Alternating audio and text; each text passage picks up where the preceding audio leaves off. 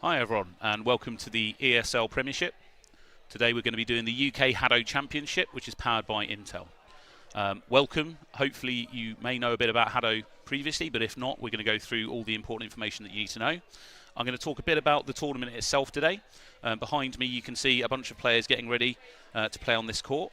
We actually are at the Coventry Arena today, and there are actually 3 courts in total. So we're actually doing multiple competitions today. Behind me will be the Masters Cup, which is the one that we're going to be streaming today. And then in the room next door, we've got 2 other courts that are going to be running a Pro Cup and also a Rookie Cup. The idea for those different tournaments is effectively if you perform well in the lower sort of divisions and you win your tournaments there, you can be put up to the next one and so on. And so actually the bottom teams in the Masters Cup, I believe the bottom team might get relegated in a playoff against the Pro Cup, and the same in the Pro Cup and the Rookie Cup. So chances are the teams will stay pretty much as they are, but there is opportunity for basic teams from the lower leagues or lower rungs to come up to this one. HADO, it's probably worth you knowing a bit about what it is. So I believe we've got a video that we can, it's about 2 minutes long, that will show you the basics of what you need to know about the sport, and we can talk a bit more about it.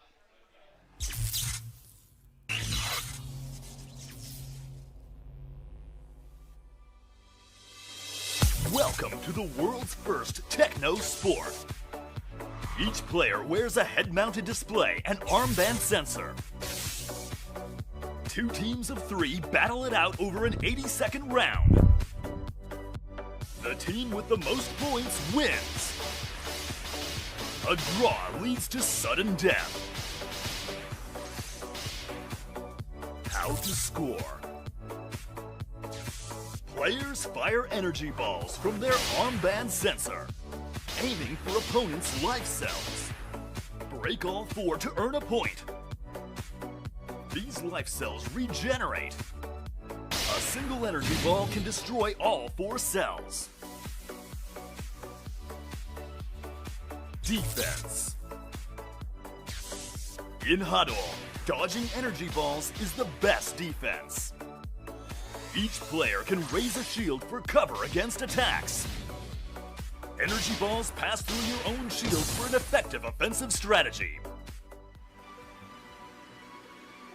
Player skill set. Each player assigns points to 4 skills. Energy ball speed. Energy ball size. Energy ball charges. Shield stock and strength.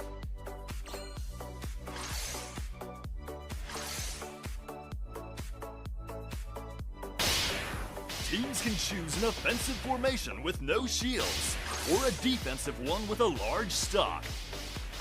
There are a variety of strategic options, and teamwork is essential to win. You're now ready to hit the HADO court.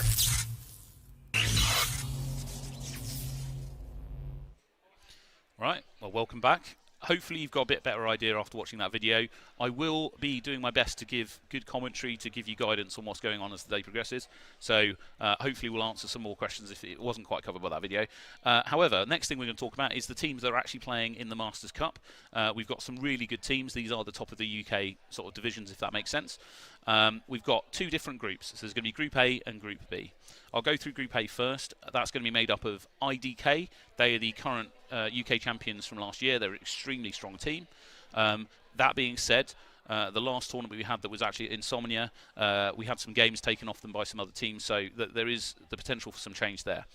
Next, they have the Boss. The Boss is another team that trains very often with IDK. They're both based out of Brighton. They are a younger team, but they're very good, and they've been competing in sort of tournaments nationally for quite a long time. The Fighting Mongooses, these are an old school group from back when we brought HADO to the UK originally. They are extremely fun to play against. They are also a very good team. I'm not 100% on this, I might be proved wrong later, but I think they came about 3rd in the last UK tournament that we did. Barnsley Griffins, that's a relatively new team to the Masters Cup, but they are made up of younger, fitter university students from Barnsley or college students from Barnsley. So basically we're expecting some good things there. Group B, we've got the Rockhoppers. This is another strong Brighton team. They are training partners again with IDK and the Boss. They historically were called Banana Soup, but decided to change the name. And the Rock Hoppers are a extremely good team. I'm expecting very good things out of them. SAS. Okay, so they're actually called SAS Ninjas generally. They are a extremely good team. I would expect them to come first, if not second. They are the team that I would say has historically been the closest to challenging IDK in recent history. I'm a big fan of their team. I mean, I'm a big fan of all the teams, but particularly IDK and SAS, I'm big fans of both of them. So whenever those guys play against each other, it's always quite tense for me. I'm not quite sure who I'm going to support. Universe A, they are the training partners of Fighting Mongooses. They're another quite a strong team that have been playing for quite a long time. They're very renowned for being very accurate and getting lots of knockouts. And then the final position, Group B, I will explain, it's actually down as International AI. So there is normally a team that we get called RGN Blaze, but unfortunately they've had some last-minute issues and have had to pull out. So what we're going to do to replace them in order to make sure we don't give anyone a bye is basically put in an AI. So unlike most sports, you can't put an AI opponent in football and have them play. But in our sport, you can. So what we're going to do is put in what is effectively the international level, which is level 7. The AI can be programmed anywhere between level 0 all the way up to level 9. At level 7, if you can beat 3 level 7s, you are seen to be a good enough team that you could go to the Euros, for example. That is kind of the bar for people if they've not got a history of competing at the Euros to show that they can get in. So I'm confident most of the teams here have a very good chance of beating the level 7 AI. I can't see any upsets. There might be one or two that don't, because the level 7 AI are very difficult. The tournament is going to get underway pretty quickly. My understanding at the moment is the first teams that are going to be playing is going to be IDK versus the Boss. So I can see behind me we've got the Boss, I believe, are on the blue team, and IDK are on the red team. As I say, the team to watch, my prediction in this one would be that IDK are most likely to win it. They are the current UK champions and extremely good at what they do. They are a very mobile dodging team. And then we've got, basically on the other side, you've got the Boss, who often do shield tactics. They may end up putting a shield in the middle and then using that as a bit of cover so they can work around it. But I've been known to be wrong. A lot of these teams have been trying different stuff to see if they can sort of get one over on the other team. IDK came closest to the last tournament to sort of actually losing some games, and did lose a few games to people, which is very rare for them. So I'm aware that since then they've been pushing quite hard to train. And again, the Boss are maturing as a team and have been doing different tactics, whereas historically they were a kind of a one-trick pony. Nowadays they actually push with quite a lot of different stuff. Looks like we're trying to get things set up behind. So I'll explain a bit about the sport. So at the minute they're in a preloaded section, so they can actually shoot each other and fire some energy orbs around. Before the game, you can set stats on your wrist piece. Those stats, basically, are 4 of them, can be bullet speed, so how fast it travels across the pitch; bullet scale, so how large is your energy orb; charge rate, so how many energy orbs are you going to get during the game; and then shield rate, which is basically how many shields you're going to get and how strong they are. So the players will have set their stats at the moment, and I believe we're nearly getting ready to get started. It's interesting that they are shooting each other, because at the minute what they're doing is giving away what their stats are to the opposition. What you'll see later on between some of the other teams is they may be a bit less inclined to show the other team what their stats are. These two teams won't mind because they play against each other so much that it doesn't really matter. But yeah, IDK in the red team are basically likely to win this set of games. It is best 2 out of 3. It's also worth mentioning there is overtime. So if at the end of an 80-second round, one team hasn't got a clear victory in points, then what will happen is it will go to overtime. Sounds like we're about to start. 3, 2, 1, game on.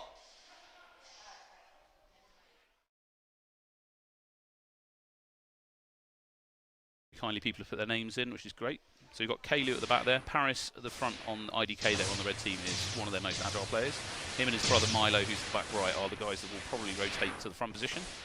Obviously you've got a line there in the middle. They can't cross that line. If they do, the other team can still shoot them, but they can't shoot. This is a very low scoring game to start with. Only 1 point on the board after 20 seconds. There we go, it's 3. So as you can see there, they've got the floating markers in front of each of the players. They're made up of 4 segments. The aim here is to knock out all of those segments.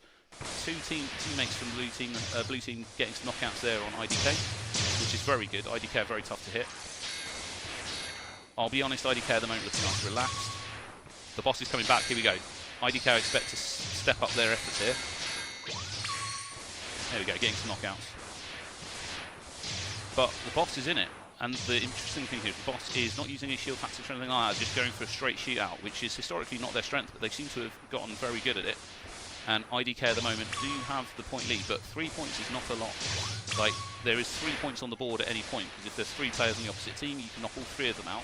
And once you've knocked one out, you can actually get a bit of a session going on where you can basically hit one and then you all focused on the next person down the line. And what that means is you can actually get 3 points very quickly. That being said, IDK still here, acting nice and relaxed. You can see there at the end they had 1 mark on each of their on their lives left. It actually makes it difficult to hit them. But that was a good game, and the boss actually playing really well there. Okay, we've got 6 knockouts coming out of Milo. So Milo on IDK is a very good shooter, and IDK will do everything they can to draw attention away from him so that he can get up to the front corner, maybe get a cross shot on you where you can't see it coming. And that's why he gets quite a lot of knockouts.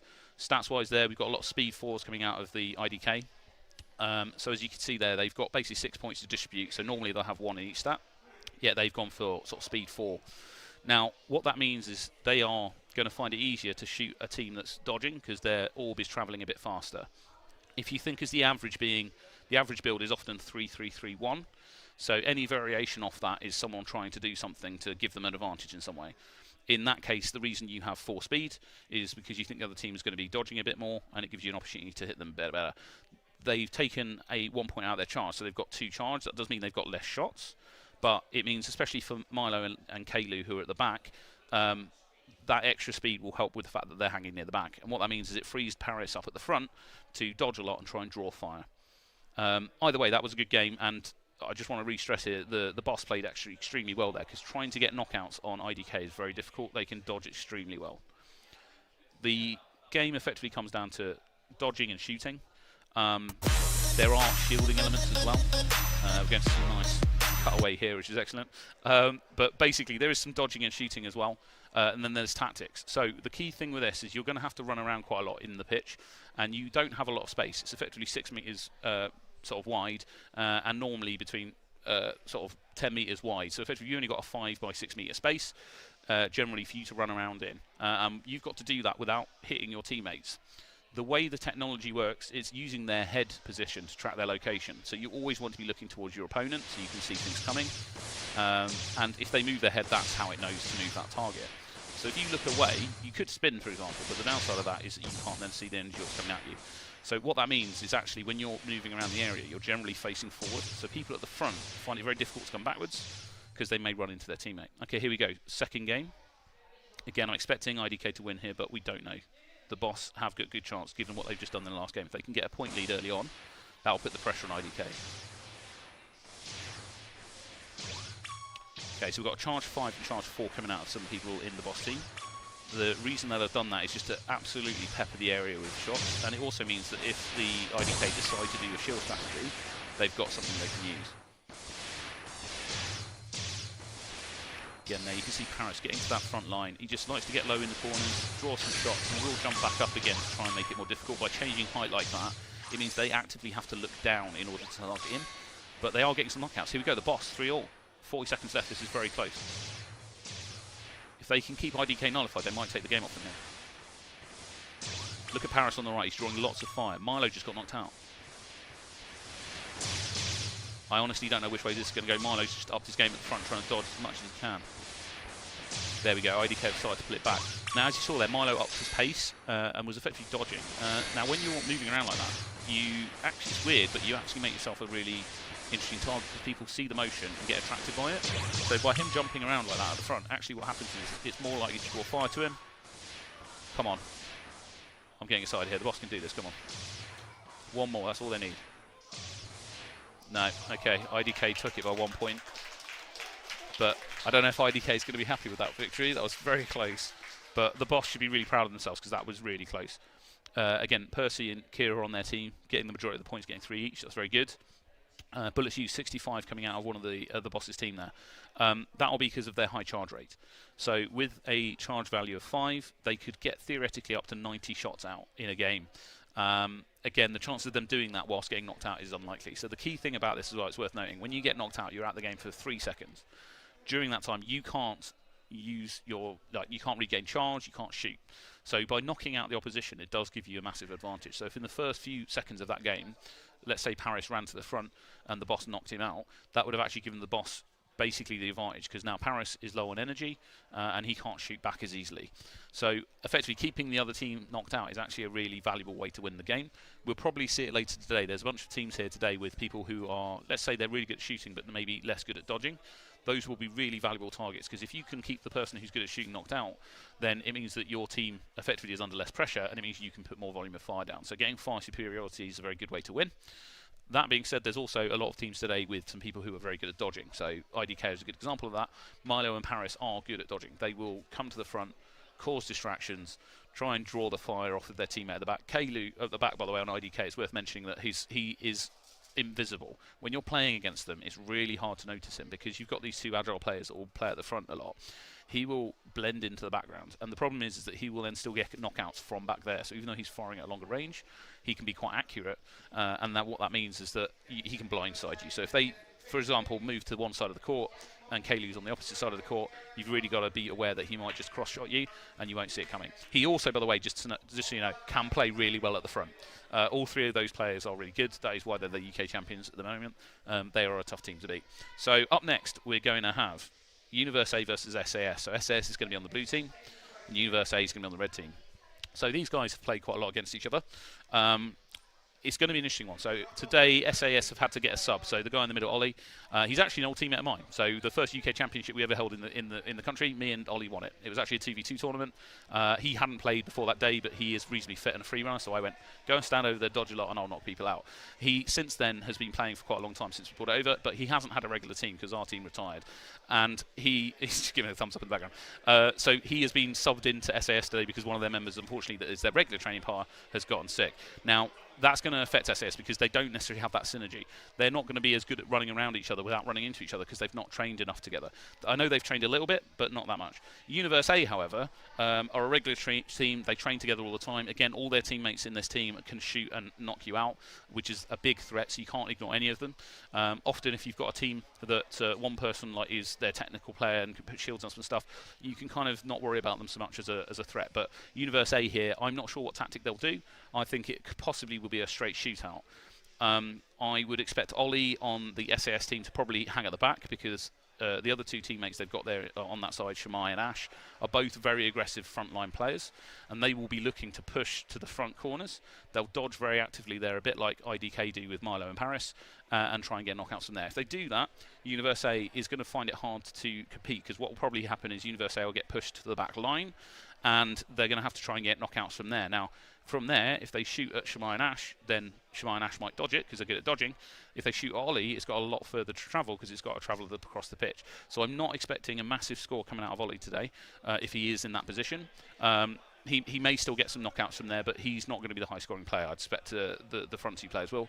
But that being said, Universe A are also very good at shooting long distance, so there is a very high probability that they'll be able to get some knockouts on him if he isn't on his feet. So again, the players there, they're in a warm-up phase. You can see their SAS, they're shooting a bit. So generally, you don't necessarily want to give away your stats. They may log back out and log back in. So often what will happen is at the start of the game, you press a button and say, yes, I'm happy, my stats are good. And if you're clever, you can log back out, change your stats after having shown the other team what your orb speed is, for example. So there could be shenanigans like that going on in the background. What you've got to watch for is if a player quickly, just before the game, presses this button on his arm, then that means they've changed it. Oh, so we're actually underway. I hadn't realised this has started. So here we go. We're actually 43 seconds in. That wasn't a warm-up. Okay, so here we go. We've got a shield tactic coming out of SAS. We've got 40 seconds left on the clock. We've got 7 points to 3. So far, SAS have got a dominant lead. Now, the thing is, if they're doing a shield strategy, one of their players will be less good at shooting, which is possibly Ollie. What that means is if they've used all those shields, it's on Universe A now to basically make those points back in the last 20 seconds of the game. Universe 8 have the potential to do that, but obviously SAS are doing their best to absolutely dodge here. There we go, some accurate fire coming out from SAS and getting some knockouts. Now, getting a point lead like this is very important. If you can get a good point lead like here, they're 14-6, chances are SAS aren't going to lose in the last 7 seconds. There you go, getting a bit more relaxed towards the end. But again, to be fair, you can see what happened there at the start. Sorry we missed the very start. There was a bit of a miscommunication, I think, going on. But you can see there, Pyro and Shamai absolutely dominating on the shots of their team. I believe Ollie, which is down as player 4, was probably set to some kind of a shield build. We're going to reset around before we get to see it, but effectively when we get into the next game, I'll have a quick look at the start. I think they probably had Ollie on shield 5, which meant that they had 5 shields to use. And my expectation is they used all those 5 shields right at the start, got themselves a point lead, which would have put pressure on Universe A and meant that effectively they could be more relaxed. I can see Shamai there, chap on the left of, behind me is this side, smiling. He seems happy. He is a player that will play better if he's relaxed. He is one of the better players in the UK. I believe that he will be potentially teaming up with some of the players from IDK to be part of the UK team in order to go international, but I'm not 1,000,000% on that because it's still up to grabs. But he is a very good player, but he plays best when relaxed. Nowadays, he's generally quite relaxed. Back when he started, if you put him under pressure, I know this from personal experience, you could get him to be stressed out and he'd play less well. So at the minute, seeing him relaxed is good. In fact, the entire of SAS will be quite happy after that, getting a nice points lead. Universe A, let's see what they can do to counter it. Now, they might try and do a shield tactic in return. So there you saw the shields going up in the middle. The way to counter that is 2 ways. One, to have shields of your own. And if they put a shield up here, you want to put up potentially a shield opposite it, and it blocks the line of fire. The shields are one way. If you put a shield up, you can shoot through it at the other team, and they can't shoot you. If, however, you've got a shield opposite it as well, then we're all good as well. And here we go. We'll see what happens. What you want to do is watch the arms of the players, and if you see one drop, that's them trying to raise a shield. Just raise a shield, then they bring their arm down to their side. Ollie's got his arm up, so it means he's shooting. But I'm not 100% if he's doing shields. Okay, there you go. So they've got 1 shield each on SAS, so there's no shields going out. It is a straight shootout. This is more into Universe A's favour. They will probably prefer a shootout. Now, there's some shouting going on behind me. What's actually going on is there's another player that's off the pitch that's trying to give advice to Universe A. It's actually sometimes easier to have the player off the pitch give shouts because they can see easily what's going on. They're not dodging. But here, you see Ollie actually coming forward into the middle. He's still doing some good dodging. That's good.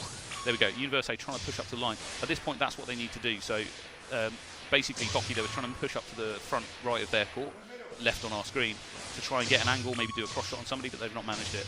The volume of fire coming out of SAS is mainly because they're also getting knockouts, which means it's more problematic for Universe A to get some shots out. Again, someone's shouting that Ash is on 1. This is Pyro. Basically, that makes it easier to theoretically hit him because you've only got one part of his target. The downside of it is it actually is easier to dodge with only 1 part because your target is smaller. But this is dominating. Again, Ollie coming forward to the middle. That I did not expect. He's normally, I would have expected the other two to take the lead here. But obviously they're feeling confident and comfortable, which is good. It'll be nice to get him warmed up. That was well played. Again, BB coming out of Universe A getting 4 knockouts. That is good because there is no one on the SAS team that I would say is weak at dodging. If I had to give credit, I mean, Ollie is probably the least good at dodging on that team because he's a bit more out of practice than the other two. Pyro getting 7 knockouts there. That's amazing. 48 shots coming out of him. Player 4, that's Ollie. 40% actually is not bad as well. On the opposite team, so they took high charge. So because of the shield in the first game, Universe A decided to take charge 5 and 4. The reason for that is to break down those shields and go for basically overwhelm the shields. Unfortunately, SAS didn't take shields, so that charge is still useful because you can fire lots of shots out, but effectively it got nullified by the fact that they didn't actually use shields and they're good at dodging. Again, that was a good game to watch. The next up after these guys is going to be the Fighting Mongooses versus the Barnsley Griffins. I'll be honest, I have no clue who's going to win this one. I think the Fighting Mongooses stand the best chance if I had to put money on it. They are a very experienced team. There's some of their friends sat next to me, so I've got to be polite. But basically, they are an extremely experienced team. I expect them to do well here. I historically used to play. They were one of my rival teams back in the day when I used to compete, and they're lovely people. Barnsley Griffins is a bit more of a new team. They are a bit younger, a bit more inexperienced, haven't necessarily played as many HADO tournaments as the Mongooses have. Tactics-wise, this is an interesting one. It could go any which way. The Mongooses are extremely experienced and very good at using different tactics. They have a member of their team who is very good at doing shields. He's very good at doing what we call basically shield breaker, where he'll take charge to break down the shields. That being said, Barnsley, if I remember correctly, having seen them at a previous tournament, they are very good at teamwork, and I would expect them to have thought out some set plays. I'm not 100% by that because I'm not sure how many of these teammates are the original team that I saw last time. I know they've got some subs and things like that. But I would expect them to do some kind of a set play, potentially either a shield or something like that. But this one is going to be a close game. Literally either of these teams can make it. Alex is the one to watch, I believe, on the mongooses. If you see his arm go from here down here, that means he's more likely to go in a shield. So your general position, you want your hand vertically upright. If you start bringing your arm off of upright, it means you won't be charging energy to shoot the other team as well. So what you can see in inexperienced teams is they'll get excited by dodging, and then their arm will slowly drop like this, or even go back like this. You've got to avoid that. You've got to keep your elbow in, keep your arm upright. Equally, if you want to do a shield, you have to bring your arm down by your side, and so what you'll often see is just before someone's doing a shield, they'll be dodging, arm down. That's the key that you're watching for from the opposite team to know that they're going to do a shield. What you want to do is, if someone does drop their arm like that, is absolutely knock them out, because as they have to normally run forward because they'll want to put their shields at the front. Putting them at the back isn't that useful because you're trying to put a shooting position somewhere that's close to the opposition. So if you see someone drop their arm, start running to the front line, try and get a knockout of them on the way up, because that way you've stopped them putting the shield up. You've effectively knocked them out of the game because they can't shoot at you while they're running forward because their arm's down. And the other one is, by shooting at them, what you can often do is actually just get them to dodge, and it might move their arm off of down, at which point they lose their shield and they can't put it up. Again, if they do a shield tactic, you would expect up to 5 shields. That's the maximum they can put out. At a 5 charge value, it also means those shields are particularly strong. To get really technical about it, when you put a shield up, it has a certain amount of hit points behind the scenes, and effectively the longer it's up, the weaker it becomes. So if you leave a level 5 shield up, it does get weaker over time, but with a level 5 one, it will last for ages. If you put a normal level 1 shield up, which every player normally only has 1 of these if they haven't taken any points in it, that will not last long. That can take maybe 2 or 3 shots, and if you leave it for 10 seconds, it might even just disappear. So level 5 shields is the way you want to go if you want to do shields. It's very rare that people will go kind of middling on shields. It'll either be all in or not. Occasionally you'll see people do something like 3 points into shields. As I say, the general stat build for sort of average is 3-3-3-1, so any variation off that is somebody trying to adjust for something. Be it, you know, the other team's good at dodging, so you want a bit more speed to make it more difficult for them to dodge. The other team's likely to take a shield, so you want to have charge to deal with that. We could see a situation that both teams do a shield build, at which point there'll be shields going opposite each other. But here we go. We're about to start our next game. In fact, we're just starting. Okay, so you've got Goo, Dan, and Growly Bear. Growly Bear is Alex, so I'll try and refer to him as Growly Bear for you. But yeah, if his arm goes down, he'll be charging at the start. If his arm goes down, no, he's got shooting. Okay, so we've got a lot of shooting, bit of extra charge. Yeah, so it's just a straight shootout. Perfect. So Dan there, on the right of the screen on the red team, he is a very accurate player. He'll play very aggressively often at the front. They're doing a good job at nullifying him though. So what they're doing from Barnsley is every time he comes forward, they'll all try and neutralise him, which is a good idea. You don't want to leave him there on the front. So what that's meant is Dan actually taken a bit of a back seat. He's trying to hang at the back, but he's still accurate from there. But it's very close. Both teams only a couple of points in it, which at this point is very close. Brilliant shield there. Managed to basically absorb a few shots, which is good. Again, yeah, I was going to say, Goo and Dan will start trying to push forward a bit when they feel a bit more confident to do so. But at the minute, the amount of fire coming out of Barnsley has got a very good chance of actually putting them off doing that. So the reason you want to stop players getting to the front there, let's say Goo took a couple of steps forward and got onto that front corner. She can shoot across the pitch to her left, our right now, at the opposite team and get a cross shot. A cross shot is really effective because you cannot see those orbs come in. You've got a bit of a lack of peripheral vision. You can see peripherally, you can't see the orbs. So getting that front line, getting cross shots is really important. Here we go, so that Barnsley player 4 there, trying to do the same thing. He's actually doing a very good job at dodging. So absolute credit to that player 4 there. Got onto the front line. Good, everyone scoring. Like, everyone getting points on the board is really valuable because it means everyone's able to shoot and everyone's able to get knockouts. That was a very interesting one. That was a quite close game between two teams that can shoot quite well. And are kind of on an almost equal level when it comes to their shooting. So again, Goo there getting 5 knockouts, absolutely spot on work. A lot of volume of fire coming out from Growly Bear. So again, he's not getting all the knockouts, but that's because he's hanging at the back. He's leaving those side areas open for his team. Dan taking charge 5 there in case they did a shield. Now, the downside of that is that he would find it more difficult to get knockouts, which might explain why he didn't get quite as many as he potentially historically would have. I mean, 5 and 5 is still pretty good with that stat line. The advantage of him having a high charge rate, though, is that he can absolutely fill the field with volume of fire, and that means that people are going to have to move. And when you're getting shot at and moving, you're going to be less efficient at shooting back at the other team. So we'll see if they change anything up. So you can see there behind me that I'll get this wrong, these guys here, they're basically having a look at their wrist pieces. We've got another teammate going over, maybe giving some advice. They could change the tactics between that last game and the one we've just had. I think that Barnsley's interest will be to change things up, maybe to do a shield tactic. If they've prepared more than one tactic, this is the time to then try and rotate it.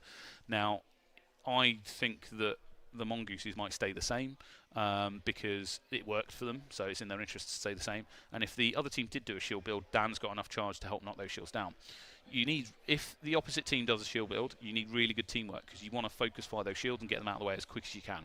The other advantage of that is if you focus fire those shields, whoever's stood behind them thinking they're in a perfectly safe space, all of a sudden isn't in a safe space and they get knocked out.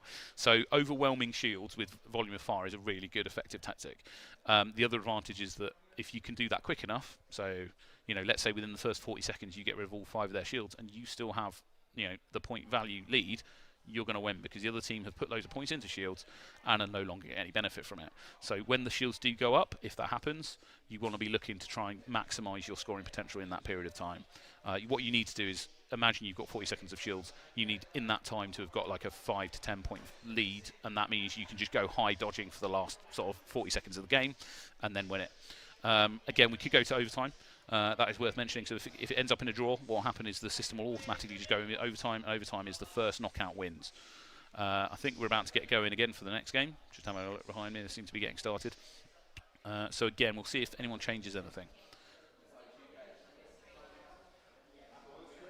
What are the blue team going to do to try and counter it? Barnsley here. They've all got their arm up at the start game to try and get charge. No obvious arms going down. Looks like it's going to be a straight shootout.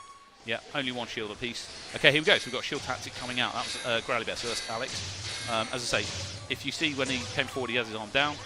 Now, the downside of this is if Barnsley are good at what they just did there, where they focus those shields down, then, okay, there we go. So you give them a shooting position at the front. Barnsley needs to take that shield down fast. And at the minute, the person on the far left of their court, or far right, far left from our perspective, but far right from their perspective, isn't doing cross shots. There we go, it's down.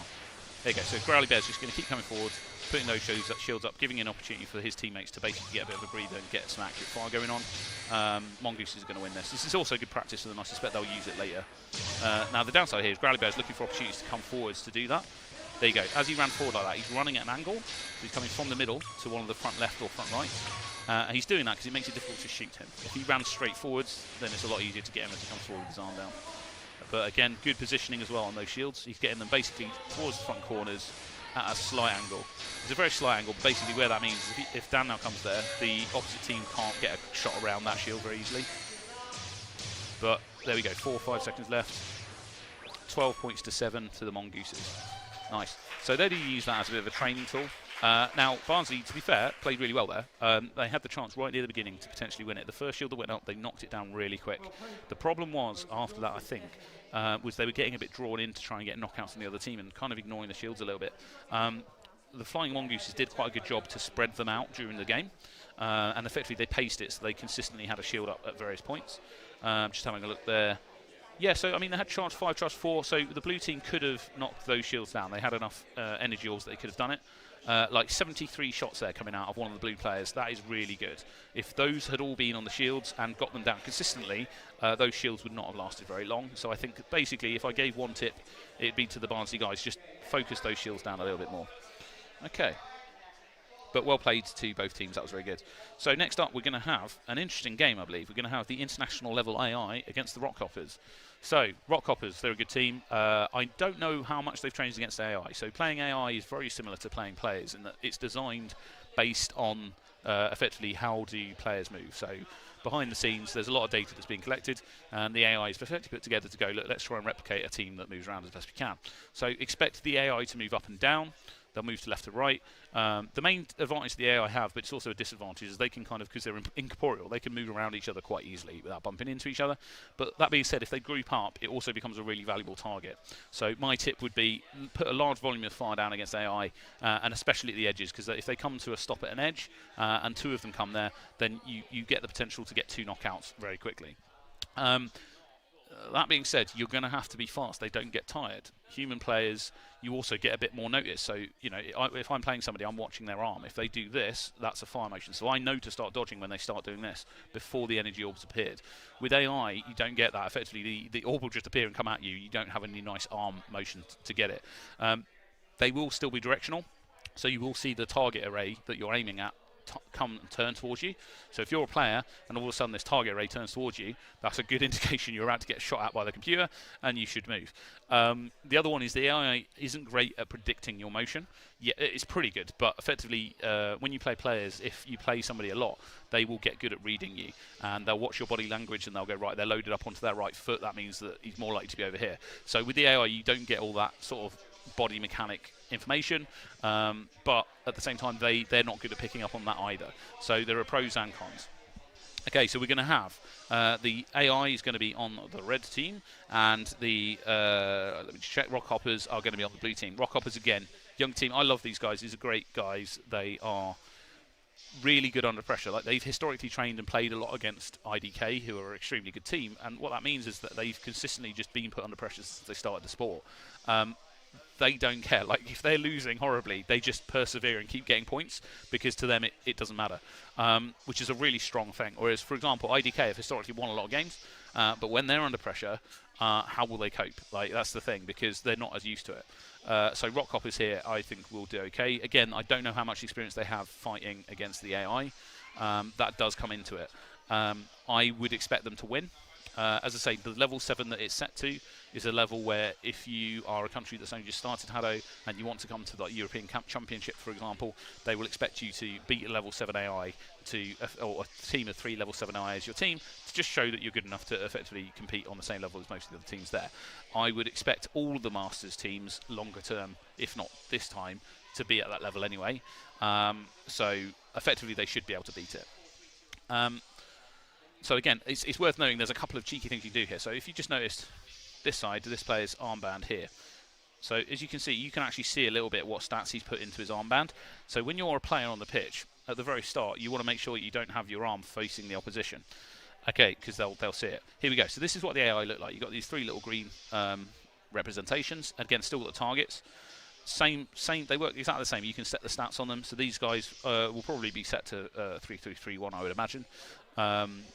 If not, then they'll need to decide what they're going to be set them to and probably keep them the same. But effectively, yeah, this is going to be a straight shootout. Key thing, as I say, is keep the edges in mind, and you want to be shooting the AI, because where the AI is on the sort of right and left, those are good places to target. The AI will generally end up there a lot. That being said, they're intelligent enough that if you just pepper that area with shots, they're not going to run into it. So you're going to have to time it quite well. Again, the other thing is you're going to have to keep moving because the AI they're relentless. You know, I think there's a Terminator after you, that's what's going on. Okay, here we go. So Emperor, Slender, and Swift. Hopefully Swift will be Swift and not get hit. Okay, there you go. So AI's moving around. As I say, they will have a tendency to stack up a bit. There you go, getting some work on the front player there. So this is tough. It's a mental battle because you know these guys are going to be relentless. So you've got to keep up your relentlessness as well. Against a human team, there's a psychological element of you can see when they're tired and things, whereas these guys you just can't. 2-all, this is good. So what I would say to Rockhoppers is keep moving, because basically the AI deal less well with people moving than stationary targets. So effectively keep it dodging. They've got 40 seconds left, this is close. Again, this is not easy, I just want to stress to people at home. See how fast the AI are moving? They're very difficult to predict. When you've got a player, they can move that quick, but you could normally get the cue from their legs and arms as to what's going on. There we go, Rockhoppers getting a bit of a lead, that's what they needed, but still 30 seconds left on the clock. I really hope this doesn't come down to overtime, because if it does, it's going to be really tense. Okay, so 8 now to the AI, which is problem, can they stay cool and stay calm? So again, you see there, like they've got, the AI will be sort of moving to the front and things like that. It's really difficult to, there you go, so when they all stack up on this side just like that, that is when you want to be doing a volley of fire at them. 6 seconds, can they make it back? There you go, target that front player, yes, now get one more. Draw, overtime, nice. Okay, really well played there from Rockhoppers to pull it back. This is tense. They need to, I mean, this is hard to try and focus the same thing, but they need to get a knockout here and just not get hit. Sounds simple, it's not. All right, here we go. Yeah, shield, that's it, nice. Shoot, shoot, shoot. Oh, okay, so the AI got the 1 point there just right at the end. Absolutely, look at Swift there. In the last, these dots represent when they got knockouts. So you can see 5 dots coming out of Swift right at the end of that last game. He was the one that pulled it back for their team. So whoever Swift is, absolutely spot on. That was some brilliant play, getting 8 knockouts and 5 of them in the last few seconds of the game to try and pull them back. Absolutely spot on. CPU, they're 48 shots. I mean, again, they've set the CPU to 3331, so they're just sort of generic. The hard one with this as well is because the AI move around so much like that, and they all look the same, you can't do your targeting as concisely as against players. If you've got a team opposite you, you could let's say I'm playing you, okay? You're going to recognise me, be like, that's Tom, all right? We want to knock Tom out, so you'll say, right, let's knock Tom out. You can all focus fire me. You can't do that against the AI. Like if you imagine there was two of me that were clones, that would be really hard to tell which one's which, and that's the problem you've got. So in that last section there in overtime, what will happen against player teams is you will choose who you think is least good at dodging and normally all target that person to try and get a knockout. It's not quite as simple as that, but that's the general idea. Against the AI, you can't do that. So even if they said, let's take the one on the left, because they switch so much, it's like the Cups game. All of a sudden, you've lost track of who you're supposed to be shooting at. So fundamentally, that is a tough one. You don't want to go overtime against the AI. That's not a position you want to be in. Again, if I've got a tip for them going into the next round, it's just move as much as they can. The game style has changed. Okay, so when I first started, you'll see at the moment a lot of people are stepping out the back and then they'll push forward to the front positions. Back when I started, there was more of a tennis style format, so you might have a person at the front and a person at the back and then you'd run opposite each other. That tactic actually works quite well against the AI, so it's not a tactic a lot of the newer teams are using, because nowadays against players it's not as good, but actually against AI it works quite well because you're consistently moving. The AI have a problem targeting you. But again, that's not something they can necessarily pull out of the bag. Here we go, this is from their perspective. Rock Hoppers just immediately get some fire down. As you can see, look at how difficult it is to shoot the AI here. You know, they're dodging all over the place. Getting rid of those shields is still important because they will use them. Again, my key one is shoot the left and right of the court when they're there, because they'll often hold fire for a moment to fire shots. And that's when you want to be getting those knockouts. But there is a good volume of fire coming out of the Rock Hoppers, and it's just really good. This is what you need. You just need to get some of those accurate shots. The other one is it is one of those, like reading people and reading AI is different. So right now, I don't think Rock Hoppers have much experience in comparison to some of the other teams against the AI. So actually, they don't necessarily know what they're looking for. It's whether they can learn quickly in this game by the end of it, which they're starting to do potentially, to bring those points back. Okay, 30 seconds left, 2 points up on the AI. Again, this is tough. The AI will not be tired, right? They just keep going. They like the Terminator. But this is what I mean when I say that you've got to beat them to get to an international level, because this is tough. Like if a new, I'm not exaggerating, if a new team came in and tried to play level 7, you're unlikely to beat them straight away. You do need to do it at training. Even Rock Hoppers, who are a very strong team when they play players, are finding it tough, but they can still do this. They've got 5 seconds. Just need to get 1 or 2 more knockouts. See if Swift can do it. No, unfortunately not. So it's 12-9. So yeah, in that pool, who else have we got? So we've got international, so SAS, Rockers, USA. So I mean, are the international AI going to do particularly well? I have been told that basically the way that this is going to work is the international AI are not going to be put through to the sort of knockout bit after the original round robin. So the chances are that won't happen. Again, they've taken some high charge. That's good. Empress, Slender, Swift just taking a bit of charge so they can get some shots out. It's good. Slender put in speed 2. That's hard. Speed 2 is difficult because you've got to try and prejudge where your opponent's going to be, which is difficult. So against a player, you know, you can start seeing patterns. If I run just left to right and hit, this is a classic one that beginners will do. They'll just run to the left and the right of the court and just keep running between those two. If they do that in a regular pattern, you as a player can spot that and just like, all right, he's about to be there, I'll shoot him there. Against the AI, they don't do that as much. So although you do want to generally be aiming for the sides, because that's where they congregate, you can't just kind of go, right, the AI is going to go there. What will actually happen is you'll shoot and the AI will stop like 2 meters short. So it is tough. Again, I don't have a good strategy against AI other than keep moving and just put as much volume of fire out as you can. Right, so let me just check my notes here. I believe that the next game we're going to have is going to be the Barnsley Griffins versus the Boss. So we've now seen both of these teams before. I would predict that the Boss is going to win this one. They are what I would describe as the more experienced team. Again, given what we've seen already, I have a suspicion what will happen is there will be a straight shootout between these two teams. Again, I'm always like to be proved wrong. The reason this part of the game is so important of guessing what the other team's going to do is you have to choose your stats before the start of the game, and you have to do that based on what you think the other team's going to do. And if you get it massively wrong, you can go average and sort of average your stats to try and give you a bit of coverage. But if you do something massively wrong, you think, oh, they're going to take shields, let's all take charge, and then they don't take shields, you can put yourself in a really big downside. So part of the sport, and part of the reason I'm always guessing what I think the other team's going to do, is as a player, that's what they're going to try and do as well. As I say, you can go even one step further. You can be doing stuff like trying to get a glimpse of the other team's, wrist piece. One of the ones that I used to see, and I definitely obviously haven't done this, is going up and shaking hands with the opposition before the game, so you can see what their armband's set at. Then teams got clever enough that what they do is set fake, stats, go and shake hands. The other team will be convinced that that's what they're going to do, and they'll change it quickly. So there's a lot of stuff you can do before the game to even try and get a head start. That being said, once the game actually starts, a lot of the game is controlled by the computer. So what that means, and it's worth noting, that your age, your strength, your size are mostly irrelevant. Okay, so what that means is it's down to your training time. So you can see, like, some of these teams, they're very young. Okay, that being said, they're still better than an adult team that's coming in because my strength is irrelevant. The target that you're shooting at is the same size. The speed at which the orb is coming across the pitch is determined by the game or what stat I've put into it. So this sport literally doesn't have any boundaries. There's no male and female categories. There's no age restrictions on the sport. So what that means is effectively it's a very inclusive sport, which is great. It can feel a bit mean sometimes when you're going against kids and you think you're going to be, there's a 10-year-old that you got to shoot energy orbs at, but don't hold back, they're going to destroy you. The first year that the UK Championship got beaten by ADK, they actually destroyed my team to win it. And at the time, I want to say that Milo was, I think, 12 or 13. The first time we'd ever met them, first time we ever played them, we went over and said, how much have you played before? They said 2 weeks. That was wrong. They'd been playing for 6 months, and in the time that they played in 6 months, they played more than my team had ever played in the entire year beforehand. So the training time is what does it in this game. The teams that are going to win are the ones that are putting the effort in and training sensibly, learning those tactics, learning how to shoot accurately, all that sort of stuff. So, yes, let me just mark down where we are. So Barnsley versus the Boss. So the Boss is going to be on the blue team, so you can see them there.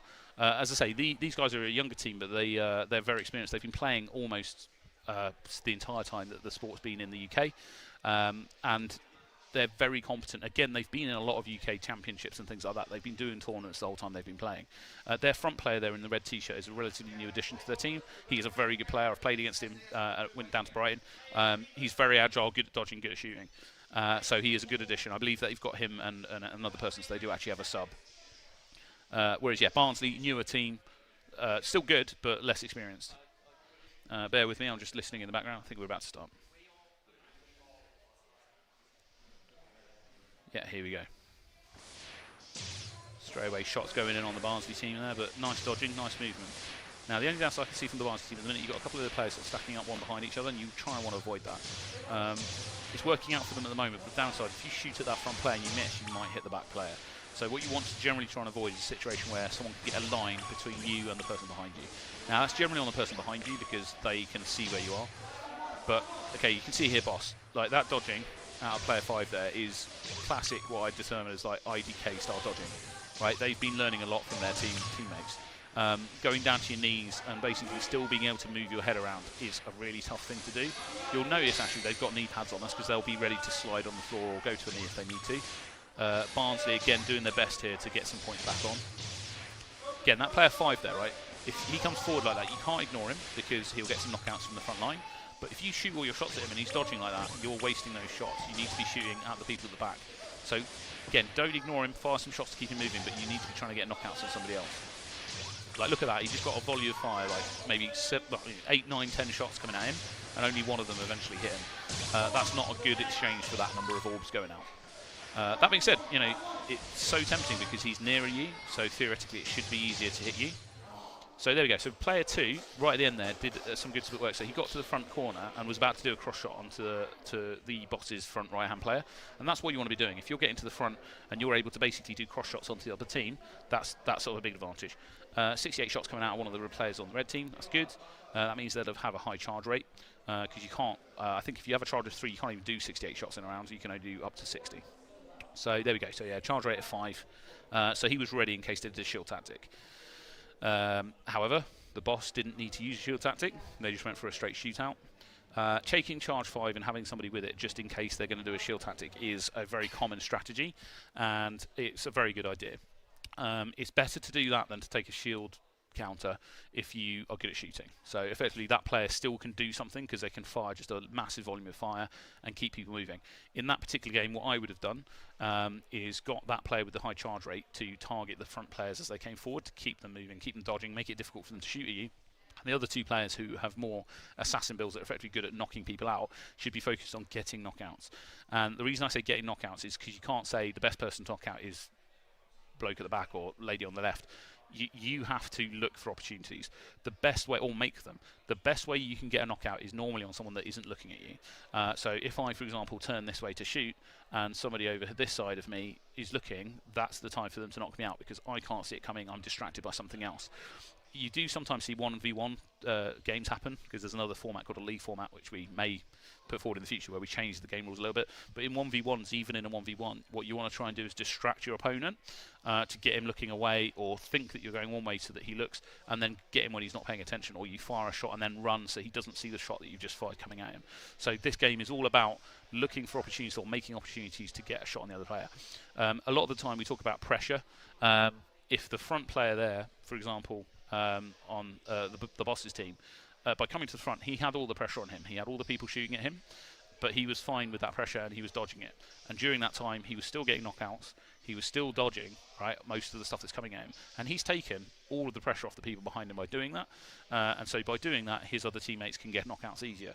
So what you want to do is keep a little bit of pressure up on him, but effectively shoot the people at the back. So yeah, don't ever leave anyone alone.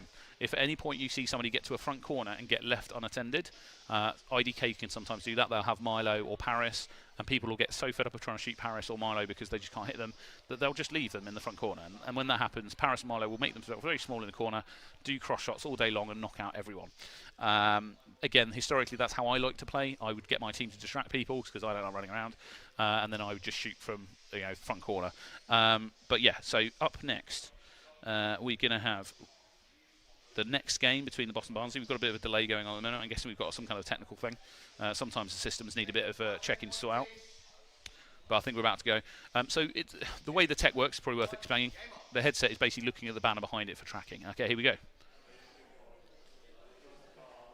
So again, will Barnsley do anything different? I think they'll probably go for a straight shootout. Okay, so we've got the same sort of stats coming out from both teams. No major difference. There's a bit more charge rate coming out of the boss, I think, this time, if I remember the stats from last time, just in case there is any shields going up. But I'm guessing they didn't feel too under pressure from the perspective of having the number of shots they needed. Again, there's a Percy running to the front right, his front right, our left, and just getting down low. And again, he's getting a lot of shots fired at him when he was there, but he managed to avoid it. Again, getting to the cross front. It's good to see Barnes not getting dragged into it, though. They're trying to get shots on people at the back. It wouldn't surprise me if they've got some kind of marking system so they know roughly who they're shooting at. So you see that massive volume of fire coming out of player 1 on the red team there. That's actually good. So what he was trying to do is effectively herd people. By firing a massive volley, it herds somebody into a specific position, and it makes it easier for the other two players to shoot them. So herding people is a thing. There you go, perfect. As soon as that player 5 came forward, just the volume of fire coming at him knocked him out. But he's still hanging out there. That's the thing, player 5 is feeling comfortable. Percy's coming forward as well. Really good dodging coming out of the boss. Genuinely, it's the sort of dodging we'd expect out of the top teams like IDK. The boss are doing brilliantly. I mean, you saw it earlier when they played IDK, they're playing very well. But there you go. 12-7, well played both teams. Again, Barnsley are one of the more inexperienced teams in this sort of Masters Cup, but they're still playing really well. Like, you imagine that this is, for some of these players, potentially maybe even their first tournament. I know they've done a couple before, but and then they're up against a team who've been doing this for 3 years, or even 4 years now. I've lost track. That is a bit normally disparity, but in this case, they've played really, really well. Just looking at the stats there, player 1 on the red team, not getting very many hit rates. But the other two making up for it with their being at the front. As I say, it's difficult to get knockouts when you're at the back. It's one of those things that often, if you see a team of 3, you'll have a situation where people will think, oh, that person on your team's not as good. IDK are a really good example, right? Kalu in IDK is their back player, and he won't often go to the front. And historically, people might be like, oh, is Kalu a weak link of their team? It's like, no, it's just that he's playing the back position on the court. He's not going to be getting all the knockouts from there. It's not as easy for him, right? But you have to do that, because if all 3 of their team push to the front line, they then have restrictions left and right, and it gets very difficult to run into each other, or easy to run into each other and difficult to move around. So you will always have potentially sort of front markers and back markers, and they'll all be trying to work together. You might sometimes rotate all of them. So So I've seen situations where Kalu's come to the front, the other guys need a breather, Paris or Milo rotate round. So effectively, don't always assume that just because somebody's got not getting knockouts that they're not a good player. It could be that their position on the pitch is specifically designed for them.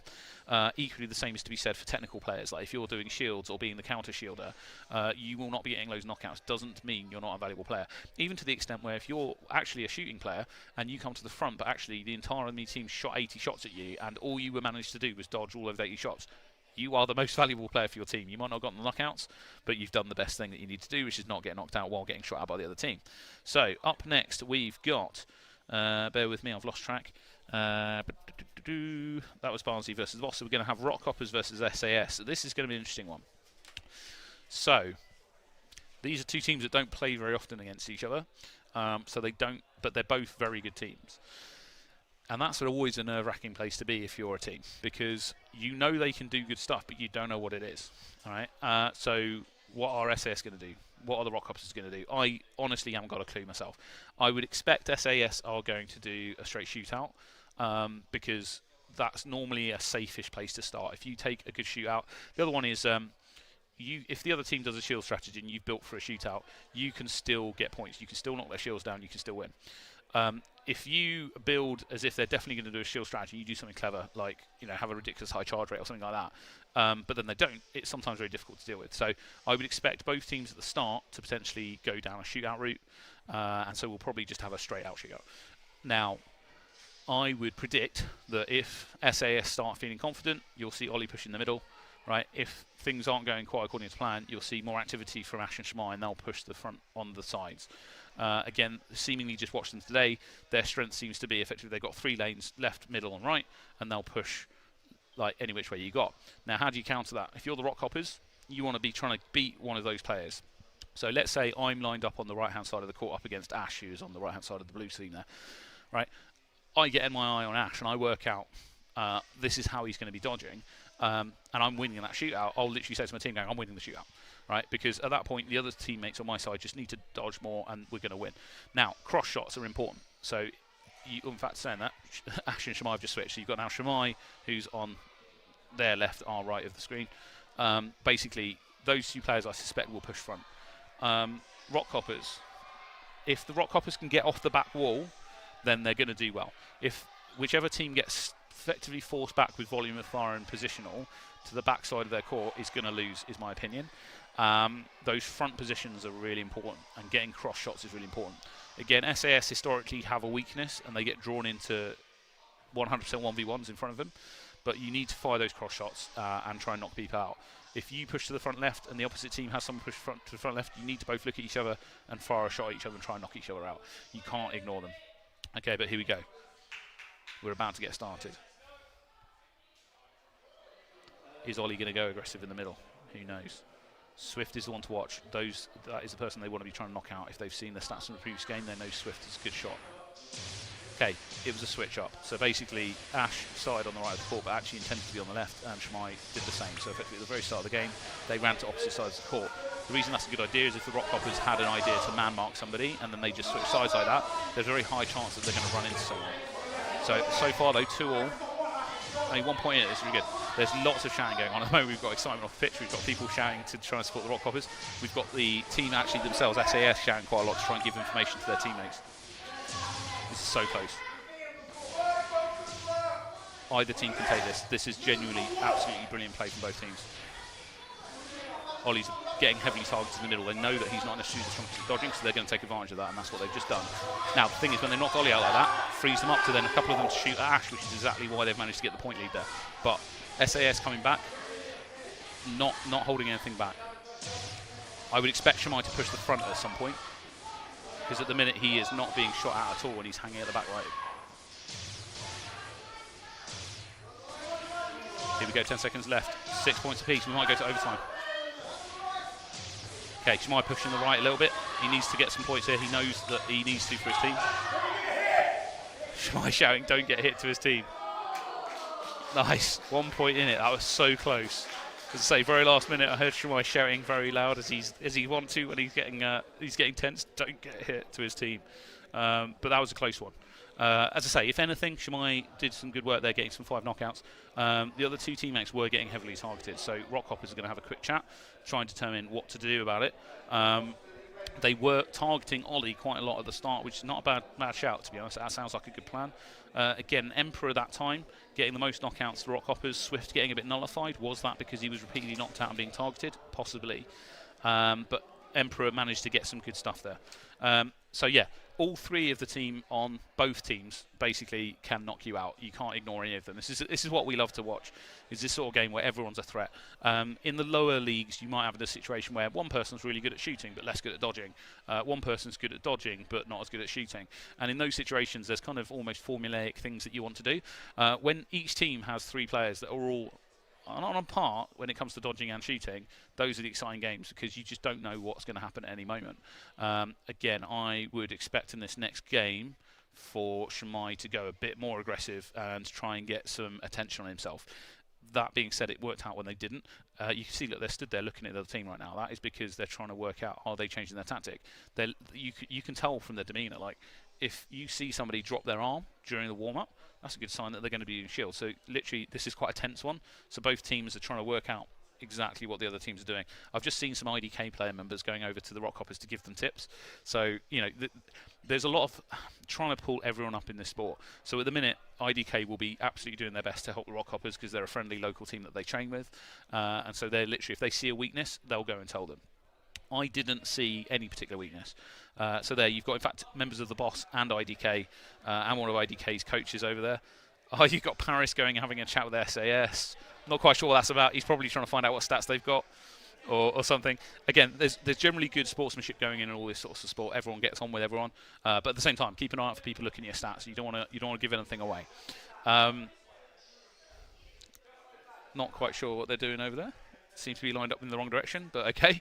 But yeah, predictions. I think we'll probably have another straight shootout. There is a chance we'll have a shield, but I think that's less likely. The only reason you do a shield is if, for example, one of the Rockhoppers is feeling less confident with his ability to shoot his opponent. So let's say you know, you're the guy in the middle actually not managing to hit Ollie as much, and you might look, it's going to be more useful, guys, if I can put a shield up. The downside of that is if they do that and SAS can effectively weather that and then take those shields down quick, which they have the capacity to do, then they'll lose. So again, you can see they're Ash setting up on the right side of the court. From their perspective, the left of our screen, and Shamai on the other side. I think they're going to do a switch again, because I have a suspicion that Ash generally prefers to be on the near side of the court to us, and Shamai prefers to be on the opposite side. But again, setting up in the opposite position that you're expecting is useful, because the other team will get confused. And again, if you're lined up, stood there looking at Ash, going, "Well, I'm about to be playing Ash," then he switches. What are you up for next? But here we go. We're about to start again. So let's see what Emperor, Slender and Swift can do. Come on, Rockhoppers, you can do it. Let's see if we go to our third game here, because it's normally best 2 out of 3. Rockhoppers doing a switch. So let me just check. They didn't switch. So interestingly, I think Rockhoppers set up expecting SAS to do a switch, and SAS didn't switch, so Rockhoppers did the switch, which is working out quite well for them at the moment. So they've clearly got an idea of who they want to be marking, and they've moved to a position to make sure that they can mark those people. Swift, they're going up against Shamai on the near side. Ollie doing his best to come forward there and get a knockout, but it's so close, 4-all, 50 seconds left. Shamai just pushed forward, getting a knockout there, but he needs to be doing a cross shot, that's it. There's a lot of noise going on behind me. I'm being mostly quiet because I'm so amazed at what's going on. 5-all. Ollie pushing forward there, but didn't get a knockout. He needs to get back. Yes, nice. Ash pushing the corner. Nice shot there on Ollie as he stepped forward just briefly. All of the SAS team, they're getting very aggressive, coming to the front. But Rockhoppers weathering it and getting a nice 1-2 knockout on Shamai and then Ollie. Absolutely brilliant play from the Rockhoppers. SAS is still in it. I would expect Ash to go and push up that right side in a moment. That's Pyro, by the way. 2 seconds left. No. Oh, it's gone to overtime. This is tense. Okay, so now you're looking at the other team. Who do we target? Swift is possibly the biggest ideal target because he's only got 1 mark left on in front of him. Not sure what's going on the blue team, but effectively Swift is probably the one to watch here. Okay, they're all about even. They're going for Pyro and Ollie. Ollie just pushed to the front line there. Nice. So Ollie basically did a bit of an angled walk, got into that front corner, did some cross shots on the guy on the opposite side of the court from him, and they didn't see it coming. Again, I'm a bit biased towards Ollie because he is an old teammate of mine and I've trained with him quite a lot, but that was nice to see. Pyro during that game getting 7 knockouts, absolutely spot on. Emperor getting 51 shots. I mean, that was the most tense game that we've seen so far. It was absolutely brilliant. Absolute credit to both teams. Rock Hoppers, as I say, they're a really strong team. I honestly didn't know going into that who was going to win, and it could have gone either way. So absolutely good work to both teams. SAS put under immense amounts of pressure, but effectively carrying through. Pyro getting loads of points. So, as I say, the thing about pressure is Pyro, for example, may have felt less under pressure in that game, and Shmai was under less pressure in the first game. So effectively, you've got to make the most of those opportunities. If you find yourself in a situation where you're not being pressured, use that and get knockouts. If you, I know some of the teams go to some really high levels to try and work out, you know, how good a player is. So let's take Shmai as an example. He has historically a very good dodging ability as far as people are aware, and I know that people have literally replayed old games and counted how many shots were fired at Shmai and how many did he dodge. And if at the end of the game, like 50 shots got fired at him and he dodged, 45 of them, that's very good. So those players, effectively at that point, he will have the pressure on him, but he's weathered it. Now, if that happens and Shmai gets hammered like that, Ash needs to push forward, or Ollie needs to push forward. Again, same on the Rock Hoppers. All of those teammates in that were doing really well. Ollie's playing absolutely brilliantly today, which I'm glad to hear because he was a last-minute substitution, but he's doing the best for his team. It is worth mentioning he is one of the most experienced international players that we have in the UK. So he has played both in the first year when my team won it, played in Japan for the World Cup that year. He's also played in Istanbul in last year's Euros. So he's travelled around a bit, but at the same time he doesn't play regularly. He doesn't have a team that he regularly plays with anymore, so I know he comes down and trains with SAS a little bit, but it's good to see that he's got that synergy and they're not running into each other. It is really easy to run into your teammates. Again, if you basically trying to go right and you don't know that your teammates to your right, you're not looking at him, you will run full onto each other. So again, moving around the court in a way where you can communicate with your team and not hit each other is a good idea. So up next, after that very exciting match, we're going to have the Boss versus Fighting Mongooses. This is another very close one. Who, if I had to bet money on it, who would I bet on? Historically, I'd have said the Mongooses because they're an extremely good team, and I think historically I'd have said that they were a better team than the Boss. That being said, the way I've seen the Boss playing today, the Boss could take it. Like, they played against IDK brilliantly earlier, and their dodging and all that sort of stuff has been on absolutely top form today. So it's, I think maybe I'm going to go vote for the Boss. So we're going to have the Mongooses are going to be on the blue team, and we're going to have the Boss on the red team. So how's it going to go? I think it's going to be a straight shootout. I don't think we're going to see a shield. Again, Alex, which is the player, I've got to get this right, here at the back, there you go, is their technician role. So he'll often do shields and or things like that. So if you see his arm at the start go down, there's a good indication that he's going to do shields. Now, the timing of that is important. What most players historically used to do if they were a shielder is they'd immediately, as soon as the game starts, bring their arm down. Or even before the game started, they'll have their arm down to try and prepare to run a shield at the start. That changed, and the reason is that everyone started realising if you've got your arm down, you're giving it away to the opposition. So even if they're going to do a shield, what you'll often see is everyone starts their arm up. The other advantage is you can build up charge, so you can build up shots to fire, and you can build up to, I think it's 5 or 6 shots. So at the very start of the game, as a shielder, what you actually want to be doing is building up charge to have 5 or 6 shots, and then go to do a shield. And the reason that is if you put a shield up and you've got 5 or 6 shots in the bank, and the other team do a shield, you can straight away getting on knocking that shield down, because the shielder role not only is putting shields up for your team, but is normally responsible for trying to do the most amount of damage to the opposite team. So you'll normally have something like your stats being 1-1-3-5, which means you've got basically really small orbs that are travelling really slow, but you've got charge 3, which means you can get some shots out, and you're not going to hit a player with those really small flowing orbs, but you will hit a shield. So fundamentally, if you see Alex at the start with his arm up for a prolonged period of time before he fires, chances are he's building up 5 shots and then he's going to go into a shield. If, however, he fires and it's anything bigger than this, then it means that it's a straight shootout.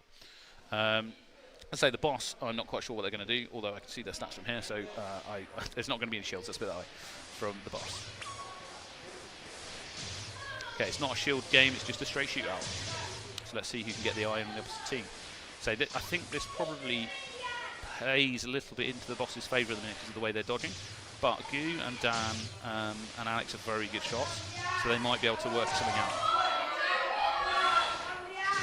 Again, Goo there, trying not to get distracted. Yeah, but brilliant, managed to get the front player down on the Boss's team. Now the Boss is a younger team, they can get a bit stressed sometimes. So basically at the moment it's about trying to get that point lead, and then you got the pressure, but they're weathering it. Fighting Mongoose is down by 3 points. The Boss are on top form right now. Again, good changing of height, good movement. You can see though that the Mongooses are playing really well because they've managed to push basically the Boss back onto the back of the court. Dan getting knocked out there. The problem with this at the moment is if Goo or Dan or anyone from the Mongooses pushes forward, they're getting absolutely peppered. Lovely work there from Goo, just getting down low, doing some dodging, drawing a bunch of shots. Again, Dan's been forced back into that corner now on the back left, and Dan is very good shot. Goo is doing a really good job of coming forward and getting to that front line. Dan isn't able to replicate it. So, again, the Boss nullifying Dan there. Dan is a very good player. He likes to play aggressively on the front line, so it seems that they will push back quite a lot. As I say, the Boss today are on absolutely top form. They are playing like IDK normally play, and that is doing really well for them. They've clearly been training quite a lot. As I say, historically, they were normally a one-trick pony. They had like a shield tactic that they'd use, but at the minute they're not doing it. They're just going for the straight shootout. Now, will there be a change? I think after that they will try and do shields. I don't know if it'll work out for them, is my concern. So I think that the Mongooses might try and put shields up, at which point Growly Bear will be coming forward to do shields. If they do that, don't think it's going to work out. And the reason is I believe the Boss have a high charge rate to deal with that. They will be used to playing IDK, who will vary sometimes and put shields up. So what they'll have done is practice a lot at targeting shields. So in my day, back in the day, it was a bit of a new thing to try and target shields down a lot. But basically what we used to do was, let's say a shield goes up on the left, we would all count to 3 seconds, and at the end of 3 seconds we would all unload onto that shield. And the reason for that is if I'm at max charge and I've been charging and I've got full energy, during that 3 seconds I can fire 1 or 2 shots out and I'll still be pretty much on full energy by the time I'm going to turn that shield.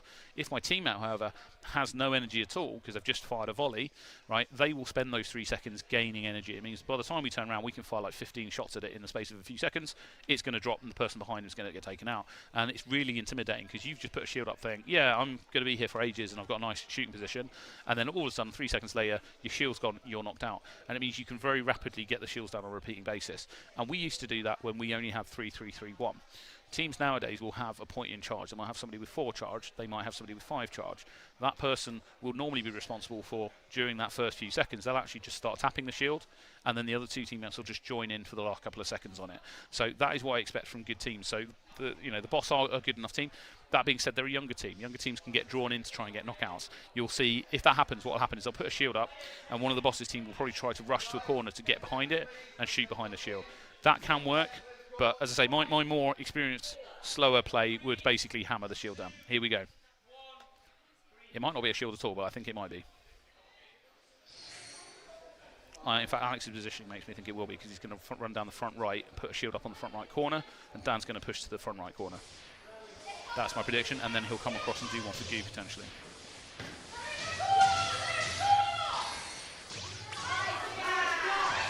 No shields, straight shootout. Okay, Dan going in the middle. Alex trying to get Growly Bear, they're trying to push down the side. Not a bad shot, just change it up a little bit, give them a slightly different target.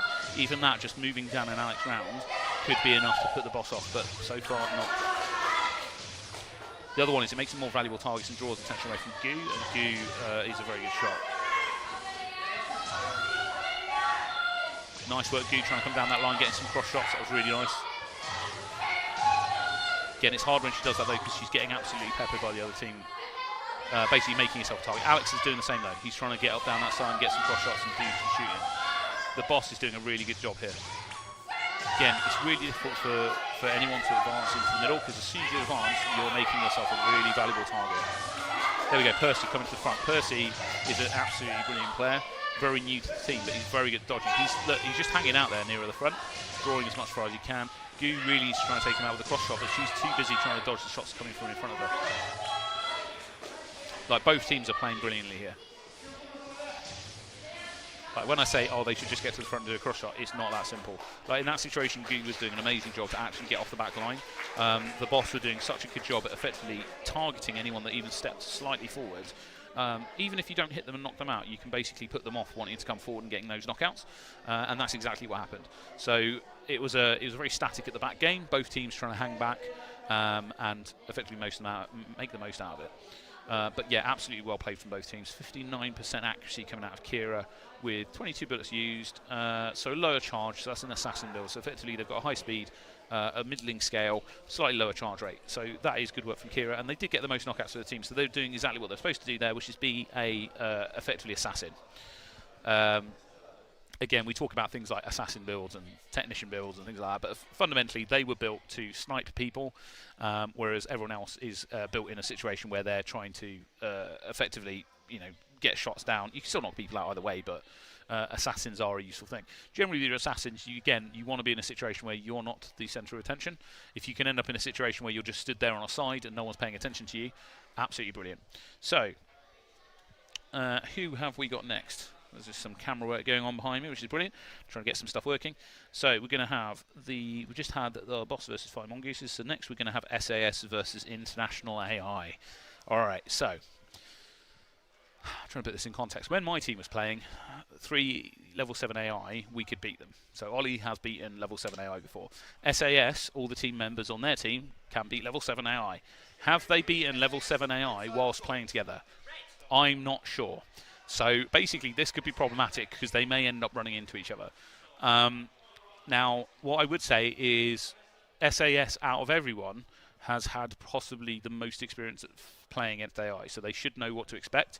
But again, going back to what I said earlier, it's very intimidating playing AI. They're like the Terminator. They don't stop. They don't care how well you're doing. If you get a point lead, that's no benefit to you. When you're playing players, all that sort of stuff is really valuable. Against AI, it isn't. Again, you can't read their body mechanics. Is their arm up or down? You don't know. So effectively, you've got to try and keep moving and keep shooting. Now, the advantage that Ollie, Shamai and Ash have on SAS is they are all good at shooting. And they have all played quite a lot of the AI before. So I would expect this is one of the teams that I expect to beat it. They might not. Hopefully they will. They definitely have the players to do it. I think what it's going to come down to is whether they've got the synergy to not run into each other. But we shall see what happens. What will happen after that? I mean, again, there won't be any crazy shield tactics or anything like that. It's not worth your time doing that against the AI. You can use them as a training tool. Like the AI basically were brought in because you want good training partners, and not every team is able to get up 2 teams. So, good example, Universe A and the Mongooses are training partners. They play against each other all the time, they can substitute for each other all the time, and it means that they've both pushed each other forwards. They've not had to use the AI that much. The downside to that is that they also know each other really well. So when they play each other in a tournament, they're currently in different pools in this tournament, but let's say they get through to the knockout rounds and they're against each other, they will know each other's strengths and weaknesses. So the same is said for IDK and people like the boss. They've been playing together for years. They know what to expect out of each other. They will have taken the strengths from each other and tried to push each other forwards. But that does mean when you come up against each other, the games can be a bit odd because you don't know who's going to win. AI are for teams like SAS. SAS doesn't often get time to train with other teams. They do a fair amount, but they also have a lot of training when they're just doing it on their own. So AI are really valuable to them at that point. They will play each other as well. And you can do things like put 1 person on each team, have 2 AI players with each team. And it gives you an opportunity to try different stuff out. But that being said, level 7 AI is tough. I don't want anyone thinking that it's easy. When we start, if you're a brand new beginner and we're at an event and you turn up, you'll probably be against level 1 AI.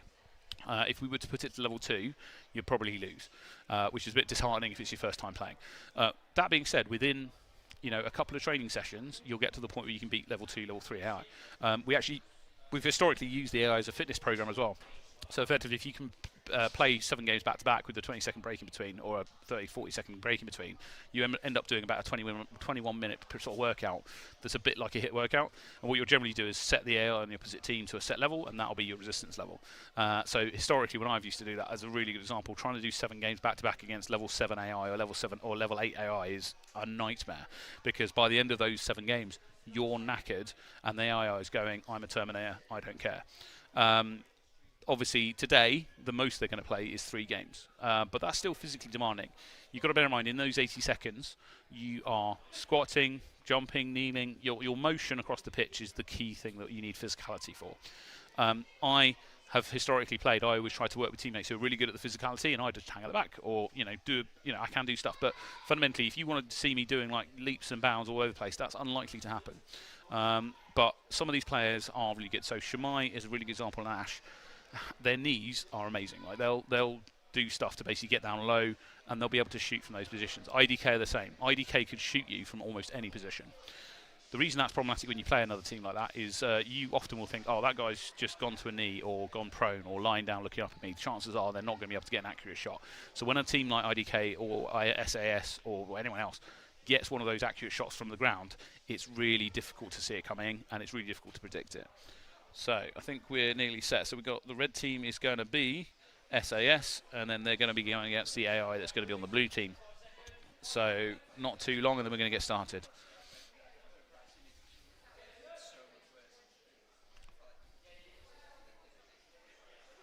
Okay. Okay, I think we might. I mean, we are actually about to start a game. Sorry, I was just hearing something from a producer there, but we are actually going. There we go. So there was talk of a quick break, but they've cracked straight on.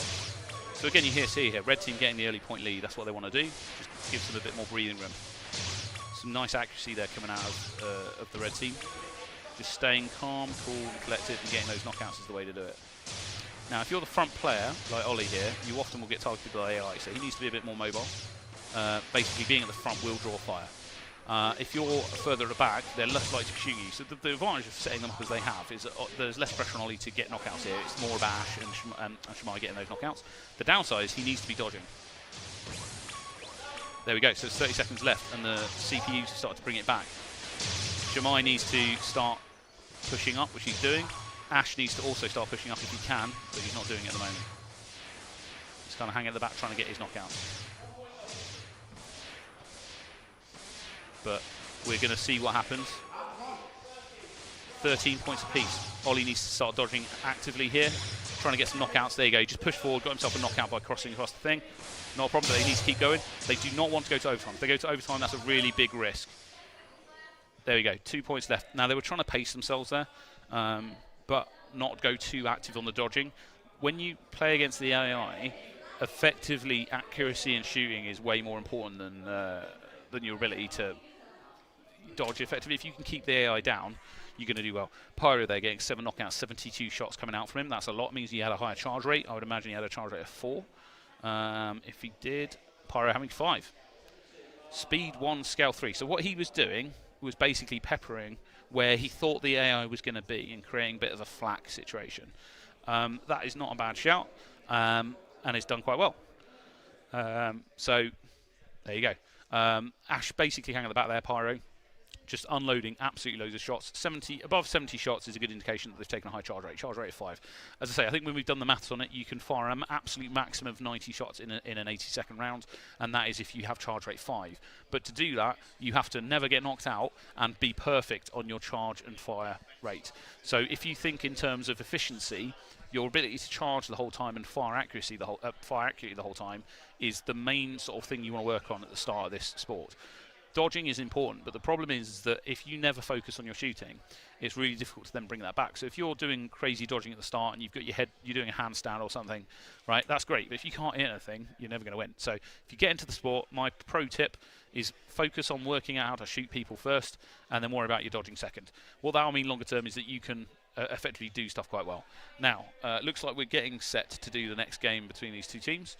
I'm aware that there's some also other bits going on around me. There's trying to get some cameras and various bits sorted out. So there is a possibility that we might take a break after this, but it's also possible that we'll just crack straight on. Who knows? That's what live events are about. So we've just got them trying to set level 7 IS. Bear with me. We just need a technician over there. Right, here we go. They're doing it. So we're just making sure that there's no shenanigans going on. So bear with me a minute. I'm just watching over my shoulder. So I used to do a lot of the technical stuff at the back end, so I'm just watching them in the back corner there, trying to make sure that they know what they're doing, which is all good.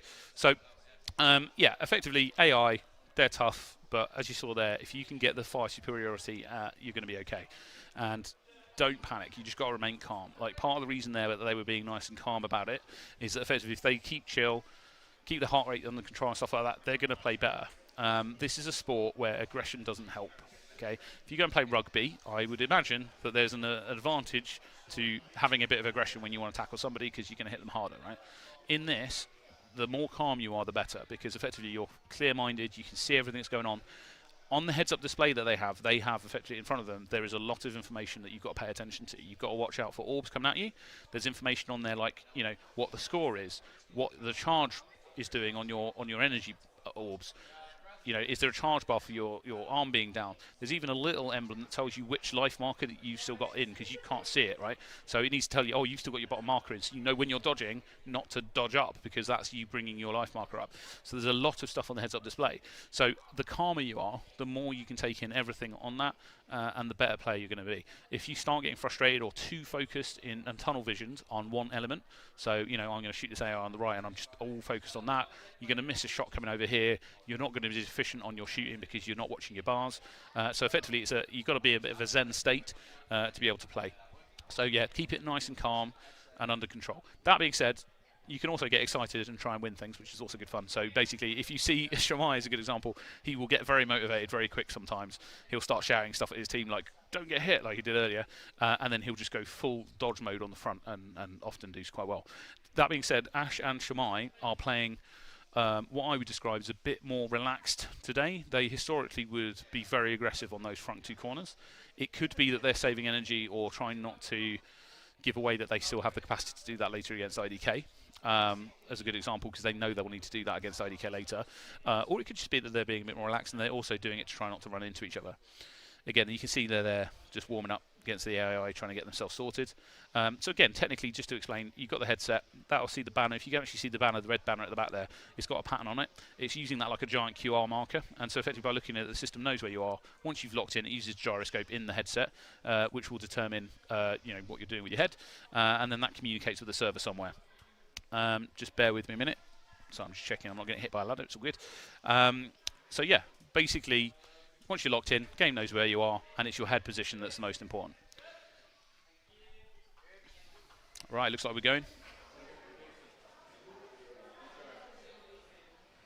I'll be quickly just grabbing a quick drink of water in the background here, so bear with me. But so far, kind of what we expected from last time. No points yet. 15 seconds in. AI managed to get a bit of a point lead here. Now the other thing that's happening here is Ollie's not quite as far forward as he was last time, which means that not all the shots are coming at him, and so some of the shots are hitting the people behind him. But he's pushed forward slightly. He's doing quite a good job dodging there, which is good. But Shmai and Ash are doing their best to try and get some knockouts. I think in part Ash is not managing to get his volley fire onto the target where he wanted. What he's trying to do, I think, is cut the middle of the court in half with the amount of shots that he's firing, to try and make it that he'll hit the AI on the way through. Whereas, you know, just the volume of fire is basically a bit of a shotgun approach. Ollie's just firing down the middle there to try and hit them on the way past, and then Shmai's trying to get stuff on the left-hand side when it's coming over there. So effectively, they've got that middle area covered with shots, and that's where they're hitting stuff when they're then getting onto that left-hand side like that. So there's basically almost a triangle of fire coming out of SAS, which is good. But it's still quite close, 10 seconds left. Again, they do not want it to go to overtime. That would be extremely bad. Ollie's doing an extremely good job in the middle of not getting hit. Shmai, they're getting, I think, a knockout with brought forward. There you go, time up. I could hear Ash getting frustrated. I'm not sure if he just felt like he hit something, but didn't manage to hit it.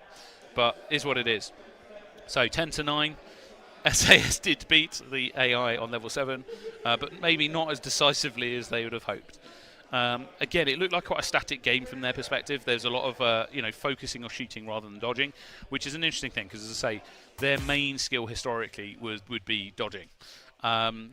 That being said, they can still shoot, so, you know, it is what it is. Right, so let's have a look up next. Okay, so up next, this is going to be an interesting one. This is going to be IDK versus the Mongooses. Now, the reason I say it's going to be interesting is if the Mongooses can get on form, they've played before. They could force IDK to kind of kick it up a notch and activate, you know, full-on game mode. IDK will generally play quite relaxed. Again, they're trying to stay calm. They're still trying to stay under no pressure, right? If they start getting pressured, IDK will up their dodging game. One of them, be it Paris, Milo, or even Kalu, will push to the front and try and gain like basically the attention of everyone on the opposite team, and they'll still be trying to get knockouts as well. Sometimes you'll see Milo and Paris do it at the same time. They'll both push to the front. I think in part they've moved away from that because it means that whoever the front player is or the front guard has more room to move.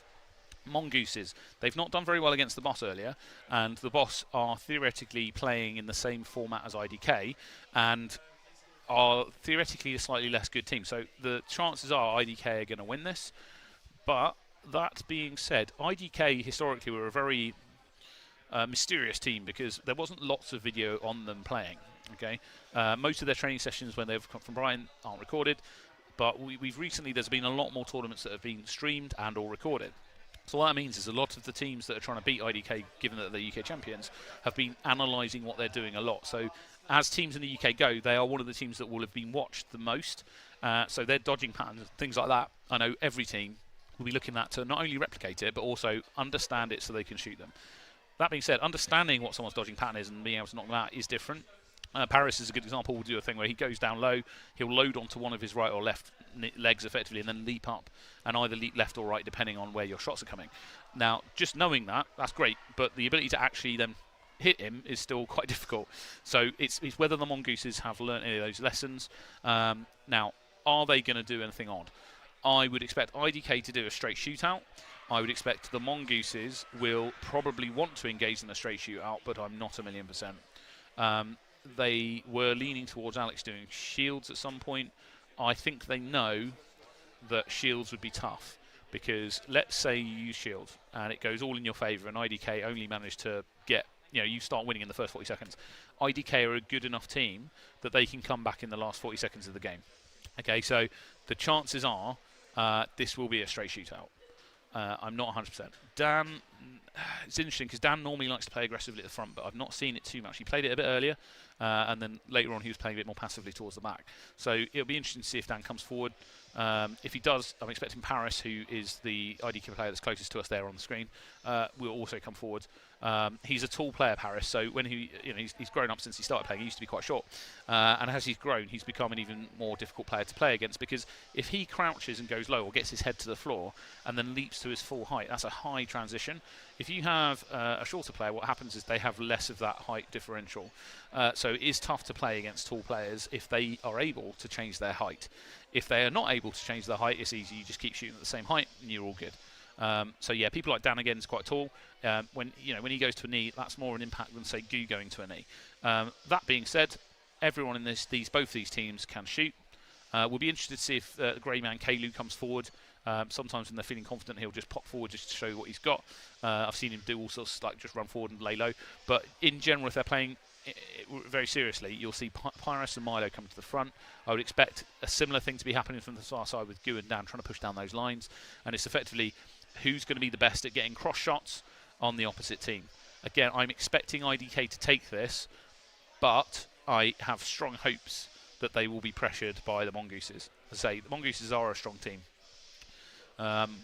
Again, Goo today, out of all of them, I'm going to give my credit to for playing really well. Every time I've seen Goo playing today, she's been doing a really good job at trying to come to those front lines, getting cross shots, trying not to get hit while she's doing it. It has meant she's been under pressure quite a lot because people have seen that and gone to try and take her out.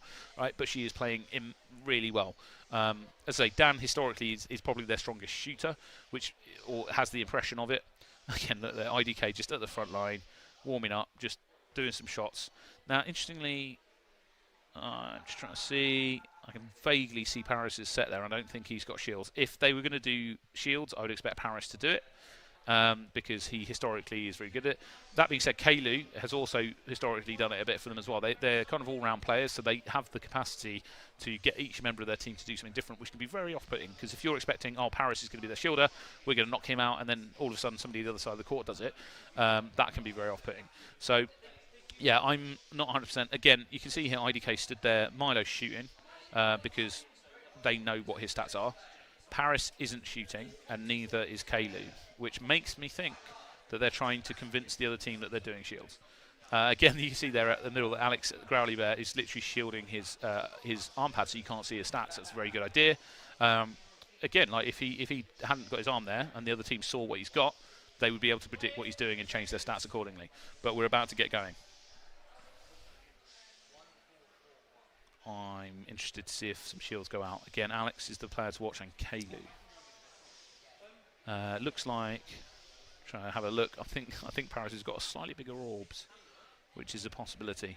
So if that is the case, he's going to be trying to get some knockouts on the front line. Playing very aggressively at IDK at the start, just standing on that front line, not giving up the position. It looks like they're all just going straight shootout and not giving up that front line. Again, Growly Bear's taking 5 charges in case of the shields, but you know, IDK very confidently at the start there, all just willing to dodge within a very small space to get an early lead. And that's a really good idea, because if you can do that, burn a bit of energy at the start, just doing a bit of a look at Paris, just did some matrix dodging there. So Paris is extremely good at dodging, and like you will want to shoot at him fundamentally. Again, Kalu there actually is pushing to the front left. Kalu's taking the front left guard position, which is very rare. Normally it'd be Milo. It's really good to see, because again you can see there he is good. Like, these guys are all good at playing. Like, they eventually hit him there, but it took them a while. Paris just pushed front left corner trying to get a cross shot. Again, Milo coming forward.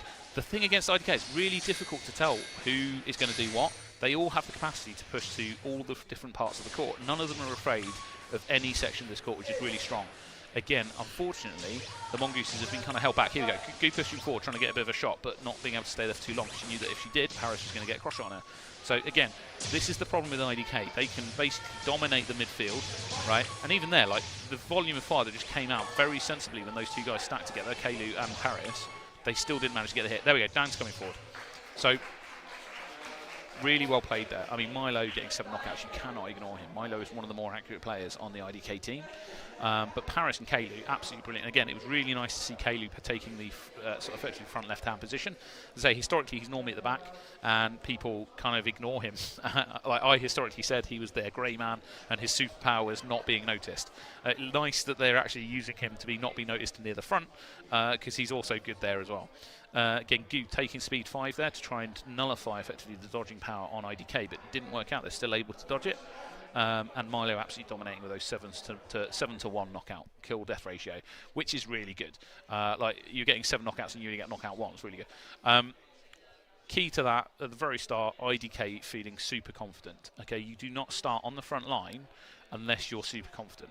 Now, interestingly, there's a small tactical thing that could have happened in that, but it'd be very unlikely, which is because at the start of the game you have no energy. So when you have your arm upright, you are trying to charge energy to shoot at the other team. If you have a higher charge rate, okay, you can fire quicker than they can. So in that game, Alex or Growly Bear actually had, I think, charge 5. If I was in his position at the start of that game and I'd had charge 5 and I'd seen IDK standing on the front line, I would have run to the front line as the game's starting and made sure to fire the first 2 shots at them.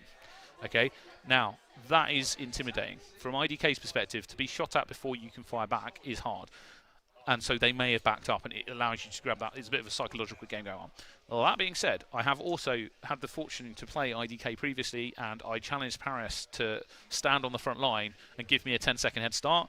And he stood there, didn't move his feet, gave me a 10-second head start, and I didn't even hit him once by standing 1.5 meters in front of him. I just couldn't hit him. He could still dodge within that area. So that all being said, that would be what I would have tried. It may have failed because IDK are that good at dodging. So yeah, are they going to change anything? Don't know. Okay, so you've got Growly Bears pushed to the right again. If we base anything based on their positioning that they did previously, they'll probably just do the same tactic, but the Growly Bear / Alex will be trying to push down that right-hand side to try and help push them off that front line and get some shots. He could also do a shield, but I think at this point, if I'm being honest with Mongooses, they need to win the shootout, and the only way they're going to do that is all of them just focus on shooting out. Now, are IDK going to do anything different? I don't think so. Again, I can see some stats on arms there, but I'm not going to say anything until at least the game's about to start because I don't want to give anything too much away. But yeah, I would expect just a straight shootout. Again, Alex back there, just keeping his arms behind his back, not giving anything up. Could be that he's going to do a shield. Who knows? The thing is here, like you know, in international games, it's really important not to give anything away. Okay, so I know Paris, for example, I just saw on his armband, he's got charge 5, so he's got a high charge rate. So I think they were preparing for if there was a shield play coming out of, which there is. Goo's actually taking a shield, which is very rare. So Goo's going to try and put the shields up, but Paris and that know about that. And so they're going to be knocking them down. If they've got a double shield tactic, that is very interesting, if that is actually the case. They do. So they're going for a double shield with Dan shooting. We have not seen this, but this actually could do them quite well. So Dan needs to use those shields, and Goo and Alex need to keep them up for him. Like there. Dan needs to get behind that shield on the right and use it. Nice, nice. No, but they haven't got a point lead yet, and they've got 40 seconds left. So all he needs to do is get a knockout. That's good. Try and go for a cross shot on Milo. Really nice play. He got the knockout, but by that point, they'd already got 2 more knockouts than somebody else. Gu and Alex need to use those shields. They've got 30 seconds left. Dan's trying to use the right. The problem at this point is Kaylu, Paris, and Milo know that Dan is a threat. So whichever shield he's behind, that's the one that's going to get targeted. And they're going to make sure he doesn't have that cover. Right? 20 seconds left. They've still got 2 shields, though. They could use them. They could come back. Maybe not. There you go. They took Dan out. They knew that he was the threat. Again, Paris taking charge 5 is probably what won this for IDK. Had they not done that, he wouldn't have been able to get these shots out onto those shields and get them down as quick as they have.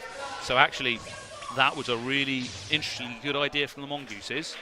And absolute credit to Paris and the other guys on this team for just keeping under control, taking those shields down. But that was genuinely not what I expected. We've not seen that tactic coming out hardly at all in a tournament.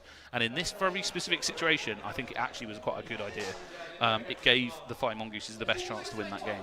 Again, you can see there Paris firing 65 shots because he had charge 5. Again, Kaylu 3, Milo 2. So that was a lot of that. I mean, okay, Kaylu, 61 shots with only charge 3. Absolutely spot on, okay, because your maximum is 60. Firing 51 shots whilst in a game against a team that's shooting at you is really, really good, okay? So fundamentally, that was a really interesting game to watch. 2 shield tactics, not seen that in any recent tournaments anyway. To beat IDK with that, that's not a bad shout.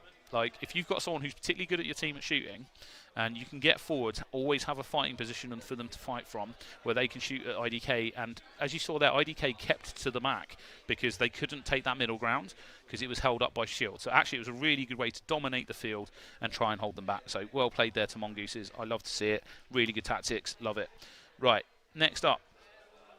Okay, this one's going to be an interesting one. Universe A versus the International AI. Now, okay, Universe A are historically good at shooting. That is their strength. They historically have come close to beating IDK, like maybe a year ago or 2 years ago, because they just very good at picking up on how someone's going to dodge and knocking them out. Is that going to translate onto the AI? Yeah, possibly. If they can get their eye in on the AI, let's say, you know, at the start of the game, what I'm expecting to happen is the AI to be a close game for the first sort of 20 seconds. If they can just get their eye in, get a couple of knockouts, they're going to easily win. If, however, 40 seconds in, right, no one's scored anything and the AI gets a point, that's going to be really disheartening and it's going to be really tough to come back from. With AI, you want to start strong because you're going to get tired, right? You don't want to start weak and get better because fundamentally they're going to not get tired and you are. So we'll be interested to see what happens there. After this, I think we've got 2 more games or 2 more sets of matches, and then we're potentially going to be moving over to sort of the knockout rounds of the whole thing. So yeah, interesting stuff. As I say, after this one, I think we've got Barnsley Griffins versus IDK, and then after that it's going to be Rockhoppers versus Universe A. So Universe A do have 2 more games. They've got this one, and then they've got a sort of breather while the other game's going on, and then another game. So it is worth noting that they need to try and make sure they don't get too tired before they crack on. So I think what we're going to have is Universe A is going to be on the red team, and the AI is going to be on the blue team. So I think just bear with me a minute. We're having some technical issues. There's somebody fixing a camera just behind me on a ladder, which is, again, classic event stuff that's always going to happen. Hopefully you've enjoyed it so far. As again, this is great fun for me to do from a commentary perspective, so hopefully you are enjoying it. If you do have any questions on HADO, all that sort of stuff, feel free to go and check it out online. But effectively, there are lots of guides there about how it works, how to play it. But again, the key thing, just to reiterate, knock out that marker with the 4 segments. As soon as that's all gone, that's 1 point for your team. That person's knocked out for 3 seconds, and then they're back in. So effectively, knock out the other team more than they knock out you. What we tend to find about this sport, which is very interesting, is people who play computer games will get the mechanics of this game very quickly. And actually be very good to start with. Sporting people understand the dodging mechanic, but they're not necessarily as good at reading the heads-up display and getting the shots out. So fundamentally, this game is very open to anyone. You can come from a sporting background, very easily pick up the gaming element of it, and you can come from a gaming background, and effectively, it effectively lures you in to doing a sport that is very active, and you don't notice because you're so busy looking at the heads-up display and knocking people out that the fact you're running around and doing crazy stuff like squatting all the time doesn't even come into your mind. You will find yourself sweating. I will just point that out now. Like these guys are moving sort of 70, 80 meters in an 80-second period, but that's just left to right. It's not including their up and down, all that sort of stuff. Okay, here we go. So it looks like we're about to start. So again, blue team is going to be the AI, and red team is going to be the players. Here we go. So they need to get an early lead. If they can get a couple of points at the start, then they're going to be on for a winner. Again, it is about volume of fire a little bit. Okay, this is not good. So far, not as good as dodging as need to be, and the volume of fire isn't going to be good enough because basically they're getting knocked out so much. The AI here has basically got all the time it needs to charge its energy and shoot. They are still controlled, so if you knock out the AI, it does put their charging schedule behind, so effectively you can then win. But again, the thing that I'd just like to point out is these guys don't have as much experience as some of the other teams facing the AI, so don't assume this is easy. There is different elements to facing AI than there are players. It can be a bit off-putting. That being said, they're starting to come back now. They're starting to get their eye in. They've started to see some patterns, and that's what this game is about. See the patterns, work out where the opposition's going to be, and get some rounds down there. So coming back to 7-14 doesn't seem like a lot, but that is significant because if in the next game they can just start with that accuracy that they're bringing to the board now, they're going to win. Okay, there you go, 10-18. As I say, if they can just stay calm in the start of the next game, do exactly what they're doing now, but from the very beginning, they're going to win. So this is kind of almost a training round. Again, disheartening if you are, on the red team, but Universe A can come back. Okay, so Bocky's just got her eye in, 7 knockouts. Emily getting 4, really good. BB, not as many, but don't worry about it. So fundamentally, what you need to do now is Bocky's clearly got their eye in. All right, so effectively, that is what is going to be the main thing. Is Bocky getting lots of knockouts near the start of the game and just staying calm and consistently doing that all the way through the next round. Again, those stats coming out of the CP, 41% actually, all that sort of stuff. There's not a lot of dodging coming in for Universe A. They historically are dependent on their ability to knock people out. And against the AI that are very tough to shoot because you can't predict where they're going to go as easily, it's difficult. So I'm glad that they've kind of got their eye in a little bit. And as I say, if they can start with maybe a couple of points at the start, then they're gonna take it. If they don't, and it starts the same way where the AI have even a slight point lead, then they're going to have a problem. So what I would be saying to one of them is focused. So with the AI, you can do a little trick. If you step forward a little bit, they will shoot you generally. They see you as more of a threat. I don't quite know how it works out. I don't program it. But what you want to do is potentially, if one of their team wasn't as good at shooting, the AI hadn't got their eye in, you want to win this next game, get that person to take a couple of steps forward, try and draw the fire of the AI and just absolutely focus on dodging, and that frees Bocky and the other player up to basically try and get knockouts. It's not a guaranteed win, but that is what I would be suggesting to them if they could hear me right now. They may be able to, but we'll see.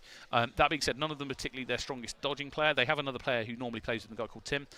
He is not here today, and he would be that player that you put on the front. His dodging is very good.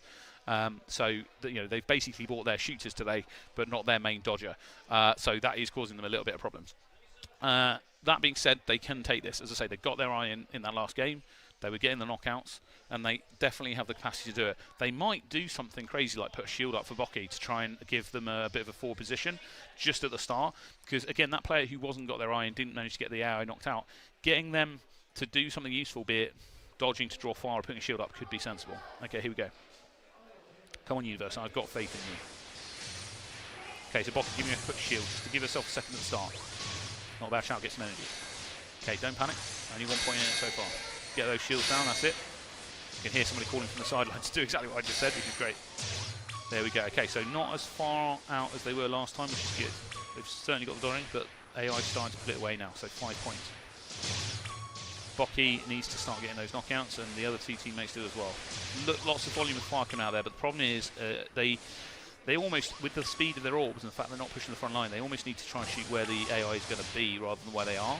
So what you would possibly want to do is more what the SAS did, which is basically put a field of fire into one area like the left side, and then sort of shoot in the middle to try and hit them on the way through, and then your left and right basically picking them up as they get to the edges. So effectively force them into one position or just hit them on the way through. Whereas if you all volley fire at the same place and then they move, you're not going to get a knockout, which is unfortunate.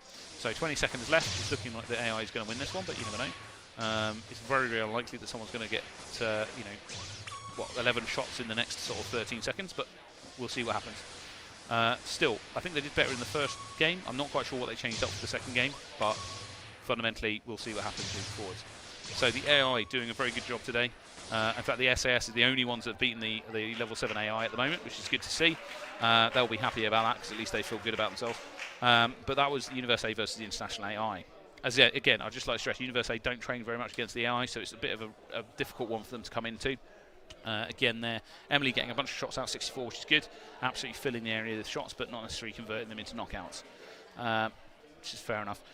Right, now up next after this game, so I'm just looking at their stats, nothing major, they took some charge there, speed 1. So Emily tried to replicate, I think, what Ash was doing last time, but didn't necessarily manage to pull it off, unfortunately. So after this game, we're going to have Barnsley Griffins versus IDK. Okay, so I would predict that IDK are going to win this. Again, Barnsley are a newer team that, they've only competed in a couple of tournaments this year, I believe. They've not historically been around the scene for that long. They are still a good team, but IDK, they're the UK champions. They've been the UK champions for a few years now. We would expect them to win this game. What are IDK going to do? IDK will probably stay relaxed. They could do some shield tactics just to play around a bit. Again, it sounds harsh, but fundamentally tournaments are good times to train. So if you have a match like this where you think you have the advantage and you're more likely to win, this is the time to try some tactics that you're not necessarily as strong on, because you can play a game, lose one game, and then come back and win them all. Chances are that's not going to happen. IDK very rarely lose games. They generally win all their games. But that being said, they could do something to try a bit of training. Barnsley Griffins, how do you beat IDK? Really tough question. I would say the best strategy we've seen all day, it didn't work out, but the one that was the most sort of one that was likely to potentially win with a weaker team like that is what we saw coming out of the sort of Mongooses earlier, where they did 2 shields. It's different enough that IDK weren't necessarily prepared for it in that particular situation, because the Mongooses are so well known that they do shields a lot. They were a bit prepared. Paris had taken charge 5 because they went, right, well, we've beaten them in the first round. Chances are they're going to want to change their strategy, which means they're probably going to do a shield play. And so Paris took 5 charge just to be on the safe side. And he can do that without a major loss for their team, because the other 2 teammates can shoot really well. So actually all that would have meant is, if there had been a straight shootout, is Kalu and Milo would have pushed to the front and done their knockouts from there. And Paris could have just sat out of the back flying charge from all over the place. So all in all, I would expect this next one to be a straight shootout. Barnsley might try and play some tactics that I've not seen before, and if they do, fair cop. But the chances are it will just be a straight shootout, and IDK should take the lead. This, depending on how IDK are playing, they could get quite a big score difference here. And again, you saw them up against Mongooses. They're very confident getting on that front line. So it wouldn't surprise me at all if we end up with at least 2 of them. They might all start on the front line again, but we'll end up in a situation where at least 2 of them will end up possibly pushing the front left and right corner and trying to get knockouts as much as they can. Just hearing an announcement in the background there, so I am right. The next game after this will be Rockhoppers versus Universe A, and that'll be the end of the first sort of section of games. And then we're going to move through to the next part of the competition. The next part of the competition will be effectively the 2 pools, and whoever's winning in those 2 different pools getting taken through to a knockout kind of scenario, where we whittle them down until we've got a final, semi-final. We'll do the bottom levels as well, because we need to know who sort of the lower ranked teams are, and then later on at some point we'll have the lower ranked teams playing someone from the Pro League, because the Pro League is currently going on next door, to see if there's any changes. But here we go. So IDK on blue and the Barnsley Griffins on red. Paris straight to the front there, doing a nice slide across the pitch, trying to draw fire, but he's done a shield. It's a shield strategy. Nice. IDK, as I said, feeling a bit more confident, just doing their shield strategy because they can. Now, question is, did Barnsley take enough charge to get that down? I believe that historically they did, and they're doing a good job of taking those shields down. So Barnsley just needs to stay calm. Oh, look at that. Ethan and player 1, absolute credit to you from Barnsley, pushing the front line, not being afraid to try and take those angles. They need to be taking those shields down better. You can't leave Milo behind a shield like that. But still really good play from the Barnsley team. Like, they're not letting IDK just take the whole court, which is really, really strong. I mean, again, Ethan there on the right-hand side, absolutely spot-on dodging. Even if they're not going to win this is a really good bit of training for all of these guys involved. Again, Kalu comes to the front, doesn't very often get there, but he's doing it. Again, he's more than capable. Again, Paris using all those shields, getting them a nice staggered throughout the game. He's got another one still in reserve, so he's not too stressed. Again, what you don't want to do with the shields is just spam them all at the start, because if you spam them all at the start, it means the other team basically is under less pressure because they can just use them all the way through the game. Again, Paris not even using his last shield, he's probably saving it for an emergency. Nice little roll coming out of Kalu there. I appreciate that. Anytime someone does a combat roll, you've got to give them some props. again, absolutely spot on. So again, you saw their Paris right at the start, just pushing the front line. Milo and Kalu getting all the knockouts. Again, Milo 12 knockouts is brilliant. Kalu getting 6. That because Kalu was able to come forward for a change. And Milo absolutely dominating with knockouts. Paris doing his usual absolute amazing, putting the shields up and effectively drawing fire. The thing with putting the shields up like that is the other thing that Paris can do, that a lot of other teams don't do, is after his shields are gone, most of the time a shield player isn't that useful because you can kind of ignore them. What he does very well is he spaces his shields out across the game, so you always want to knock him out, and he'll dodge on the front line. So he'll be dodging up and down, left to right, and you'll be firing loads of shots at him because you know if you don't, he's going to put a shield up and that's going to cause you a problem. So what he is effectively doing there is shielding even while he hasn't got his shields up, because his other two teammates are still not getting hit because he's getting shot at. So Paris is effectively doing an amazing job there. Again, Milo and Kalu both doing an amazing job to push forwards and get knocked out. But I do not want to take anything away from Barnsley, because Barnsley just then, I've not seen as an inexperienced team as that, push that front line as heavily against IDK and do such a good job at weathering the dodges and things like that and just keeping a motivated pace ever, right? And that's what you've got to do. You cannot get yourself pushed back onto the back line. The downside of being against the banner at the back is it actually really restricts your ability to dodge, because you can't dodge back now, right? You can only go left to right, up and down, right?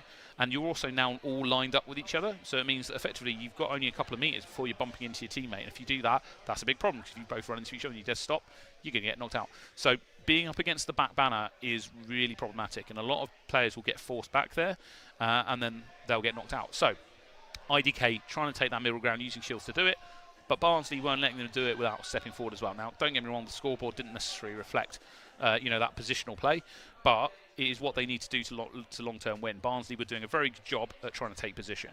What's going to happen in the second game? I think that IDK are going to do a shooting build. And I can tell that because I'm looking at Paris's fingers as he's doing his screen, and I couldn't see him going to the side of the screen where his... just double checking that it wasn't reversed. But basically, if you look where his fingers are, he's on the left-hand side of the screen, and he's not on the right-hand side of the screen. So I think, unless he's just changed it, he's probably going to go do a shooting build. That being said, like what he was doing there was some of the when you at the start of the game, if they press enter, you can see their targets arrive. That means they're in the game and they can be seen. Before the game, they can change their stats and not press enter, and you can't see what they're doing. So at the moment, they're giving away by firing their orbs. Paris very actively isn't giving much away. He's just standing there, and he's not firing anything, so the other team don't know if he's done shields or not, but I think he's going shooting. I could be proved wrong, however. Barnsley doing shooting. They've gone for the two shields. They're trying it out. Yeah, charge 5 coming out of Paris, so he guessed that they do something like this, and he's just set up to do lots of charge and shoot those shields down. So Paris has got 5 shields. He has gone a shield build. Right, so actually, I've got that wrong. So what he's doing is he's been patient there. He's waited for the first shield to go down, and he's now putting up another.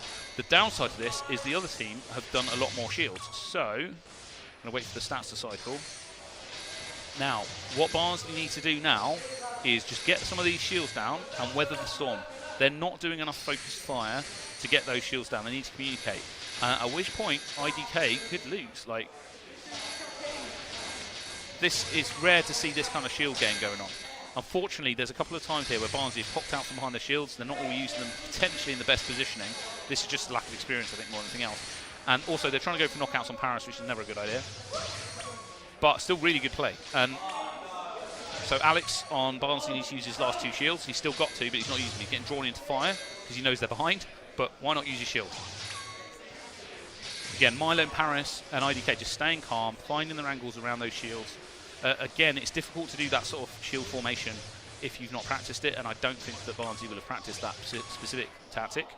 But it was a good effort. Again, Alex there still got a couple of shields left on his thing. If you've taken 5 shields, right, and you've still got 2 shields left at the end, you need to have used them. Again, I'm not wanting to criticise too much, but that is a bit of a no-no. Now, that being said, I get why he was doing it. It's because he was getting drawn in to try and win the shootout. But yeah, you need to use all those shields. Again, it was interesting because what happened at the start when you had those 2 first shields go up, Paris very quickly basically started tapping one of those shields down, and he waited till the first couple of shields were down before he then put his own shields up. What that would have done from the opposite side is be a bit confusing for them, because they would have thought, okay, so Paris is going to do a shooting match here, and then I got confused. I thought he was going to do it, and then all of a sudden he starts putting shields up. He then used them all very quickly, used 2 or 3 at the start, and then what it came down to is who's better at communicating with a team and knowing which shield to shoot. And clearly in this situation, IDK did a better job. The thing that's very off-putting about IDK is they've been playing together so long, they have very good synergy, and you can't hear them talking on the pitch. So effectively, they don't communicate, or if they do communicate, it's very quiet. With a team like SAS as a good example, they're a lot shoutier. So if Shamai says something like, switch, the other team knows what's going to happen before it is. IDK are very difficult to judge, so effectively they're all almost independent players who know roughly what the other teammates are going to do. So when they saw Paris put those shields up, they'd have just used them and pushed forward because they're very experienced. Whereas the Barnsley team, there were some shields put up in some really odd positions. So if you're trying to put shields up and your teammate is, and he pushes to the front right, obviously I want to put them on the front left, and they ended up a bit sort of muddled. And the problem is because they then stayed up for a period of time, just getting weaker, and they weren't able to get to their shooter to a potentially good position because they were running into each other potentially. They weren't able to maximise on that. But either way, it was really good, and Barnsley spot on. Like, you've done two games here where I was like proper impressed by the tactics. So final game of this first section is going to be Rock Hoppers versus Universe A. So this is kind of the round robin section to see who then goes through to the playoffs in which bracket. I think Rock Hoppers might take this. It's whether Universe A can get their eye in and basically decide who to knock out. If they've been watching any of the previous games, I believe it's Swift is the player on the Rock Hoppers that historically got some really good knockout streaks. They may target him because if they can knock him out, then it means that they're going to keep the game in their favour. But even if they don't knock them out, if they can keep that person dodging, it makes it very difficult for them to shoot back. So I would imagine at this point that Universe A is going to target Rock Hoppers. Again, don't quote me on that, but we'll see. It depends if they've been watching the other matches as well. That is a big part of this sport. You want to try and work out what the other team is doing, who's got the strengths, who's got the weaknesses. So I know a lot of players will actually do things like they'll be watching this stream right now, or they'll be looking at the stuff on the monitor behind me, trying to work out what builds are going on. Some teams have some strong players. I know, for example, Ash from SAS, I'm calling him out here, does a lot of work between games looking at other teams to see what their strengths and weaknesses are. Shamai does the same thing, so their team will almost have predictions before the competition's even started of what they think each team's going to do during the tournament. So when a team does something a bit different, like for example the Mongoose is doing their 2-shield strategy, which is beautiful by the way, that can throw off a lot of those plans. And part of it is the experienced teams like IDK, Universe AR, but Rock Hoppers are also very experienced teams, can just roll with that and come up with a different tactic. You've got to be able to work on the fly. So as I say, I think Rock Hoppers had a very good chance of winning this one. I'd say Universe A do if they can get their eye in. What they need to be doing is going, right, that's Swift, can I get him? And what I mean by getting their eye in, let's say, I'm going to call him out again. Sorry, I used to train with them, so I can do so. Shamai, the chap that's behind me from SAS, right? When he very first started, he used to have a very obvious dodge. He would basically bring his head down to one of his feet and he got low and he could do a shoot up. The problem is it was really obvious when he was going to do it. So what you do is you see this dodge happening and you just shoot his foot.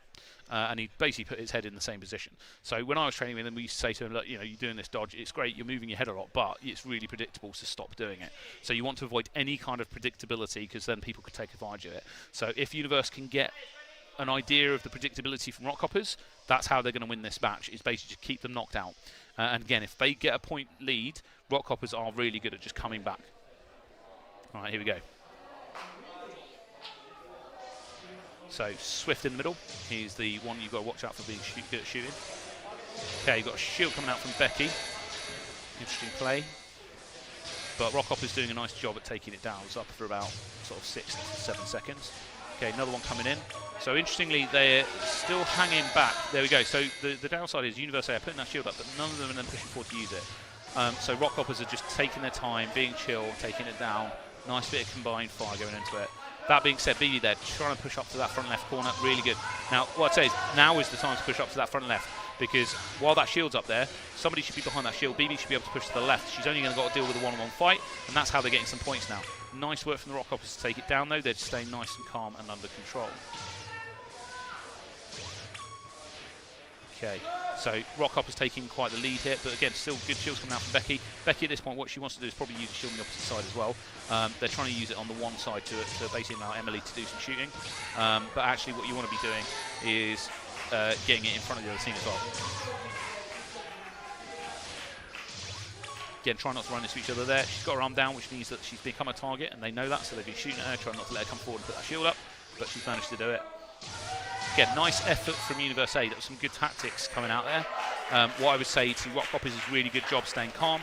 This is what I mean by if you're an experienced team, you can just stay cool and calm and collected. Again, Swift there, he was the threat. He's the one that's managed to get 9 knockouts. So if you're going to target him, target him. 73% accuracy coming out of Swift is really strong. Okay, anything above 50% is ridiculous. 73% accuracy, it wouldn't surprise me if he's got a higher speed. Yeah, there we go. So speed 4, which means he's built like an assassin. Charge 2 means he's going to be firing less shots, so only fired 36 in comparison to teammates who are doing 54 and 41. But those were more accurate, and that's where the knockouts are coming from. So all the other stuff that's going on, right? The person on the left-hand side of the court up against, BB. They're just basically they're trying to get knockouts, but they're there as a distraction. Swift, who's in the middle there, is the one that's trying to get the knockout. So effectively, he's doing cross shots a little bit onto both sides. When those shields are coming down, he's the one that's going to try and get the knockout behind it. So depending on what Universe A want to do now, if they do another shield build, what they need to probably do is my suggestion would be use your shields in the first 40 seconds. They were trying to space it out across the whole thing there to give Emily a bit of a chance on the right, and BB was doing her best to dodge on the left. So if you want to do that again, that's brilliant, do that, but then you need to use those shields better. So, push slightly further forward, angle your front shield. So what you want to do is normally put your shield up as close to the front line as you can, but still on your side, but at a very slight angle, because if you keep it flat, the other team are able to come to your left-hand side and shoot behind it. So what you want to do is in the front corner at a slight angle, and it means that you're shielded from people who are on your left, but you're as far forward as you can be, which means it's going to be easier for you to shoot the opposition. So the positioning on their shields was actually pretty good, but then what needs to happen is the shielder, as soon as they put that up, get out of the way, get the shooter into that position and use that position for as long as it is there. What I would say is Rock Hoppers could have done a better job at taking those shields down quicker. I think they didn't feel the need to because they weren't being used as effectively as they could be. So potentially they were just going, yeah, we'll take it down, we'll tap it down, but if someone goes behind it, I would expect that they will tap it down even faster.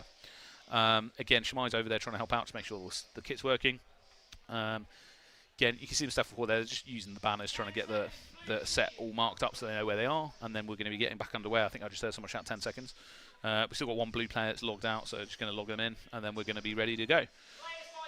So, what are Universe A going to do to try and turn the tables here? I think they might do the same. That is my prediction.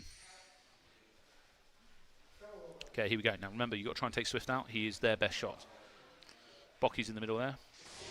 We'll see if she's going to do shields or not. Nope, looks like a shooting build. Charge 5. So they're taking charge 5 to try and deal with shields if they dealt with it, but they didn't. So I think what Bocky's going to try and do is like push people around and effectively just keep a bunch of shots in the middle to try and keep Swift moving, and that might limit the amount that he can shoot. So that's actually not a bad shout. So effectively, I think you've got Bocky a little bit like marking Swift and just saying, look, keep him moving. There you go. So he pushed forward because he's getting frustrated that he wasn't able to get knockouts, and that's enabled Universe to start pulling it back. That was really good play. So Swift pushing forwards and getting knocked out is where the strength is. Swift just needs to stay cool. I think he's a player that basically, if his team's down, he'll want to push forward to try and get knockouts, and that's when they can get him. That's it. Go on, B. So nice BB coming in from the front, doing a really good job of drawing some fire then, but unfortunately her team not being able to effectively optimise her use. Like she's doing a really good job here at the front. Now, what she needs to do, actually, BB, she's not getting shot at that much just then, is actually get a bit further to the front left and just go low. Right, go low here, and then you've got a bit of a cross shot over onto Swift, and you might not see it coming. That being said, he saw it, he needs to go out. This is a much better game than the first game. Now, Universe 8 are in with a chance here. We've only got 10 seconds left. It's a very slim chance, dwindling away as each second goes, but at this point, I think that they're not going to be able to make it back. Swift, absolutely, again, getting some good knockouts. But really nice play from Universe A, trying to nullify him. Swift getting 9-4 again, absolutely spot on. Now the downside with that sort of player, where you have a player like Swift who's clearly your best shot, is against other teams who've got good shooters as well, they will knock him out, okay? So they will target that player. So in sort of final rounds later on, let's say SAS for example, they need to remember that Swift is that knockout player. And if they can keep him nullified by either just knocking him out or keeping pressure on him so that he can't move, that'll be a good idea. So, for example, you might end up with Ollie in midline against him, just trying to keep him moving, and then Shamai and Pari can push down the lines to try and get him knocked out. Same with IDK. IDK will probably try and nullify Swift. Now, that being said, if you have to put loads of effort into doing that, there is a very high chance that that's not going to work, because basically the other two, Emperor and Slender, will then push forward and get their knockouts as well. So there we got a nice splash screen. 62% again from Swift is absolutely ridiculous. Good assassin build, good use of it. Not a lot of people use the assassin build that effectively. Okay, they will fire and still not have that higher in accuracy. So that is a good sign that he's got a good eye in. Again, Bocky there, high charge rate, trying to put a lot of pressure on their team. Basically, with the amount of volume of fire going out, but unfortunately not managed to convert that. She did convert 3 knockouts, which is pretty good, but not as much as before. So I believe that is all of the matches in the first section of this sort of tournament. There will be some calculations that are either going on behind the scenes or have already happened to determine who is up next. Let me just check, because they do have the capacity to send me information. They may have sent me a list already, but they haven't. So basically, at some point in the not too distant future, we'll get another list of who's going to be playing next. Now, the next stage is... Sorry, I was just going quiet. Someone's shouting behind me about the knockout stages.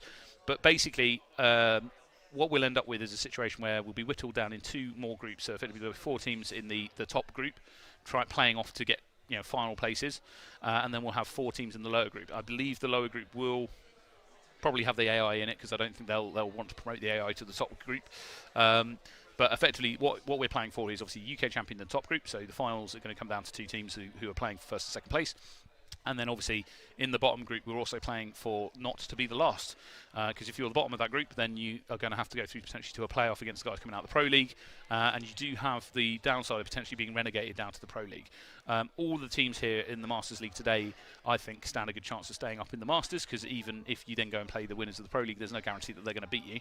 That being said, I saw some of the guys training for the Pro League earlier, and they're not terrible. Like, there's some good teams in there. So the top team coming out of the Pro League has a very strong chance of doing well against the bottom team in the Masters. Brilliant. So we're actually going to kick off a 10-minute break, which is good for me because I can get a drink, while we calculate the results, and then we will be back in a moment for the next section of the tournament.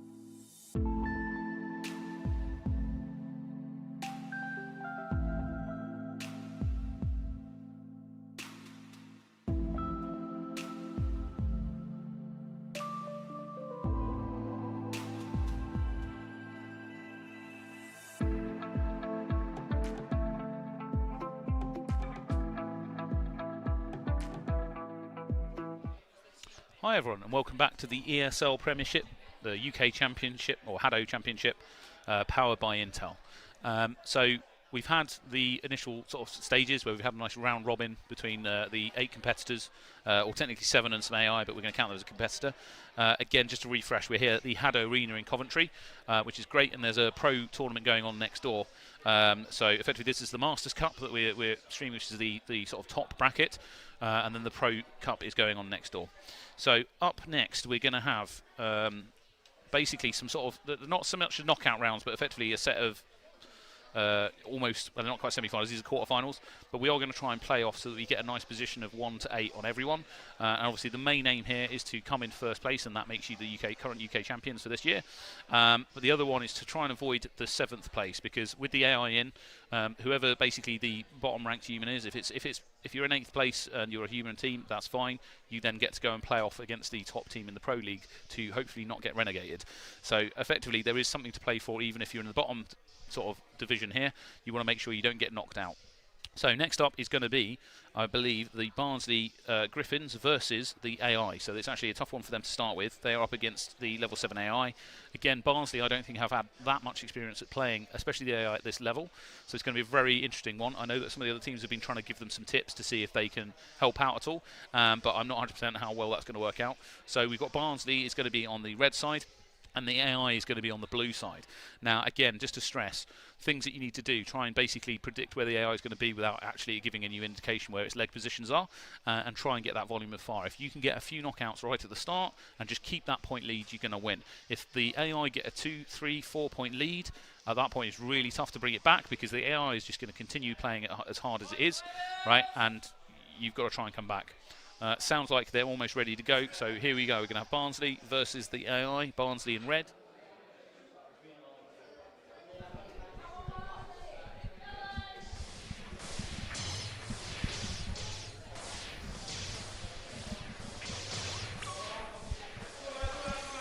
Okay, so here we go, 10 seconds in. AI is getting a point, but that's not that bad. Barnsley doing some good movement. Okay, getting a point there is good. Like, if you've got a knockout, that's fine. You've at least got your eye in a little bit. Ethan there finding it tough to come to the front there. The thing is, when he comes to the forward like that, he is drawing a lot of the fire from the eye, which is good, but he's also quite a good shot. So you don't want to complete nullify. They've pulled it back to 3-all. Red team taking 4-3. This is a good position you've got to be in. You've got your eye in, but AI's bringing it back. You can't relax for a moment against these guys. It's like playing against the Terminator. 40 seconds on the clock. 1 point up on the AI there. Can Barnsley pull it back? I think they can. They just need to stay calm and keep doing what they're doing. So again, player 1 now, unfortunately coming forward, getting absolutely targeted by the rest of the team there. But he's doing a good job. He's trying to put a shield up. That is a very good idea. Just to gain that extra couple of shots on the shield. Going to give his team a little bit of a chance to get some shots out. Massive volume of fire coming out from Barnsley. Unfortunately, they weren't able to convert that into some knockouts. 10 seconds left. It looks like the A is going to take this first game. But well played from Barnsley. Still staying in it right until the end. Trying to get your eye in.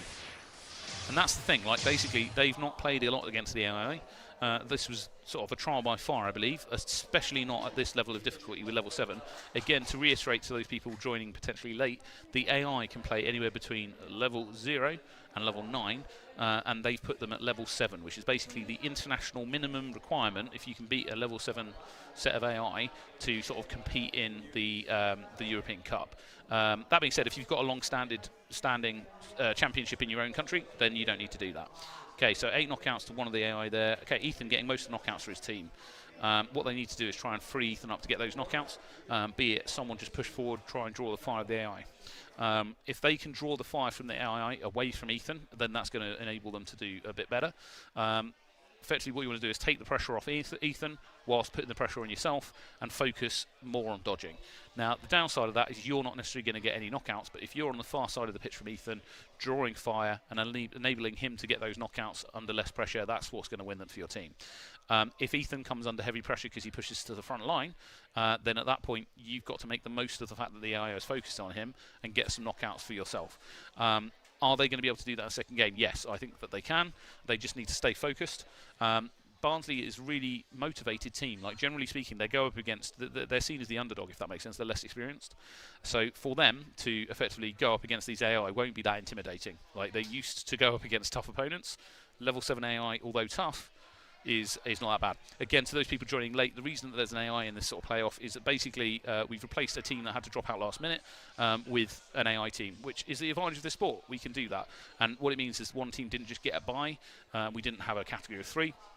So we had 4 teams in each one. Just one of them is an AI team. Again, to stress, level 7 AI, 3 of them, is very tough. They will consistently come after you, and they'll just keep hitting you, and they're like the Terminator. They don't give up. Right. Getting a bit confused here because I can see myself twice in the screen, but you know, this way you get to see me twice. It's great. Okay, here we go. So Barnsley again up on the court. They're on the red team, and the AI is going to be on the blue team. I can just see the guys running the server at the back, getting themselves sorted. Probably going to kick off in the next 10 seconds or so. Now they need to get a point lead early on. If they can get a point lead early on, they're going to win. Got a shield coming out. Ethan's put a shield up. Okay, he's given himself a bit of a breather. Nice play from player 2 there, just pushing to the front, trying to draw some fire. Just needs to keep dodging. Didn't manage it, but they managed to get the Ethan is literally under no pressure, which is great. So yeah, literally player 2 there doing a nice slide at the front, trying to draw far away from Ethan, and that worked. There we go. Red team's taking the lead. They can stay there.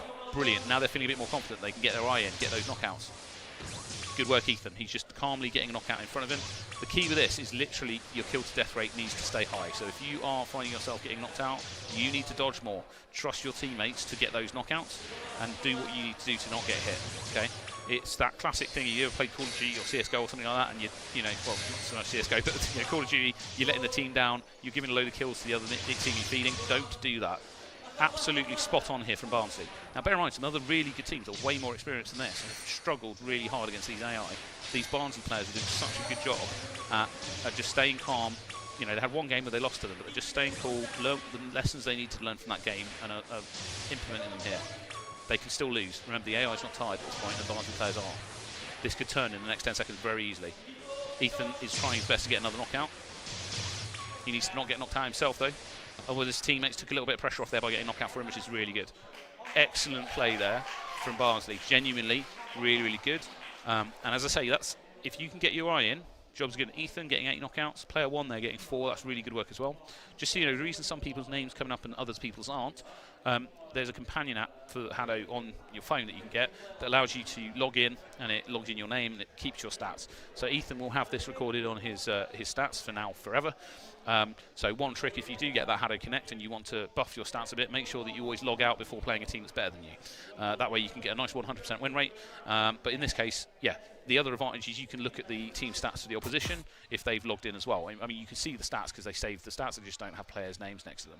So thank you to those players logged in for that, because it means it's easier for me to tell you who they are. But equally, really well played there from Barnsley. Now, are they going to win the next one? Yes. Now they've got their eyes in, right, the chances are they are going to win this next game. They know what they need to do. It worked for them last time. Ethan at the very start put himself a shield up to get himself some charge. It meant that he was nice and cool under control. On the opposite side, his left, the other teammates pushed forward slightly, and you had a player basically do a nice slide across the front to draw fire from the AI, and it worked. Now, to that player who was dodging at the front, all I'd say is just do even better dodging. Worry less about shooting in that first few sections. If you can get the AI shooting at you, and Ethan or your other teammate is getting some knockouts in Brer, and then later on, when Ethan's then pushing forward and becoming more targeted by the AI, that's the time to start getting your knockouts on the other side as well. So, but genuinely, really, really well played from Barnsley. Like, I can't floor you at all. As I say, we've had some really other strong teams not beat the level 7 AI at the moment, so well done. So up next, it will be them again. So it's best 2 out of 3. So we're going to have Barnsley against some AI again. I'm just looking at the guys running the server and wondering if we're going to get going. Bear with me, we're just adding the AI in as well, and then we're going to be going again. So again, there are people controlling the pitch off the court. That's the main advantage of this sport from a reffing perspective. A lot of it's taken charge by the game. There's a few little bits outside of that, but in general, the game runs it all for you. Right, here we go. Okay, same again, Ethan trying to do a thing. He was stood slightly further forward though, so he could get a couple of shots coming at him, but that doesn't matter. Now, if they can get these shields down from the AI, they're going to win. Just need to stay calm. Ethan trying to push forwards. Now, the only difference between that time and this time and last time was that effectively Ethan is being targeted because he's pushing forward. Now, the other team aren't doing as much as they did in the previous game to draw far away from him. Now, Ethan is a player that clearly feels that he needs to get knockouts for his team, so he's coming forward to try and do that. But by doing that against the AI, he's making himself more of a target. And at the moment, the other team rest of his team need to basically pull up the slack. which they're doing, and they're getting some knockouts, but maybe not as much as they need. 40 seconds left though, they can still do it. So at this point, what needs to happen is player 1 and player 2 need to push that front left corner, try and draw fire. Ethan pushing forward there and doing it all he can to basically like get the knockouts while still dodging, and he's doing a very good job. Like, this is good training for when he goes up against a team like IDK. Absolutely amazing work from Ethan. He's doing a brilliant job. The other teammates doing their best to support him. It's tough. He's been knocked out, and as soon as he gets knocked out, you can see there's a big change because the AI all of a sudden are shooting at his two teammates, and they've just got knockouts almost straight away. Okay, Ethan's having problems at the minute because he's not managing to shoot. Now, part of that is because his charging's gone offline. You can see him getting frustrated there. What that was is his arm wasn't slightly up, wasn't quite upright. So if you go back to what I was saying earlier, he's under so much pressure there that whilst dodging, his arm position has moved away from the upright position that needs to be. What I have noticed is he's trying to hold his elbow in order to try and keep his arm as upright as he can, but even that wasn't helping him in that situation. And he was under so much pressure that his shots went off target. Or, sorry, he couldn't charge even. That is a thing that happens, especially when you're starting and you're new at the sport. It takes a bit of muscle memory to build up to the point where you can be just completely relaxed and always get all those shots off. But again, you know, look at that, 6 knockouts to Ethan, despite the fact he was pushing the front line, and he actually had a positive kill to death ratio. So absolute credit to him. In that particular round, he was the star player of his team. Again, I don't want to take anything away from his other two teammates, but just if they'd have played the same way they had in the second game, they'd have beaten them. So overall, you know, Barnsley Griffins have not done well against the AI. So next up is going to be, I believe, the Fighting Mongooses versus Universe A. So now, again, to stress, this section we're on here is basically the 5 to 8 playoff section. So these guys are basically playing off to try and not be the lowest in their bracket, so they don't have to go through and fight a relegation match against somebody coming from the Pro League. Fighting Mongooses Universe A. This is going to be interesting. They will both be hoping that basically whoever goes through against you know, Barnsley next time, that the other team wins, because they are training partners. Fighting Mongooses and Universe A have been playing together since day one. They actually are almost interchangeable. If they come to a tournament and one of their teammates is ill, they'll often switch out teammates from the other team to help them. So they are good friends. So for them to go up against each other is interesting. Who's going to win out of the team? I think Fighting Mongooses has the slightly stronger team today, based on their performance. So I would expect Fighting Mongooses to win. Now, that being said, Universe A then will have to go through and play off, I believe, against Barnsley. And Fighting Mongooses will go off to play against the AI potentially. Now, that Universe A versus Barnsley game, if it does end up like that, we'll end up in a situation where they're playing off to not be the team that has to play the relegation match. The hope, I would imagine, most of the teams are having today is that Barnsley will end up there, because Barnsley is one of the newer teams into the Masters League. However, based on how they just played that, they have a good chance to beat the Fighting Mongooses and Universe A. So it's a tough one. Fighting Mongooses, Universe A, who's going to win out of those two? Fighting Mongooses. I think that they'll potentially, Universe A will probably just do a straight shootout. The thing is, they know Fighting Mongooses very well, and if they pick up on something like Alex or Growly Bear doing some kind of shield build, then actually what they will do is potentially try and counter shield him. But again, I'm not 100% on that. It'll be difficult to tell what their plan is. Again, Universe A famously good for all being good at shooting. Dan on Fighting Mongooses, I think, is going to get very aggressive on the front line. They're not going to want to lose this. And Dan, historically, when he wants to win, will go very aggressive, push the front line, and use his size to his advantage, because he's quite tall. If he pushes that front line and they're close to the front line, they have to look up to hit him, and that can be quite tough to do. So, and he can move quite quick despite being tall. So fundamentally, that is my prediction. It will be probably a straight shootout. Again, you can see there, they're looking at the other team, trying to work out what stats they've got, and also get their systems logged in so they know where they are. As I say, I'm not quite sure the order after this. I think what we'll probably do after this is go through to the upper bracket, which will be probably Boss versus SAS, but we'll go through that in a minute. But yeah, this game, two teams that are basically all teammates, training partners, all fighting against each other. They know each other really well. They know what their strengths and weaknesses are. As I say, I think the Universe A, unfortunately, is missing one of their key players, which is a guy who's dodging is really good. But we'll see what happens. I think we're just missing a couple other players logging in, and then we're going to be getting going. Again, if I was to bet donuts on this one, which I am prone to do sometimes, I would say that Mongooses are going to win it. But we shall see. Again, Universe A have been doing some top form stuff. Their shooting is good. But again, my concern is if Universe A do lose it, given what Barnsley just did against the AI, and if you remember back to Universe A earlier today, played the AI, and they didn't do as well. So there is a chance if you use that as a gauge, that Barnsley, if that went through, could beat Universe A, at which point it'd be Universe A playing off to try not to get knocked out of the Masters Cup, which they'd be very keen not to do. Most of the people in the Masters Cup have been playing in the Masters Cup, or the main top bracket, for the majority of the time HADO's been in the country, and they'll want to stay there. But that's part of the competition. If they get knocked out, they get knocked out. Okay, here we go. Looks like we're about to start. So Universe A on blue, Fighting Mongooses are going to be on red. Okay, here we go. 80 seconds on the clock. So if we see any shield tactics coming out, I expect it to come out of Growly Bear. No shields either side, it's going to be a straight shootout. Both teams have taken a bunch of charge, so there's going to be orbs all over the place. This is because they weren't sure whether the other team's going to be doing shields or not. So they've basically all taken charge 4 and 5, so there's going to be lots of shots.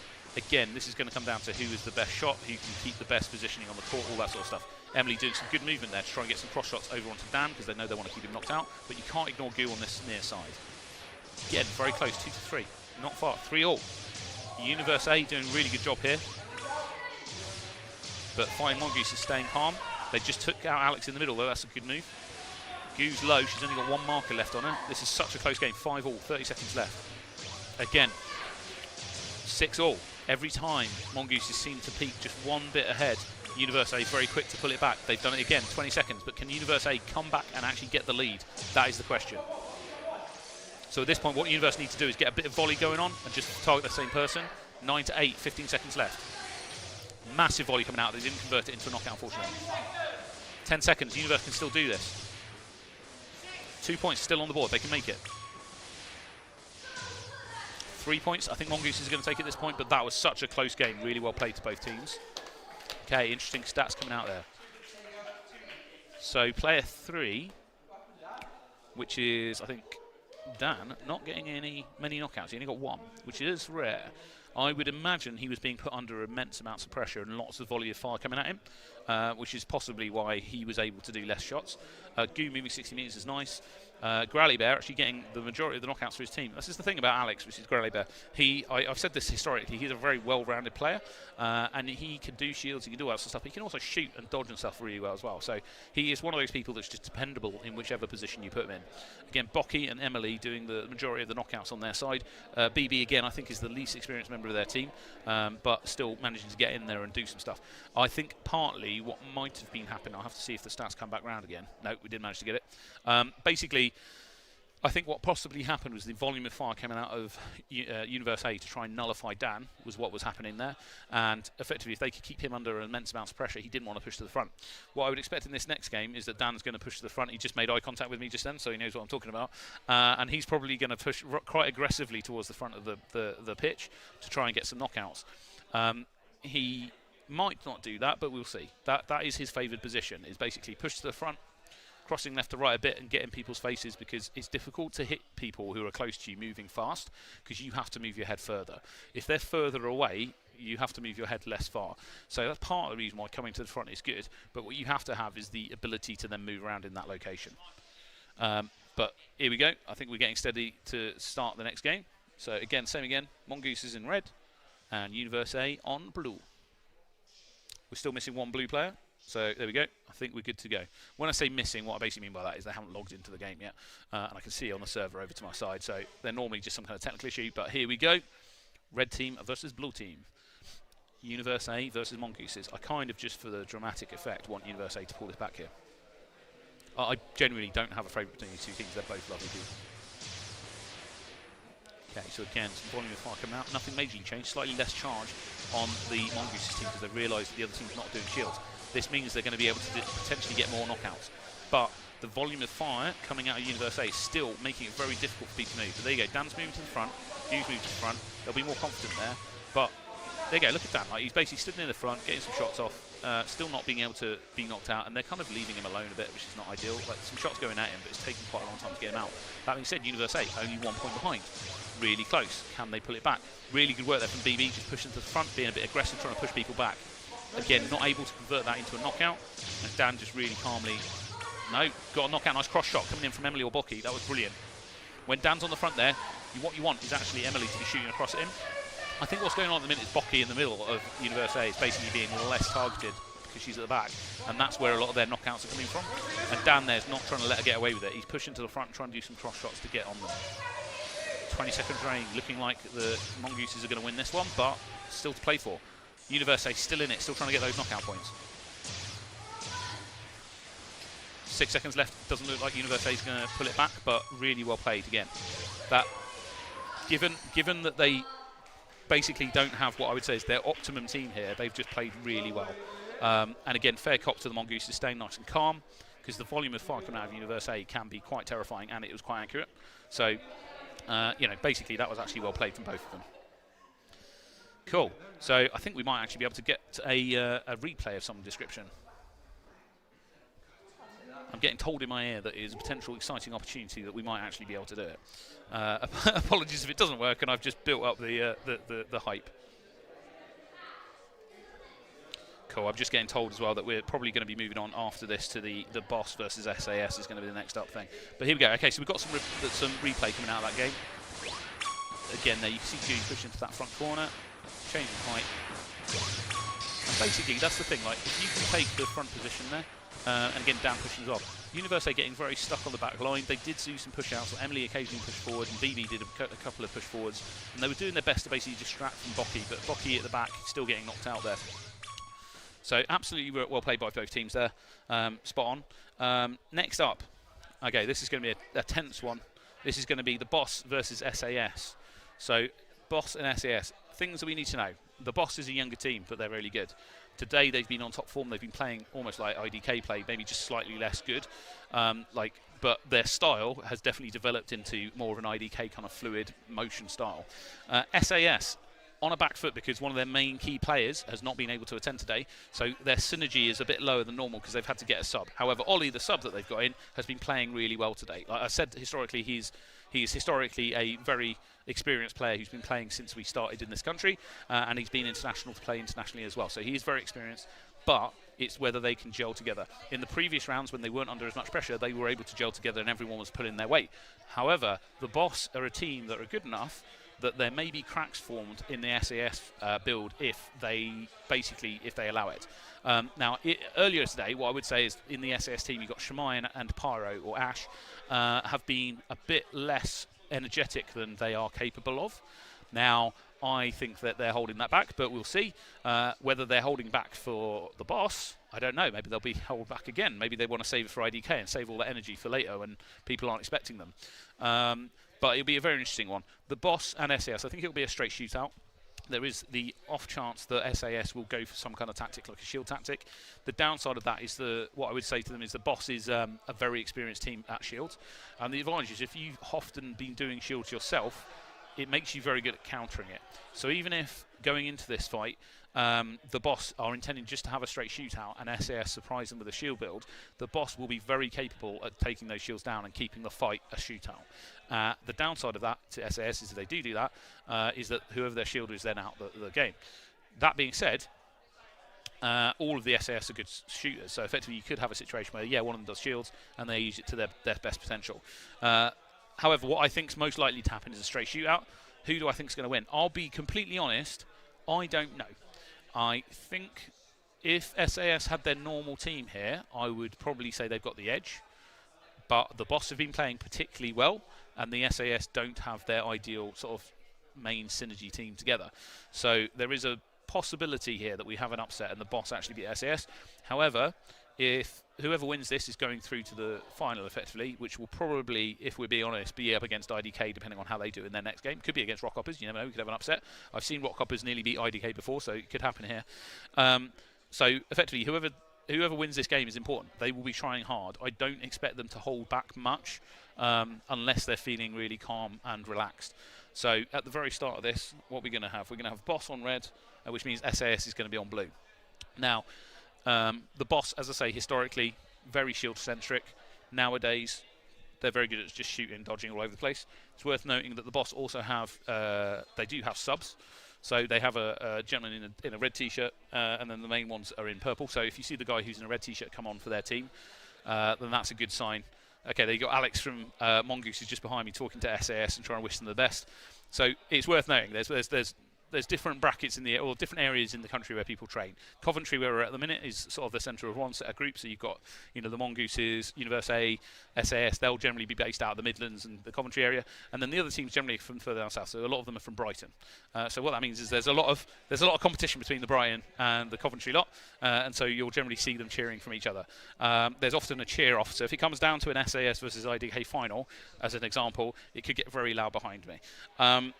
But at the moment, we've got theoretically what we describe as, potentially 3 training partners from Brighton, all in the sort of this sort of area, all fighting against SAS. So can SAS beat these guys and beat the boss to get through to basically play against IDK and save it for Coventry? Obviously, some little chats going on there. They'll be finalising their plans and all that sort of stuff. At the minute, I'm buying time because I think the blue team are being a bit slow to get their headsets on, but there you go, they've just done it. They've just finalised their plans, so they're going to be quickly logging in. Again, boss looking nice and relaxed. Probably just checking that all the tech is working, and then in a minute we'll be getting on with it. So again, what I expect here, just interesting positioning where they're standing. So generally you'll see Shemai and Ash on the left and right. They like to be on the left and right position, and Ollie so far today has been filling in that back kind of middle position. The other teammate that normally plays with SAS historically actually hangs behind Shemai and Ash, and they all push to the front. But Ollie is actually quite an aggressive player, so what you've seen today is him pushing down the middle. Now, pushing down the middle is a very interesting idea because the downside of it is the middle is where a lot of the shots come through, but if you can get in there and draw some fire and all that sort of stuff, then you can get some knockouts from there as well. The boss, again, I think will be very mobile. They've got one of their team who's extremely good at being mobile that I suspect he'll push to the front very near the beginning of the game and try and draw fire. You could look at them there. They're all trying to work out what the other teams have. No one's shooting any shots at each other. They're playing their cards close to the vest.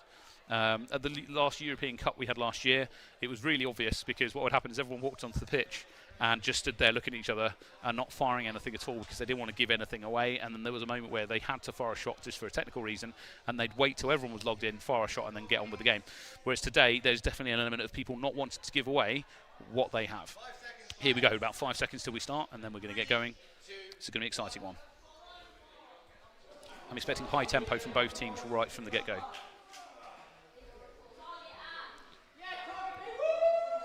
Ash trying to get, literally you can hear Ash screaming from behind me. They did a quick switch. So basically Pyro there switched from the right to the left, and Shemai switched from the left to the right, which is good. They can play intermittently on either side, and then just putting loads of pressure in, just cross shots from either side. We've got a technical issue. Apparently there's some kind of issue with one player's dropped off the field, but basically the general rules are if you're having a tech issue, you either have to stay on and sort it out, or once the refs realise it, they might do a restart. But otherwise, okay, we're doing a restart. Sounds like there was some kind of an issue on the red side. The red player immediately ran off the pitch to let the technical guys know that there was a problem, which is exactly spot on. By getting off the pitch, what he also does is make himself not a target for the opposite team because they can't shoot him when he's firing off the pitch. So basically, it's very rare that it happens. But if it does happen, try and let them know as fast as you can and just keep dodging. Because if it is deemed that there wasn't a technical issue and it was due to human error, like, for example, your arm position wasn't quite right or whatever, which can happen, not normally at this level, but it can happen, then effectively it's tough. Like, the game will play out. And if you're stood in the middle of the pitch going, it's not working, you're a fair target. So, fundamentally, now, SAS probably won't be too happy about that because they just did a switch, but they might have gained some information, but they also gave away some information. Okay, so we're switching sets. Basically, clearly there's some kind of handset issue or something like that with one of the sets, which means they're going to switch over to the other set. Generally speaking, that'll be like a battery's worn out or something. And effectively, it works slightly less well when there's a battery that's low. So the tech in general is really easy to use, actually. It's generally based on iPhones, interestingly, and an iPod. So effectively on the headset, it's got an iPhone in it, and on the wrist piece, it's an iPod. The iPod is where they control what their stats are and all that sort of stuff, and is also what's detecting when they're doing a shot. So effectively, if they've got their arm here, that's them charging energy. As soon as they throw out their arm straight, it detects that they've decided to fire a shot and it fires it. It then fires it where your head is looking. So your head motion is really important. If I look down at the ground like that, I'm not going to hit anyone. I've got to keep my head facing towards the target. But yeah, SAS probably won't be happy about that because they came out of the gate very high energy, and they probably did that to try and intimidate the boss. And now that the boss know that that's what's going to happen, they're probably not going to be as surprised and as intimidated. But we'll see if SAS change anything. They might do another switch. They might not. But yeah, part of it is psychological, especially against younger opponents like the boss. The boss are not one to get tilted, but they have, you know, they've trained against some really good people. But there is an element of if you can get in their head and be like, right, we're knocking you out. you start to feel, oh God, I need to do something. And actually that's where you start making mistakes. So going back to Ethan from Barnsley, he was in a moment where he felt he had to push forward to get points for his team against the AI, but that meant that he got targeted more by the AI. Now he weathered it and he was able to dodge, so he just one-man armied it, right? But that doesn't always work. Whereas in a team like this, if you're on SAS, for example, and the boss take a lead on you, and I'm Ash on the left-hand side, I might be like, oh, I need to push forward to get a point. If you don't do that with a plan in place, what basically is going to happen is the other team's going to target you, knock you out. So you've got to not react too badly to the score. So I think that's what SAS was going for. It was a bit of an overwhelm right at the start of the boss to try and intimidate them, maybe put them on the back foot. But the technical issue has saved the day from the boss's perspective, and they might now be a bit more calm. That being said, they could still be nervous. Who knows? They might have just seen that and gone, well, that's less ideal. So we shall see. But again, it'll be SAS on blue and the boss on red. I can just see them still getting set up in the background. It doesn't take too long to log into the game, but in this case, they're just changing headsets and handsets, and the other bits will go back in. After this game, we're going to have IDK versus Rockhoppers. I won't talk too much about that until after this game, but IDK and Rockhoppers is going to be an interesting game. Historically, the Rockhoppers have come very close to being IDK. That being said, I think IDK have put a lot of training in since then, so that is less likely. So are SAS going to do the switch again? Are they going to switch up who they're facing off against? The reason the switch seems so minimal but is actually really effective, this is SAS here. So again, Ollie is the chap on the right there. He's the guy that's filling in for them. Again, his background historically was a bit of free running. I recruited him originally to my team because I needed a physically fit person to distract all the opposition while I shot them. And then you've got Shmai there on the left. He's another really physically active player who he actually, I think he still plays semi-professional football, so he's very fit, bit of a fitness fanatic, which means that he can do some ridiculous sort of dodging that other people aren't necessarily able to do. Again, Ash, it's worth noting the SAS team, some of them are actually staff that work for HADO, so they actually coach people as well. So that chap Shamar that we're just looking at is one of the coaches. He will, if you come to try and learn how to play HADO, he'll help you out. Same is for Ash as well. Ash is a really competent player who's been playing almost since we brought over to the country. Looking like we're nearly ready to go.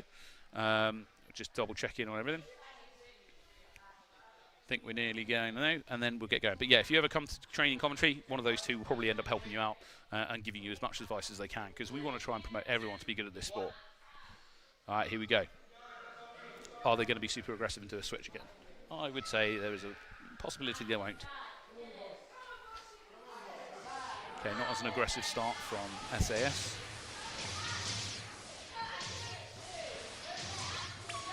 Okay, so I can hear side support shouting to target Ash, which is Pyro, and basically saying like, keep him out, don't let him get knockouts on you. But that's fine, because Shmai and Ollie can push forward a bit. So Boss is doing a good job here. Ash doing his best there. Look, Pyro just drew like 6 or 7 shots at him, not getting hit. Shmai needs to be pushing forward at this point if he can, which he knows. So he will look for those opportunities. Ash/Pyro is doing such a good job at like avoiding getting hit, but it's 4 points, 5 points now to the red team. 1 point behind on SAS. They just got to remain calm and try and pull it back. So at this point, Shmai needs to push to that front, which he's doing, and try and get those cross shots. Cross shots are key at the moment because he's in a 1v1 against the guy in front of him, but he's not doing cross shots onto the guy in the middle, which is what they need to be doing at this point. Ollie's doing his absolute best to shoot at everyone, which is a very good idea. Nice. Now Pyro's having a very hard time coming forwards because they are focusing so much, but now Shmai's managed to start drawing some of the fire, which means Pyro's under less pressure. Pyro getting hit there. 10 seconds, 7-all. The boss taking a lead. Taking even more of a lead, 2 points in it. SAS needs to go full aggression at this point if they're going to try and win. They just need 1 more point to draw it. No. Really well played there from the boss. Staying cool. That was such a close game. And the thing with that is like that is just shows a bit of mental preparedness, right? Basically staying cool under pressure. What I would say to SAS, basically, they had a situation where Pyro was being massively targeted at the start, which meant that he was doing a good job of weathering it, but there needed to be a bit more synergy between his teammates to then push forward onto their side to either get the pressure off him or to take advantage of it. But it's tough. Like, fundamentally, whoever steps forward on either side is going to again get targeted heavily by the opposite team. Now, are they going to change much? This is going to be an interesting one. I think if we see any changes coming out of the SAS team, that they'll do a switch. So they'll try and switch who is in front of who. So at the moment, Shmai was kind of in a 1v1 against one of the opposite team from the boss, and he kind of got drawn into that shootout and wasn't winning that shootout. So if they do a switch, what we'll find is either the boss will do a switch to counter it, or they'll just deal with whoever's in front of them. And again, really good fire coming out of the boss. Whoever stepped forward or concentrated fire going on to one person or another. So at the start, Pyro just coming on a heavy fire, which means that he couldn't fire back accurately, and there was a good chance that they get knocked out.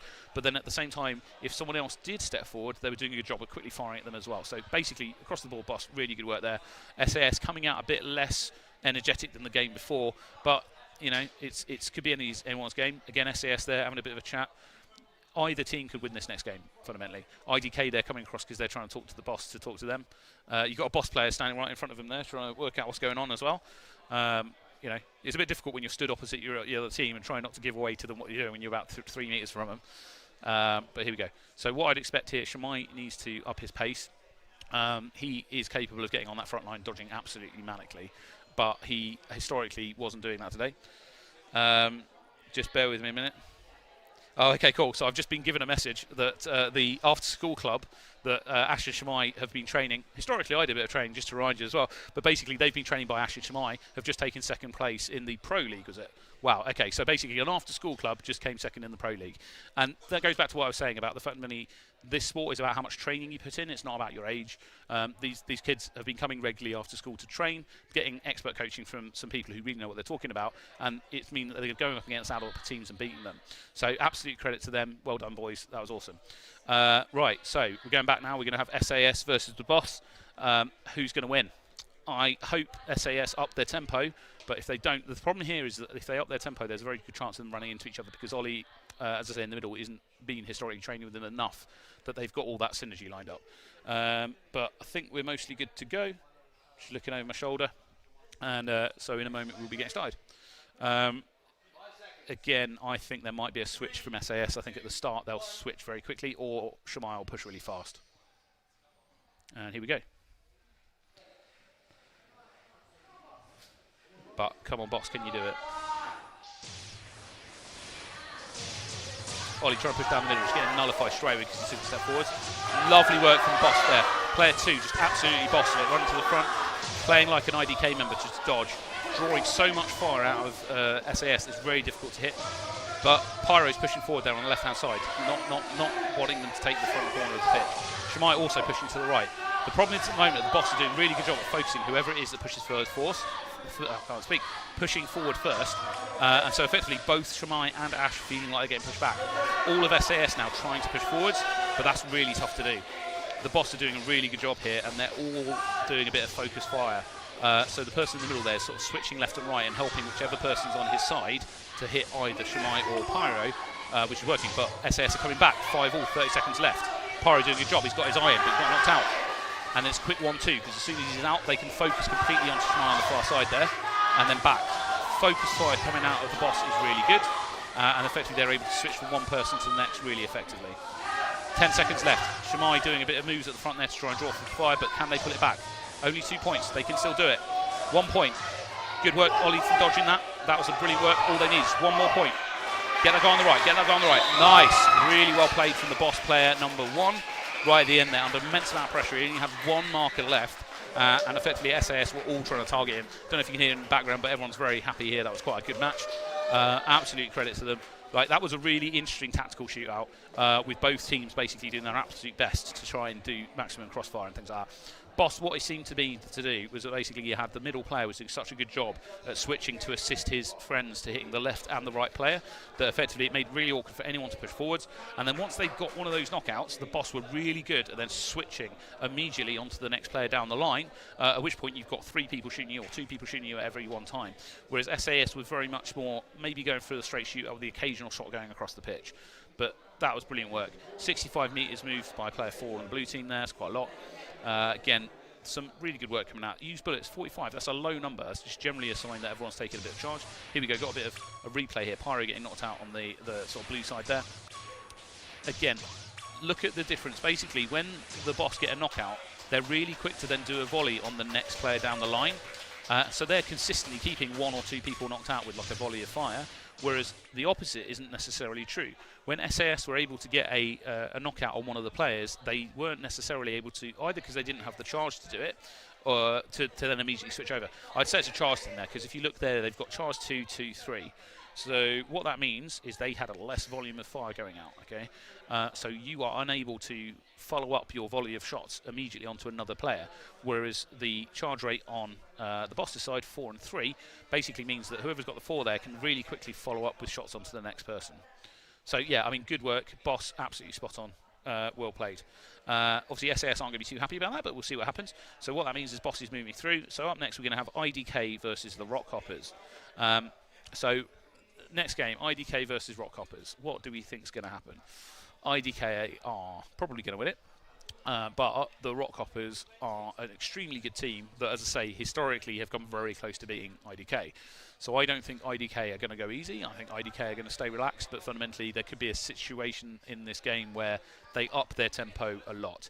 Now, the only thing I would say is SAS historically have been a team that when they've done against IDK have done the same thing, but I don't think they're going to get to play them now because depending if IDK go through this, we're not going to have it. On the unlikely event that Rockhoppers beat IDK, there is a possibility that we'll have a playoff between SAS and IDK, but I don't think that's going to happen. So what that means is Rockhoppers are probably going to want to do a straight shootout against IDK. That being said, I know that they've done shields against them historically. It's whether they think that that's going to be successful or not. My theory is that it won't. They could try and copy the tactic that other people have used today, where they use 2 shields, because we know that they've got one player, Swift, who's a particularly good shot. So you know, you could put 2 shields up and just consistently try and keep them alive, and that could frustrate IDK. I think at the very start of this, the chances are IDK will have a straight shootout build, and if the other team do a shield tactic, they then in the second game will have somebody like Paris go a high charge rate in order to deal with those shields, and in the first game, if the Rockhoppers do use a shield tactic, then IDK will just deal with it with their normal stat build, and then basically just work around the corners and stuff like that. Again, it's an interesting one. I think IDK have been just generally quite relaxed. They've not had to go full. They can dodge very easily, all 3 of them. So fundamentally, I've not seen them go absolutely hell for leather on their dodging. They've not felt too under pressure today. So I'm expecting more of the same. They will basically push towards the front line, feel nice and relaxed, do some nice relaxed dodging, but actually it's still quite effective, and just pick apart the Rockhoppers. Rockhoppers, in the meantime, don't get too drawn in on whoever is at the front on IDK. You need to try and remember Milo at the back and Kalu at the back, and potentially I'm guessing Paris is coming forward, but even if not, like, you can't forget Paris as well. You need to keep all members of all the other team under pressure so that they can't just get an easy rise shooting you. Again, it's worth mentioning Paris and Milo are basically brothers. So you've got Paris is the taller one on IDK and Milo's the slightly shorter one, so that's Paris there at the front in the blue t-shirt. They have really good synergy. They've been playing together for ages, so they can run around in amongst each other without running into each other and tripping each other over really well. So that's why they often will push to the front. Kalu, as I say, historically is their back player, or the grey man, where you can forget about him. But this tournament, he's been pushing forward, getting some knockouts as well, just showing what he's got. So it's good practice for him, because fundamentally there is a situation where, let's say in an international match, Paris pushes forward and someone starts working out how Paris' dodging is working. Having another player that you can rotate Paris out for who is also good but has their own style is really effective, because all of a sudden you are the opposition to them. You go, right, I've got Paris down. Oh, I think we've started and I missed the start. Sorry. Here we go. So 20 seconds in so far. Wow, okay, Rockhoppers taking the lead. Keep going, guys. IDK, so you see there Milo coming forward. That's what I mean. Like, they can move really fast. Him and Paris just coming to the front, absolutely have upped their game, because they did not want that point lead to carry on. This dodging coming out of Milo and Paris is what you would expect them on full power is. Like, they basically can move lightning quick and still get knockouts. So, you know, Milo there just sliding around. He's relaxed now. He's gone back to his back position. Paris is taking the lead on the front with a bit more relaxed style, still working. But they did not like that, where they started off with a down point. So they activated absolute dodging powers. Look at Kalu there, just sliding across the front. And again, the other advantage of this, where they rotate round, is it makes it difficult to judge how he's going to dodge, but it also means you can rest.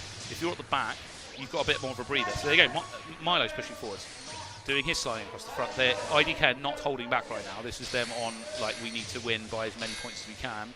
We're not going to let the Rockhoppers get any kind of psychological, like, victory. And again, you see there, Rockhoppers getting pushed back to the back, and IDK just coming up to the middle and dominating the field. Like, IDK generally don't always play like that. They try and stay relaxed and contain energy. They did that because Swift got a point very early on. They basically went, no, we're not going to allow you to think you're going to win this. We're going to play as hard as you can. Used bullets, 37 coming out of Swift. Swift, absolutely top-notch play there, because That's hard. When you've got that many shots coming out of IDK that are that accurate, it's really difficult to actually dodge whilst keeping your arm upright and keep those shots going out. So to fire 37 shots, and he's still got knocked out 6 times because they knew they would be targeting Swift because he's the best shot. You know, that's really tough. So well played. But again, there, look, 7 points to Milo, 5 to Paris, and 3 to Kalu. Bear in mind again, Kalu, you know, generally hanging at the back is more difficult for him to get shots from there. Swift getting the majority of knockouts for his team. IDK know that, so they'll be nullifying him. But absolutely well played. Like as I say, that is what we want to see from IDK. IDK can play ridiculously well. They, in general, try and stay cool because to play at that pace is tough and it is risky. So, for example, when they're all running around like that at the front, there's a very high chance that someone's going to run into somebody and that can cause you problems. So, basically, it's good to see them in a tournament like this actually get pushed to the point where they're like, no, we're going to go absolutely full, absolute full bore. And they're going to have to do that internationally because, to put it in context, when we go to Japan to compete in the World Cup, IDK, who's the best UK team, will find it hard. Japan invented the sport. They had it for a couple more years than anyone else. They have a massive player base over there, which means that effectively they've got some ridiculously good teams. So when we go over there, IDK might be the top of the pack over here, but over there they're not. And it's the same with the European Cup. We have in the UK a bit more experience. Here we go, next game. But yeah, overall the European Cup is starting soon. Oh, we've got a technical issue, but I don't know if we started or not. Nope, we're having an issue. Bear with me. They did not start the game. Cool. Okay, well, I'll keep talking. Yeah, basically, the European Cup, when that happens, we have quite a lot of experience in the UK for tournaments. A lot of the European teams are newer, and they don't. That being said, they're coming on really quick. Actually, at the European Cup last year, it wasn't UK that won it. It was Turkey, and the Turkish team actually put 2 teams in because they were the host, and they trained ridiculously hard before the tournament. And the UK team, unfortunately, we weren't able to send IDK because of them getting ill. So we had to send a mismatch of other people that haven't necessarily played together who did well considering the circumstance, but was not ideal. This year, all being well, the UK team is actually going to be made up of different teams. So you're going to have some people coming from IDK, potentially some people coming from SAS. We're going to put the best UK players that we can forwards. All right, here we go. Rock Hoppers versus IDK. Is it going to be as clear-cut as the last one? I expect IDK to be a bit more relaxed. Okay, so Rock Hoppers doing a shield build. None of IDK have worked that out, so effectively this is a good shot opportunity because IDK don't have a lot of charge. So Slender's putting those shields up to try and give Swift an opportunity to get those knockouts. If they can get a point lead early on, they're going to win. If not, unfortunately, they're not going to. And at the moment, IDK are just resorting back to their being able to dodge. That being said, IDK not taking those shields down as effectively as that we know that they can. They're not targeting it, they're trying to get angles around it, and they're more coping on the fact that they can just dodge, which is dangerous. What they want to be doing, there we go, focusing those shields down, getting Swift out behind it, that is the best play. Look at Kalu though, absolute speed coming across the front. As I say, someone who historically you'd see him at the back, coming to the front like this and showing exactly what he can do. Right, his dodging is insanely good, along with Paris and Milo. So shield on the right, but the team isn't using it. Okay, so the shield has put one up, but Swift is hanging out, not realising that it's there, and not using it to its fullest potential. So that shield is now weaker because it's been up for a period of time. Now, when IDK do decide to shoot it, it's going to go down really quickly, but they don't even need to because they've got a point victory. So Rock Hop is absolutely good idea to change to the shield tactic, but unfortunately just not quite used ideally. But IDK, well, I'm going to say to you guys, you can get those shields down better. I know you didn't need to because we're going around it, but you can work better. Sliding face first on the pitch. Nice work. But there you go. So IDK just again proving how good that they are. Effectively at the start there, other team put a shield up. They just worked around it. So up next, are we going to have? I'm just given a thing. So we're going to have Fighting Mongooses versus some AI. In fact, what I'm going to do is just write this down on my bit of paper so I've got it. Apologies to the people at home right now. You're going to hear me mumbling because I'm very bad at talking whilst writing things down. Just give me a second. Hopefully you've been enjoying it, and obviously we are going to be running more tournaments in the future as well, so when we do come back in the future, please come back and watch again. If you've enjoyed the commentary, if you can tell everyone that you enjoyed the commentary as well, that would be really appreciated. Okay. So, here we go, got some replays going off, thank you very much for putting that up. So you've got IDK there, just absolutely dominating, showing what they've got. Again, look at their movement. Like, if they get to that front line, they'll do things like slide around. They've got knee pads on, so they can do knee slides. They're actually wearing relatively low friction trousers, so that they can effectively slide along the floor better than normal. Again, looking at these stats, everyone on IDK getting knockouts in that game, 2, 2, 3. Other side putting shield up. Like, every single person in IDK is a threat. every single one of them. I mean, look at the bullets used: 35, 35, 34. Okay, that is really good, especially for the top two who've got charge 2. Okay, that's like you're not under pressure. Like they're almost all equally good as each other, which makes them a really tough team to deal with because they're all very good. Again, Rock Hoppers, please don't take this the wrong way, but you played brilliantly as well. Putting that shield up, really good idea. Unfortunately, there was a couple of points later on where the communication fell apart a little bit and Swift wasn't getting behind those shields because I probably didn't know they were there. I mean, by that point, the chances of you winning were lower, but fundamentally try and get those to use them as best we can. So, what I've got on my bit of paper is that the next up is we're going to have the Fighting Mongooses versus the AI, just to see how they do against the AI. And then we're going to have Universe A versus the Barnsley Griffins. Now, that is the game for the playoff. So effectively, if you are Universe A in that game, you want to be winning it. And if you are the Barnsley Griffins, you also want to be winning that. I mean, everyone wants to win every game, but you know what I mean. SAS versus Rock Hoppers is kind of basically for 3rd, 4th position. And then we've got Boss versus IDK for 1st and 2nd. I would expect that match, if I'm being honest, to go to IDK. But the Boss have been playing genuinely really, really well today. So I'm really hoping that they can take some games off IDK. IDK are dominating, but that's not to say the Boss can't take it back. Now, they, again, train together. They basically play together quite a lot, so they do know each other's sort of strengths and weaknesses. So there is a very high chance that we'll see some interesting gameplay coming out of that. But I think IDK will feel confident because they play with them so regularly. So IDK will know, how good they are in comparison. But that being said, I expect IDK to get pushed, and they might need to do quite a lot to try and win. Anyway, the next game, Fighting Mongooses versus the AI. Fighting Mongooses can 100% beat the AI. They have the shooting capacity to do it. Gu and Dan and Alex can all shoot quite well. I also know that they've trained against the AI a reasonable amount in comparison to a lot of the other teams here. So I'm expecting them to do reasonably well. I can see them getting warmed up in the background over there. But yeah, again, this is for my maths, I believe, for the 5th and 6th position. So we might have an AI finishing in the 6th or 5th position, depending on how this goes. And then obviously the games after that will be for the playoff position, who's going to go and play somebody from the Pro League for the playoff position there. I'm saying a lot, I've just realised that. Apologies to the people at home if you've been having to put up with that all the time. So, who's everyone's favourite team? It's a difficult one. Part of the advantage of this sport is so far most of the teams will try and support each other. As I say, there is a bit of a division in Brighton and Coventry, but at the same time, if there's a Coventry team, for example, doing well, then everyone will train everyone else. IDK are a really good example. As UK champions, they are generally quite good for trying to spread information, and that's what the sport needs. To get better in the UK, we need every team to push each other higher, because the aim is long-term to win abroad. And if we go to the Euros, which is actually quite soon, I believe that there's a UK team, there's very possibly an Irish team as well, and we're going to be supporting both of those to try and do well in the Euros. We have a very good chance of winning the Euros with the UK team, or the English team, I should say. Actually, no, I think it is the UK team. So it should be made up of probably the best players in the country. So it will probably be some of the players from IDK. I believe it might be some of the players from SAS, but I'm not 100% on those details. And again, the aim there will be to beat all the European teams and make sure that we're trouncing them, because we should be, as we've got a bit more experience. We were the first, or one of the first countries in the UK to bring it from Japan over originally. So we have a little bit more training, a little bit more experience. That being said, for all the teams that are coming in now, the sport has progressed quite a long way from where it started.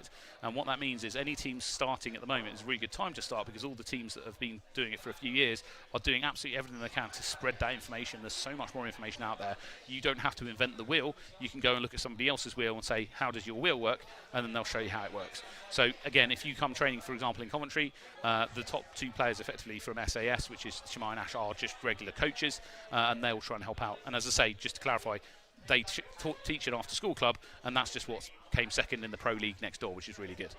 So, just bear with me a minute. I can just see Fighting Mongooses getting some headpieces on, so they're going to be getting ready in a minute to fight against the AI.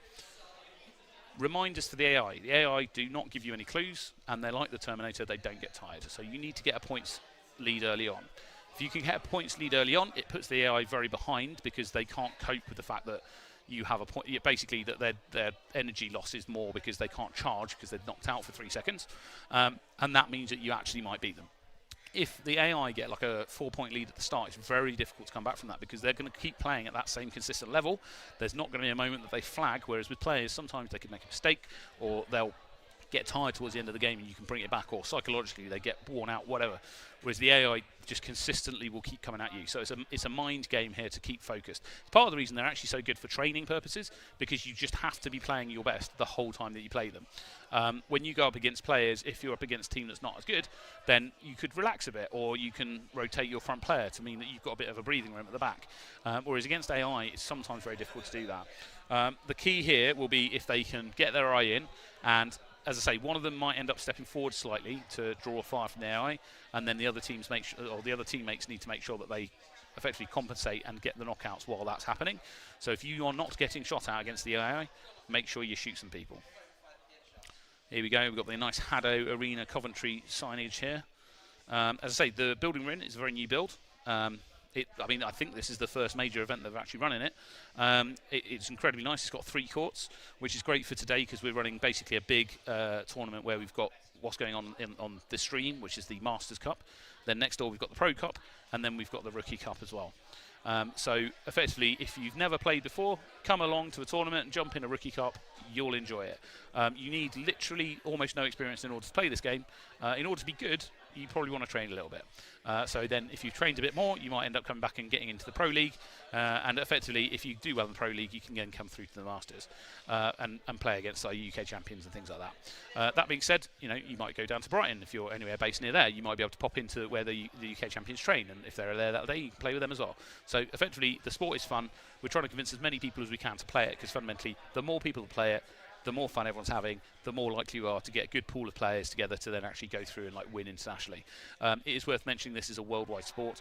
As I say, the World Cup historically has been held in Japan, and the European Cup last year was the first European Cup they held in Istanbul. But given that sort of 4 years ago we brought it over to the UK and we were one of the first teams in Europe to have a European Cup 4 years later, or 3 years later even, with I think it was 16 countries or something represented from Europe, was pretty good. I historically used to play and was good, but nowadays I'm nowhere near as good as a lot of these teams. Some of these guys take this very seriously and will train on a regular basis. All right, here we go. So we've got Flying Mongooses in red, AI is going to be on blue. So remember, AI is set to level 7. It ranges between 0 and 9. 7 is very tough. Okay, remember you want to get an early lead if you can. AI using some shields there, give yourself some breathing room. Once those 3 shields are down there, you've got a bit more of a free reign, because that is all the shields coming out of the AI team. You can see the AI there, they've got a few hits on them, but not any knockouts yet. It's actually quite difficult to hit sometimes when there's only 1 bit of left, but they've managed to do it. So Mongooses have managed to get a knockout there, and in fact 2, so we only got 1 point in it. They're starting to get their eye in, which is good. Again, you ideally want to try and get a full knockout with 1 shot if you can, because it means that you don't have to worry about the fact that it's only got 1 segment left. Mongooses doing quite a good job there, just trying not to let the AI get too much of a lead. If anything, they need to move a little bit more, because the AI do not deal with movement very well. But they're trying to do nice, consistent movement, which the AI find difficult to hit, but actually means that they can shoot quite accurately. So effectively against AI, though, they're not good at predicting where you're going to end up. So if you can keep moving in a consistent kind of motion, even if it's in a smallish area, you do stand quite a good chance of winning. Here we go, 10-all. This is their chance. They need to turn it around. You do not want to go to overtime with AI.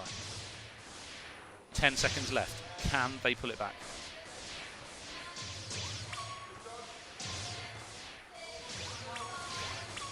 AI still going to pull it back. Nice. So there we go, 14 to 11. Flying Mongoose has got 11. AI got 14. Now, what can they do to improve? Not a lot. So the only problem they've got at the moment is when I play against the AI, I will always try and have a player whose job it is to try and draw the fire, because the AI is very good at targeting whoever's at the front.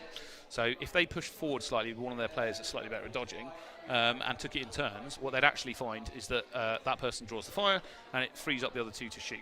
That being said, where they are all lined up at the back, the AI is basically shooting a mixture of all of them, which is why you can see there they basically all got knocked out almost an equal amount of times.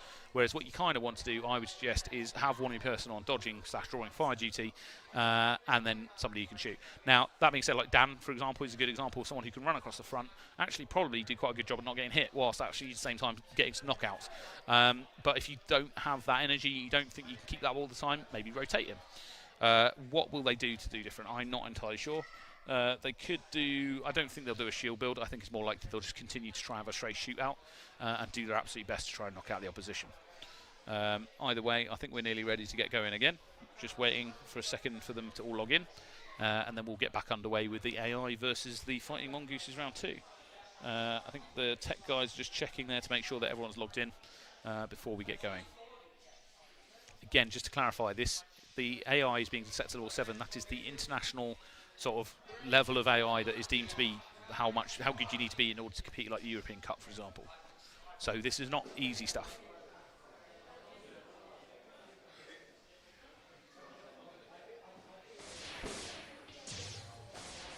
Okay, here we go. So can they get the point lead early on? AI getting a point very early, 10 seconds in. Get rid of those shields, and then you don't have to worry about the shields at least. So the problem here as well is that the AI do move quite quickly. So because they're hanging back and not actually pushing to the front line, it's actually quite difficult to hit the AI. So by containing yourself on the back line, I don't think you're actually necessarily doing yourself any favours. Again, it depends how you play. I historically would have played a bit more aggressively against the AI. Mongoose is here doing their absolute best to kind of get their eye in, but it's difficult. The problem with the AI is that you don't get any good clues as to which way they're going to go based on their body mechanics. So you kind of have to just guess. There is an element, like if they're on the left-hand side, you know that they're more likely going to move right, so you can do things like shoot in front of them to try and hit them. And they do move like players, so like they'll crouch and things like that. There you go. Mongoose is starting to come back now, getting their eye in, which is good. Only 2 points in it, 3 points in it. Back to 2 points. The thing is, there's always 3 points on the field at any 1 point, so a lead of less than 3 isn't that much. Here we go, 1 point. 10 seconds remaining. Can they get a knockout? Again, they don't want to go to overtime if they can avoid it. They need to take the point lead. Dan getting very aggressive on the front. That's good. Everyone getting aggressive. They're like, hang on, we've got to push forward. Unfortunately, Alex pushed to the middle and got knocked out straight away, so they're not able to make it. So the Mongooses, unfortunately, didn't win against the AI. So I think that means the AI is going to come potentially 5th. No. My math is wrong there. I'll work it out in a minute. Yeah, no, I think they're going to potentially come 5th. So well done for the AI. But again, that is just to give you an idea of how tough the AI is. Especially if you don't train against it, it can be tough. But up next, it's going to be Universe. Yeah, it's going to be Universe A versus Barnsley Griffins. Now, who do we think is going to win on this one? I honestly don't know. Universe A versus Barnsley Griffins. Again, looking at the stats there, Fire Mongoose is doing all right. Universe A, oh, here we go. There's a replay from the previous game we just had. Again, the AI move very quick, so it's very tough when you're on the back row there to hit. The downside, if you push forward, as I say, they will target you. So Mongoose is basically trying to play it safe here, hanging at the back, doing their best to get their eye in. But actually, you kind of need to push forward. You need to try and get used to it. And again, here right at the end, Grallybed tried to do it, but got knocked out just before the end. Again, good accuracy coming out of their entire team. Like 30% is kind of good. Lots of shots coming out. Just unfortunately weren't able to convert it into a win.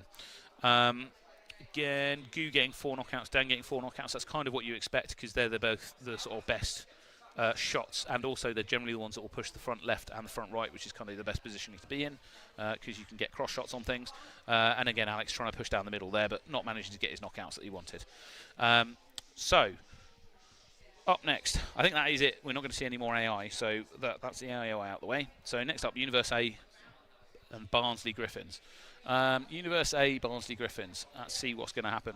I think Universe A might take it because they're the more experienced team, but Barnsley Griffins have been playing absolutely amazing. And actually, if you look at just the fact that the Barnsley Griffins, how well they played against the AI in comparison to how Universe A played, there's something to be said that Barnsley Griffins actually might beat them.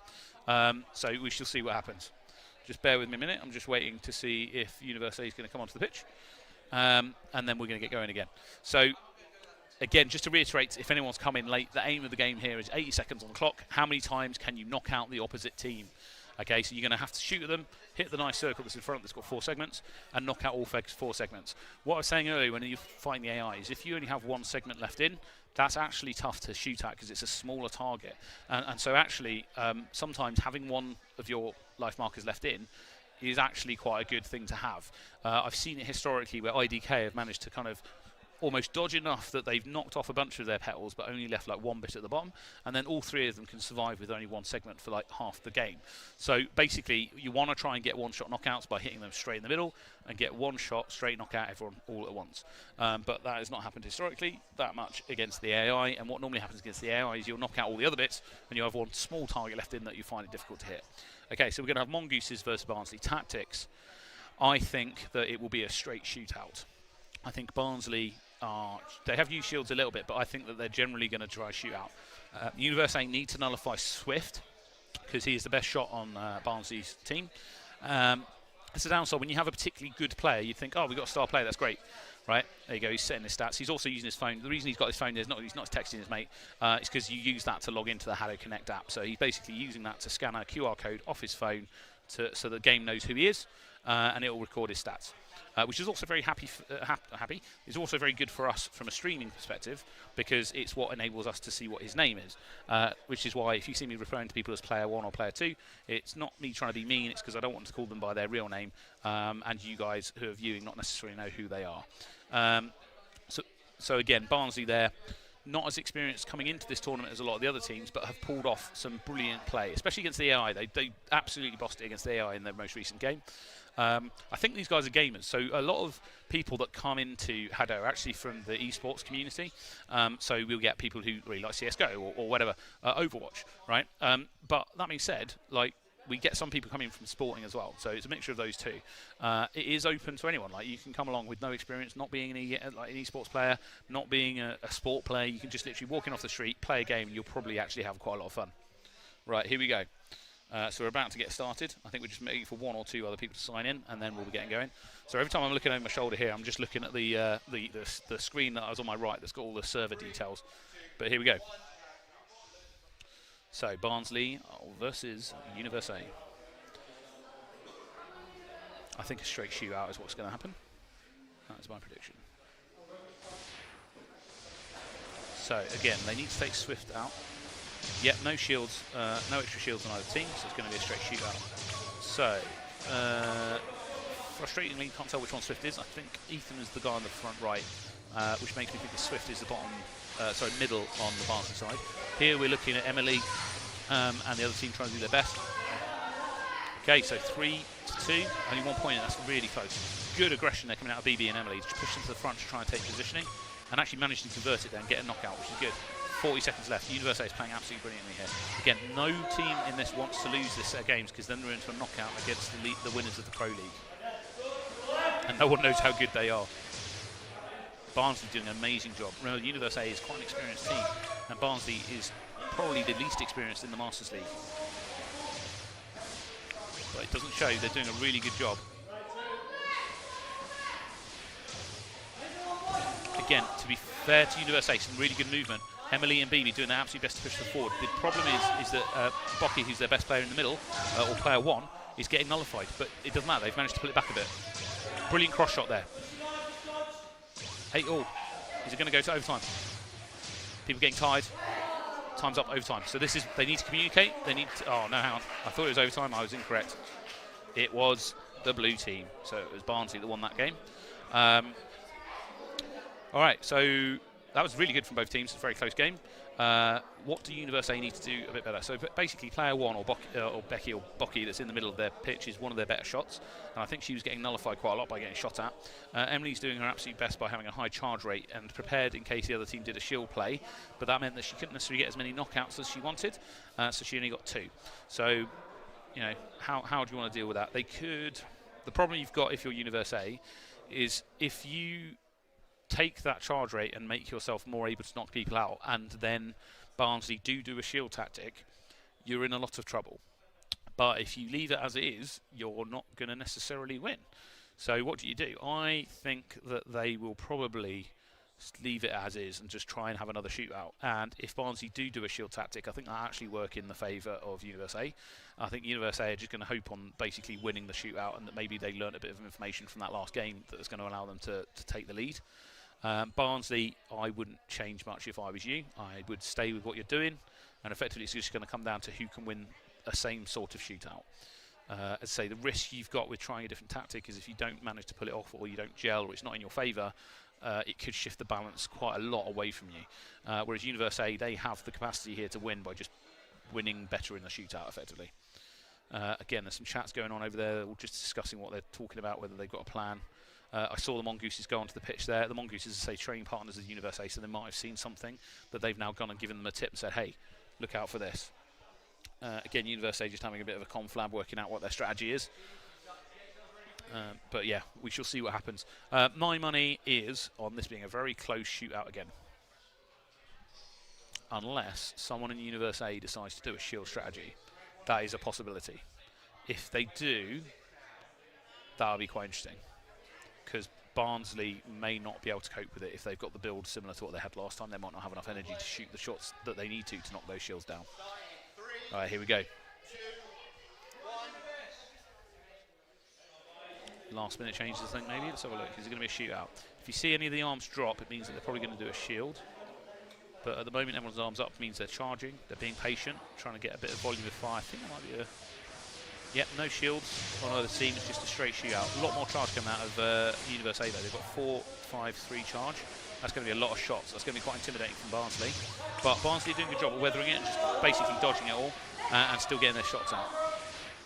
Again, you see there, like Emily's doing a good job coming forward to try and not let them dominate the middle of the pitch. But the volume of fire coming out of Barnsley, and again, they're kind of keeping Emily moving, but they're not too bothered. They're kind of trying to do some concentrated fire onto the right side of the pitch, and that's working out for them. You've got player 4 there. His job is to clearly just try and keep Emily dodging and or knocking her out. And then the other two are kind of doing a 2v2 against BB and Bocky, which is good because it's hard for Bocky to be able to shoot you who is used their shot on Universe A. But Universe A can still pull this back. There's only 3 points in it. BB doing some actually brilliant job dodging there up front. That's what you should do. Now, problem is she's down, so the other team can capitalise, but she's back in. So basically, BB, you need to do exactly what you're just doing. Keep dodging and free up your team to be able to get knockouts. Still only 3 points in it. It's very close. Okay, Barnsley starting to pull away. Absolutely brilliant for a team that's, as I say, relatively new to the sport. 1 point. Here we go. Here we go. They can still do it. No. Okay. So that was very close. Right at the end there, Universe nearly pulled it back. Again, absolute credit to everyone on both teams for getting some points there. That was a really good play. Player 1 and BB, absolutely spot on. So I think player 1's Bocky normally is just signed in. But yeah, so absolutely spot on. Well. Again, going into that, I said I wasn't quite sure who was going to win that, but that does mean, I believe, that Universe A will be going through to do a playoff against the team that won the Pro Cup, whereas Barnsley have secured their position in the Masters Cup for in the future. So up next is going to be SAS versus Rockhoppers, but here we go, some replays from the last game. Again, let's see if I spot anything different. Again, Emily, absolute credit, Emily, because you've pushed to the middle and doing your best to try and get those cross shots and hold position. Again, here, BB doing a really good job at dodging, but still getting hit at the end. And again, Barnsley, absolutely good work on using the entire court. Here we go, you've got some stats, which is always useful. So, Barnsley at the bottom there in blue. So, charge 4 across the board, not bad. It means you've got lots of shots going out. Again, player 4 getting 5 knockouts. Just general, that's good. So, basically, there's a high volume of charge from both teams. That's generally a good sign that you're not 100% that you're accurate. So what you're going to do is make up for your accuracy by volume of fire and just try and get loads of shots on the target, and one of them's going to hit. And it does make it hard. Like, you've got to pick your way through if you're dodging to try and avoid getting hit by all this stuff. Which is where changing height is essential, which is why if you watch IDK and all those sorts of teams with their high mobility, they will do stuff like baseball slide across the front of the pitch in order to avoid it. But yeah, so the key takeaway from that is Universe A is going to go into a playoff against whoever it is coming out of the pro teams that I'm not quite sure who it is yet. I'll try and find that out in a minute. But SAS versus Rockhoppers up next. So Rockhoppers SAS. SAS should win it. If they don't, they're going to be deeply disappointed. That being said, Rockhoppers are a really good team. SAS are struggling today, as I say, with just getting their synergy together between effectively 3 good players, but just not necessarily working together as well as they could have done, and which is always frustrating, especially when you've been training a lot to try and get set plays and things like that. Throwing an extra member of the team in is not ideal. That being said, Rockhoppers also been playing quite well today. Now, I don't think we're going to see any crazy tactics. I think it's most likely that we'll have some kind of a shootout between them. There is an opportunity that someone might do some kind of crazy shield tactic, but I think that's less likely. I'm more than happy to be proved wrong on that. I think SAS will want to try and prove a point that they are normal, because they've ranked second in the last tournament. So I think they're going to want to prove a point and make sure that they come third. Rockhoppers, however, at the same time want to prove that they're one of the top Brighton teams, and so they're going to need to beat SAS. So it's going to be a tense game. Again, this is one of those ones that I honestly don't know. It could go either way. There isn't a clear, definitive one team seems stronger than the other. And same thing with tactics. Both of these teams have the capacity to do all sorts of tactics. SAS will want to prefer to have a shootout. That is their sort of strength. I know that they historically have weaknesses where they didn't do shields as well, but they've worked on that and they know what they're doing. So they've experienced with that. It's just that they prefer shooting. They like knocking people out. They've all got egos. Rockhoppers are a bit less egos, and they might pull something out. They might do a crazy shield strategy or something that we're not expecting. But we shall see. It's a bit difficult to tell. Neither team on the court yet, so we've got a little bit more time. Again, I to give a bit of background here, SAS used to train against my team when we very first started, and they were our successors effectively. They're really good players in their own right, and they've just taken it to new heights. I, in the olden days, might have been able to beat one of them in a 1v1, not anymore. There we go. So here we've got the sort of upper finals. So you can see there the boss being at SAS, which means that it's going to go through to the bosses as IDK, and then we're here now on the third place playoff, which is going to be SAS versus Rockhoppers. So this is who is in third place. And then we're probably going to move on to the grand finals after that, which is the boss versus IDK. Again, in the boss versus IDK, either of them can take it. The boss is absolutely on top form today. Again, absolutely thank you very much to ESL Premiership guys for running this, and the HADO UK Championship guys. It's hopefully been good fun, and obviously it's all powered by Intel, which is always good. So thank you very much to Intel as well. And also you can see at the bottom there, we've also been sponsored by a couple of other people, including Logitech and Aegon by AOC. So cheers to all those people. Hopefully the viewers at home have been enjoying it and actually understand what's going on with HADO. If not, feel free to ask us questions. And then in the future, I can potentially come back to you next tournament and go, here's the answer to your question. But in general, yeah, main aim, knock the other team out more than they knock you out. All right, so it looks like we're getting lined up. We've got the teams having a couple of chats opposite each other. Again, this is one of those games, could go either way. Rockhoppers are just so good under pressure. Like, if SAS start winning, the Rockhoppers will not give up. They will keep fighting till the very end. So we could end up in a situation where it's one of those back and forth games. Equally, if one team just gets an early lead, it's very hard to pull back from that. That's a psychological downside. But to stress again, you're knocking the other team out. So if there's three of them, you've always got 3 points on the board, unless you've knocked one of them out, which point you've got two, but you've got the advantage of one of them not being there. All right, so I think we're nearly good to go. We've got SAS having a bit of a look. No one's firing anything from the SAS side, so they're trying to work out what the Rockhoppers have. As I say, if you see a team very passively standing at the start with their arms crossed, what they're doing is covering their wristbands so the other team can't see what their stats are, and they're also not shooting in the warm-up phase in order to the other team can't tell what they've got. That's generally because you do not want to give any information to the other team. In the lower leagues, like the Rookie League and stuff, what you will see people doing is trying to bait the other team before the game even starts to go, oh, what have you got? They'll shoot at you. And if you shoot at them and you're good enough, you can literally see the orb and go, right, that person's got 3-3-3-1. That person's got 5 shields. So effectively, don't give away what you've got before the start of the game. All right, but we're about to get going. Okay, Rockhoppers versus SAS. SAS are on red, Rockhoppers are on blue. Let's see if SAS can pull anything out. Say they should theoretically be the stronger team here, but Rockhoppers are playing really well. Rockhoppers straight away getting a shot on Ollie in the middle. Really nice work. Again, Ollie's doing quite a good job of trying to move. Swift getting a knockout onto SAS very quickly. Pari getting knocked out. Really good work here coming out of the Rockhoppers. Absolutely spot on play. Now, what I would expect is Shamai to start pushing down the left-hand side, but he's not. He's generally hanging a bit further back. Pari doing his best to push down that right-hand side, and it's starting to work. Ollie doing his best to dodge in the middle. He's doing a good job. 3-all. Unfortunately, what's happening there? Shamai's just pushed forward when he's got a bit of lack of pressure, but he's not converting into knockouts. So at the minute, the majority of the pressure is going onto Ollie and Pyro, and Shamai isn't doing an amazing job at effectively using that front position. That being said, look there. When the pressure switched over to Shamai, Pyro was straight away to the front line, and trying to get knockouts, and is still there. But Rock Hopper's doing a really good job here. They're kind of doing focus fire one person at a time. Pyro there getting some brilliant cross shots onto somebody when they're not paying attention. Again, this is what you don't want to do. Don't leave Pyro there on the front line. Shimai pushing forward that time though. That was good.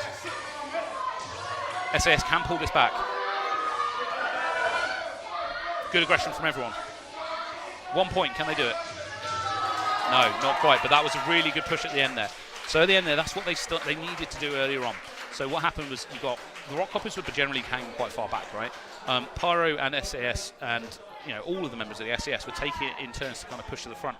The problem when you take it in turns like that is if you're getting focused on the left-hand side, you really, really want your teammate on the opposite side of the court to the right of you to push the front line as well. Otherwise, you get focused by the other team, and if your teammates haven't pushed forward and make the most of it, it's tough. That being said, Rock Hoppers were doing a really good job at kind of focus their fire on either the left or the right, and anyone who stepped forward to try and keep them back, which is exactly what you need to do. Swift getting 4 knockouts is a good sign that he was being targeted by SAS. We've seen Swift getting many more knockouts than that previously, which would imply to me that he was either getting targeted or he was finding it tough to read the dodges coming out of SAS. Again, I'm not giving too much away here because we're quite near the end of the tournament, but Ollie is the least good dodger on SAS. Like fundamentally, he's not going to be playing the game as much, and Pyro and Shimai are really good at dodging.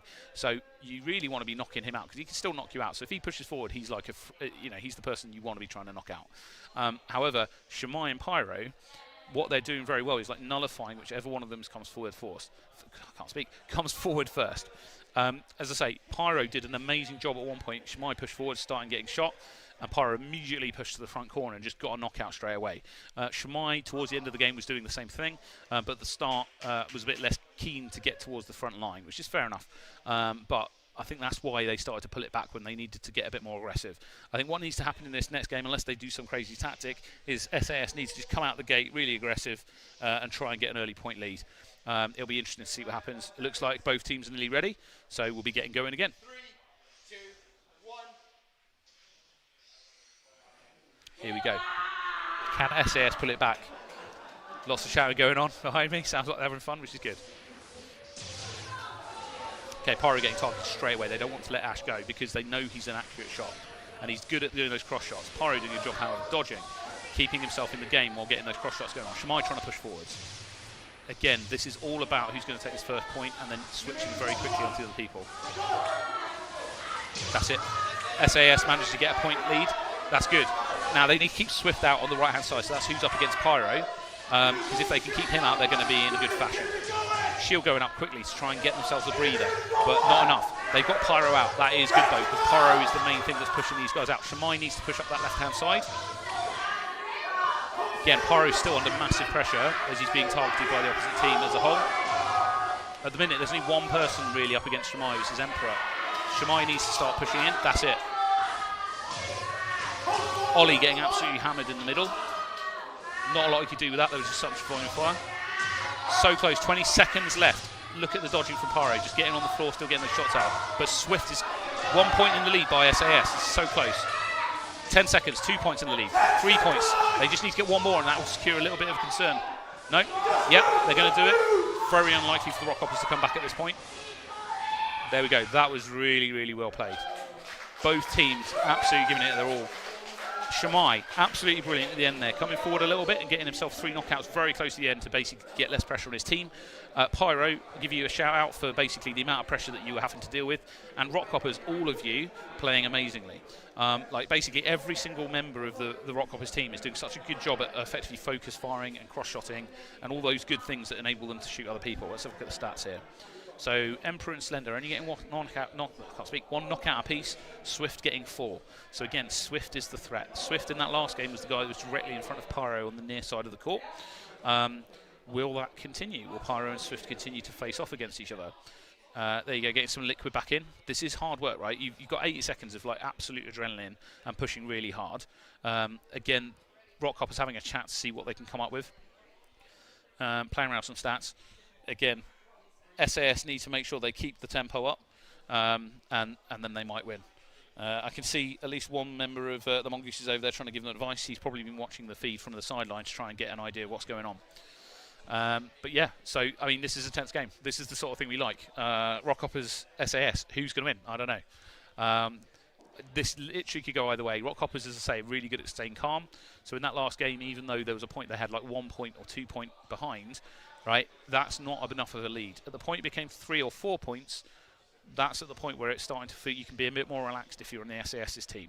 So this kind of 1 point difference can switch literally like that. So this is going to be an interesting one. This is all to play for. This is play for third place, and both of these teams are going to want it. They're both very competitive teams who want to win. All right, I think we're nearly ready. Just looking at 1 or 2 players, and then we're going to go. Right, here we go. 3 seconds. Who's going to do it?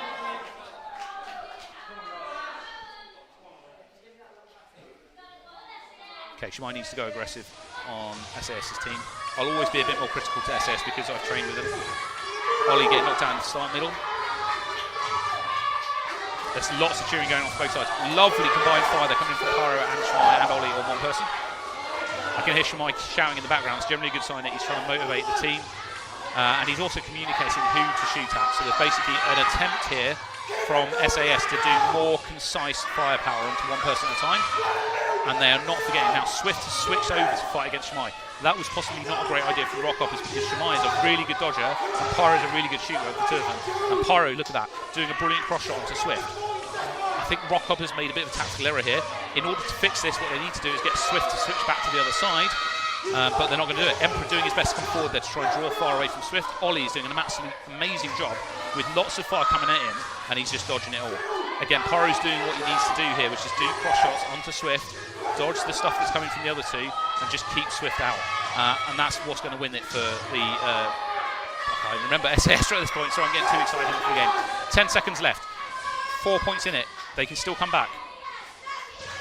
Pyro's tired, you can see him at the back there, just getting a bit more chill, but he's not getting shot at. Absolutely brilliant play from SAS there. As I say, if there was a very slight mistake, it would be that they switched Swift over to try and deal with Shimai, which I get because you want to try and knock him out and stop him from getting the points. But there you can see Pyro just coming up with 6 knockouts because the pressure got taken off. It got put onto Shimai, who I would say is probably better at dodging. And Pyro is really good at doing cross shots. That's his main strength. It's one of the things that... you know, he is better than Shimai. Shimai is not as good at getting those cross shots. So when they took the pressure off Pyro, he just pushed forward and started getting knockouts. But absolutely well played to both those teams. That was amazing to watch. So I think, let's have a look, 12-6, yeah. In fact, here we go, got a replay. Again, this looks like from the earlier game. So yeah, again here you can see like Pyro again, absolutely hammered there on the left-hand side. Very difficult for him to get off the back row and try and get those cross shots in. You know, he is able to get to the front like that, but when you're dodging like that and you're down on your knees, it's really difficult to get a knockout. So then the later game, the reason it worked out so well was because Shimai and Swift went 1v1, pretty much, and at that point Pyro was able to just get knockouts from the side onto Swift, basically, rather than having to have a straight-out shootout with him and the person in the middle. So absolutely well played to both teams. Genuinely brilliant to watch. We always like games like that. And again, I don't know if you could hear during the game, but the crowd behind me was getting a bit intense, cheering for both sides. So it looks like SAS will have come 3rd, and Rockhoppers will have come 4th. Again there, we've got some nice stats from the game. That was the last game, so 6 knockouts going out to Pyro there. Again, look at that, speed 4 across the board on SAS's side. They wanted extra speed to enable them to counter the dodging that was coming out of the other side, and they got it. And the other advantage of that is if you're doing a cross shot, it does have to travel a bit further than if you're in a straight up 1v1. So effectively Pyro, with a bit more speed, they're able to shoot across the pitch and hit the opposite left-hand corner and get a knockout. So next up is going to be, I believe, the final, which is going to be IDK versus Boss. Just give me a moment to look behind me. So yeah, they're getting set up in the background. This is going to be an interesting one. As I say, the Boss is on absolutely form today. The Boss is a team that historically, as I say, they often would use shields, but today they've been moving away from that the longer they've been competing, and they're now moving toward what effectively a more IDK style format where they're front guards and doing a very good shootout. What I expect to see in this one is IDK doing what they do well, which is effectively a lot of rotation of whoever it is at the front. So this tournament is the first tournament where they have also massively included Kalu into that rotation. And that's Ash behind me. Actually saying that, 2 seconds. Ash, where's he gone? No, he's gone. I was going to grab him over for a talk, but he's disappeared. But yeah, no, what IDK are going to be doing is that sort of thing where they're going to rotate. Kalu, as I say, is a brilliant player, but historically he's not been able to show it because he generally would prioritise with Paris and Milo being at the front. That may not happen now. We might have a situation where actually they get Kalu involved as well. The boss, they have one or two of their players that are particularly good at the front, so I'd expect that those two players are going to push forwards. Do you want to come and sit down? Yes, please, sir. Good man. Let's grab the thing. Here we go. Grab a headset. This is Ash. Hello, hello, hello. There's the camera. That's where everyone is. Good evening. Yeah, okay, cool. Thanks for joining me. Ash, you're in SAS, right? I am indeed. How are you enjoying the tournament? Oh my, oh my, oh my. I genuinely, really loving it. Yep. It's difficult. The opponents, they've really stepped it up this time. Obviously, it's the UK Championships. It's the biggest event of the year. Everyone is giving it more than 110%. Yep. And it's caught us off guard a little bit. I was about to say, I've already told the audience that you unfortunately had a bit of a downside because one of your main players was not able to attend, and so Ollie's very kindly jumped in as a sub. Yes. How did that go for you? Because last-minute substitutions are a bit difficult with synergy sometimes.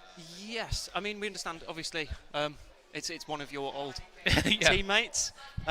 So, yeah, we know that he has the capacity to get in, get it done. And we're like, Ollie, we need you to do this, and he just achieves that objective for us, which allows me and Shamai to step it up, be a bit more aggressive and get the points, and he's sort of been a very helpful supporting role.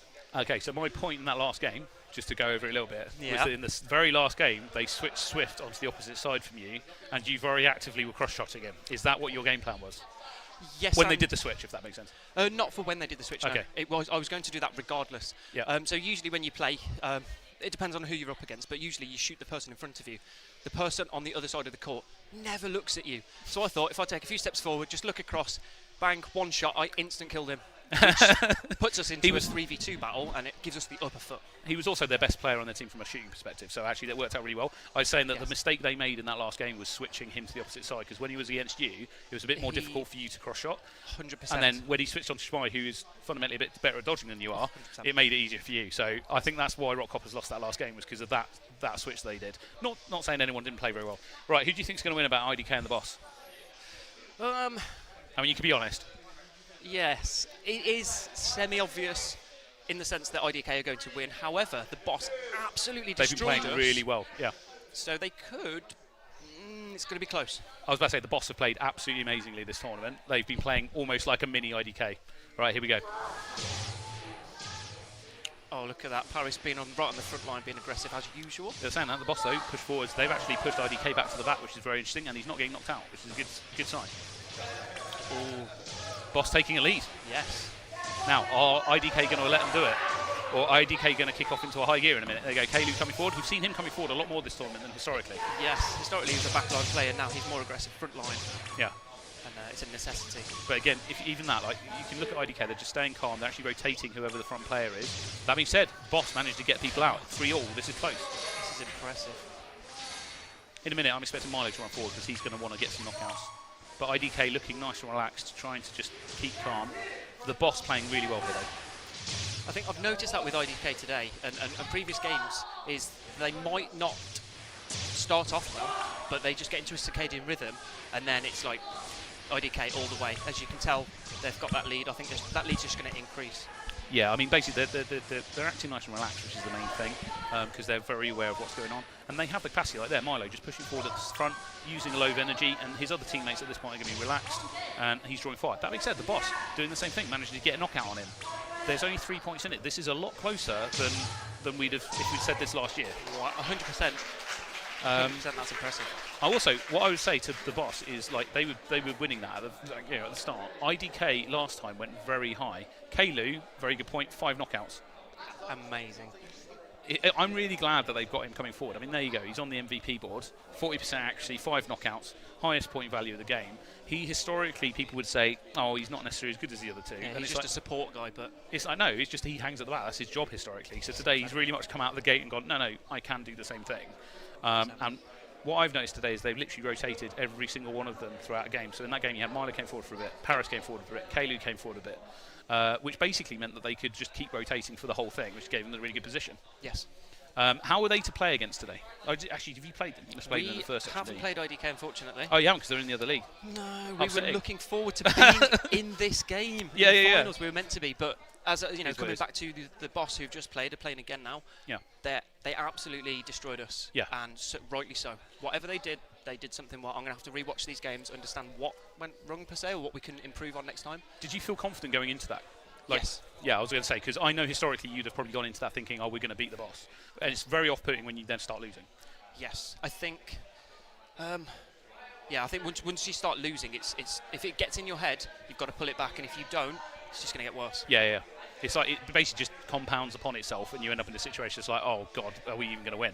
Yeah. But yeah, no, I mean that series of games that you played today, I think the boss are my team. That if I had to vote for like the most improved team from previous, is going to be the boss. Best team of the day. Yeah, they've been playing absolutely amazing. Like again, the way they just played against IDK there, that is abnormal for their normal play style. 100%. They're playing really well. It's very like there's a mini IDK going on. And it wouldn't surprise me at all if basically they've been training quite a lot together and actually giving each other secret information on how to do things, whereas historically IDK have been a bit more tight-lipped about sharing information with other people. They must be. So yeah, absolute credit to IDK. I think we're getting set to... No, we're still just waiting. So actually the other thing that I've just noted behind me as well is Boss have bought an extra player today, which is also useful because they've got a sub that they're subbing in. And he is actually Percy. quite good as well. Yeah. Yes. He's also a very good player. Percy's amazing. Yeah. And he's relatively new to the sport because I think he's only been playing for maybe a year or something like that. Yeah. We played him down at Brighton, didn't we? We did indeed. Yeah. We did indeed. So he's relatively new. Yeah. But very, very good. Yeah. All right, so who's your favourite player of today? Overall, Yeah. Who would you say has been playing the best out of everyone? let's have a Apart from yourself. 'cause- little look around. No, I apart from on my last game, I think I got six. Yeah, you six played kills, well. 1 death. Oh, here we go. Hang on. We're going to have to cut this off because we're about to start. Okay. Who's going to take it, IDK or the boss? Changing out Percy into this game, it just adds a different game schematic to what's going to happen. Yeah, and the other thing is they don't know how he's going to dodge necessarily. So, like, oh, look at that aggression. Now, the only downside is that they've nearly tripped each other over, but that was still good. Careful. That was good. They got the point. They did. It's just the little shuffle there, losing yourself. Player 2 being absolutely active to try and draw fire and doing a good job at it because they're still shooting at him after he's got back to the back row. And people like Percy's then coming forward to try and get those knockouts. That's incredible. Percy, I think he's got massive energy orbs. He does. Which you need a bigger dodging circle on that, so it makes it a bit more difficult. They've managed to put IDK back into a corner, which is fine, but the thing is IDK can dodge in a very small space. Yes. Again, here, player 3 trying to get some angles around that and do some cross shots, which is really, really good. Again, 2-2, 40 seconds in. Is this a close game? Lovely work from Percy there, trying to push. He got knocked out, unfortunately, but it was good effort. Wow, Again, player look at 3 that. got absolutely shot out when he came forward. But here we go. So the boss is still only 1 point behind, and they've just tried to shoot the guy in front, so they've managed to get Kalu out. Come on, 15 seconds left. Player 3 just running around the front, trying to do his best to not get shot. Paris coming forward. One more. Whatever is happening. Keep doing it, 10 but better. seconds. Come on. Yes. Come on, 2 more. This is a really close game. Right. There's some patterns coming out of player 3 there that once you start getting your eye in, fair enough, but that was really well played. Again, IDK actually being pressured by the boss is not what we expect. It's scary. Yeah.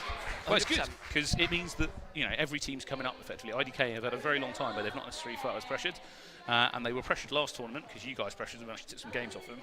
Yes. And they've been pressured this time by their mini backup team, the boss. So effectively, But look at that. 2 red players having scale 5 and 1 having scale 4. So you're just having lots of massive energy ups coming across the whole pitch at you. Yeah. So the reason Deadly. that's dependent on them getting to the front because the speed was so slow Yeah, that you you've got to get right in their face. So I think what they were trying to do, which is interesting, is basically countercharge. So effectively, if you get IDK run to the front line, they'll run to the front line and knock them out as well. Of course. Which is not a bad shout. But effectively, yeah, that does mean IDK are going to be the overall champions in this tournament, that. followed by the boss. But yeah, look at some of these replays. They were taking the first point and then, lose 2 points. But then they got 2 points back. Yeah. And again, player 3, absolute credit on the boss because he was doing some brilliant dodging to Absolutely draw incredible. fire. So when you look at this sort of stuff, I know you've worked a lot on your dodging ability as well. Yep. What sort of stuff do you find? Because I know there's a lot of knee work goes on nowadays than when historically there wasn't. For me, yes. Yeah. Like changing height is effectively one of the main key things, and then trying Yes. to be able to shoot while you're at a funny angle. 100%. What I've noticed with most teams, they sort of have a very static plane. Yep. So they're all nice and level. Yep. So what me and Shamai do is I'm a really low floor player pushing down. So you've got to Yep. look back. You've got to look at me down on the floor. Yep. Then you've got Shamai who's a little bit higher, and then you've got Nahar on the back line who's Yep. in the middle. So you've got 3 different heights. Yep. Pick one. You can't shoot all 3 of us. You've really got to think about That's a really it. good way and of doing that's, you know, that's why I use my knees a lot. I'm on the floor doing a lot of really low work, just keeping my head busy, just having a little fair. jazz to myself. All right, so I think What's happening? we're having. Bear with me just a moment. We'll just double check. We're having another game. We got the final match. Where's my fridge versus Okay, Defense USA position in Masters. Takes motion of Where's my fridge into cool. So we've got one final game, and this one is a bit of an interesting one. This is a This is a good playoff one. to see if you can get to the Masters. So it's Where's my fridge? Where's My Fridge apparently won the Pro Cup that was been going on next door. That's Warwick Oh, Uni. it's Warwick Uni. Wow. You've helped train him, right? We did. We went out to Warwick Uni. We did some training days with them. We've had them come over to train with us as well. So it's Oh, that's interesting because, helped them get to the top. okay, so Universe A are not going to want to lose this. Oh no! The thing is, I love Universe A. No, I 'cause know. We train with them on a monthly, even weekly basis, and So- we train Warwick up as well. So it's like I'm torn. I'm This- sorry. This goes back to what I was saying earlier. Like everyone in HADO in general just kind of wants everyone else to do well. We're all Yeah. best friends. So it's frustrating when somebody does win. I'd say there is a bit of a separation between Brighton and Coventry, in that you normally will end up with like Brighton guys supporting Brighton and Coventry supporting Coventry, but Of course. or the Midlands. You know, it's like Yeah. the South versus the North thing. But in general, even outside of that, you still want the other teams to do well. So in the right team. 100%. Okay, so it's going to be Universe A versus Where's My Fridge. Who do you think's going to win?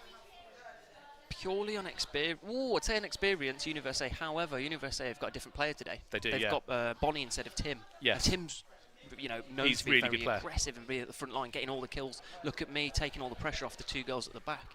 Yeah, They don't have that, so They don't. I mean, so they historically have the reputation for being really good shots. Tim is the bit that they're missing today, which is their ability to dodge, and Tim would draw fire, get into the front. He's not been able to make it, so they've got a substitution. But the problem they've got, I think, with the 3 remaining players is they're all good at shooting. They're not necessarily... They're all kind of all right at dodging, but they're not anyone that's a standout dodger. I don't know Where's My Fridge that much. Actually, saying that, I played them yesterday in a warm-up game. In fact, yes. we played yesterday We in a warm-up did. game. We The beat thing- them, so... The thing they've got as well is Universe A and Fighting Mongooses are sort of a family, not a family team, but they're Yes, they're all one big team of 6 they're a big friends basically. group, basically, yeah. So I think I can see just right in the background you've had Fighting Mongooses around the back there talking to Universe A, trying Yeah. to give them some extra tips, guys. Try this, try this. I think it's going to come to a shootout. I don't think that anyone's going to do any crazy tactics, because I think Where's My Fridge, unless they've been doing something next door in the tournament all day, will be just going straight shootout. And I think Yeah. Universe A will probably go just straight shootout as well. They will.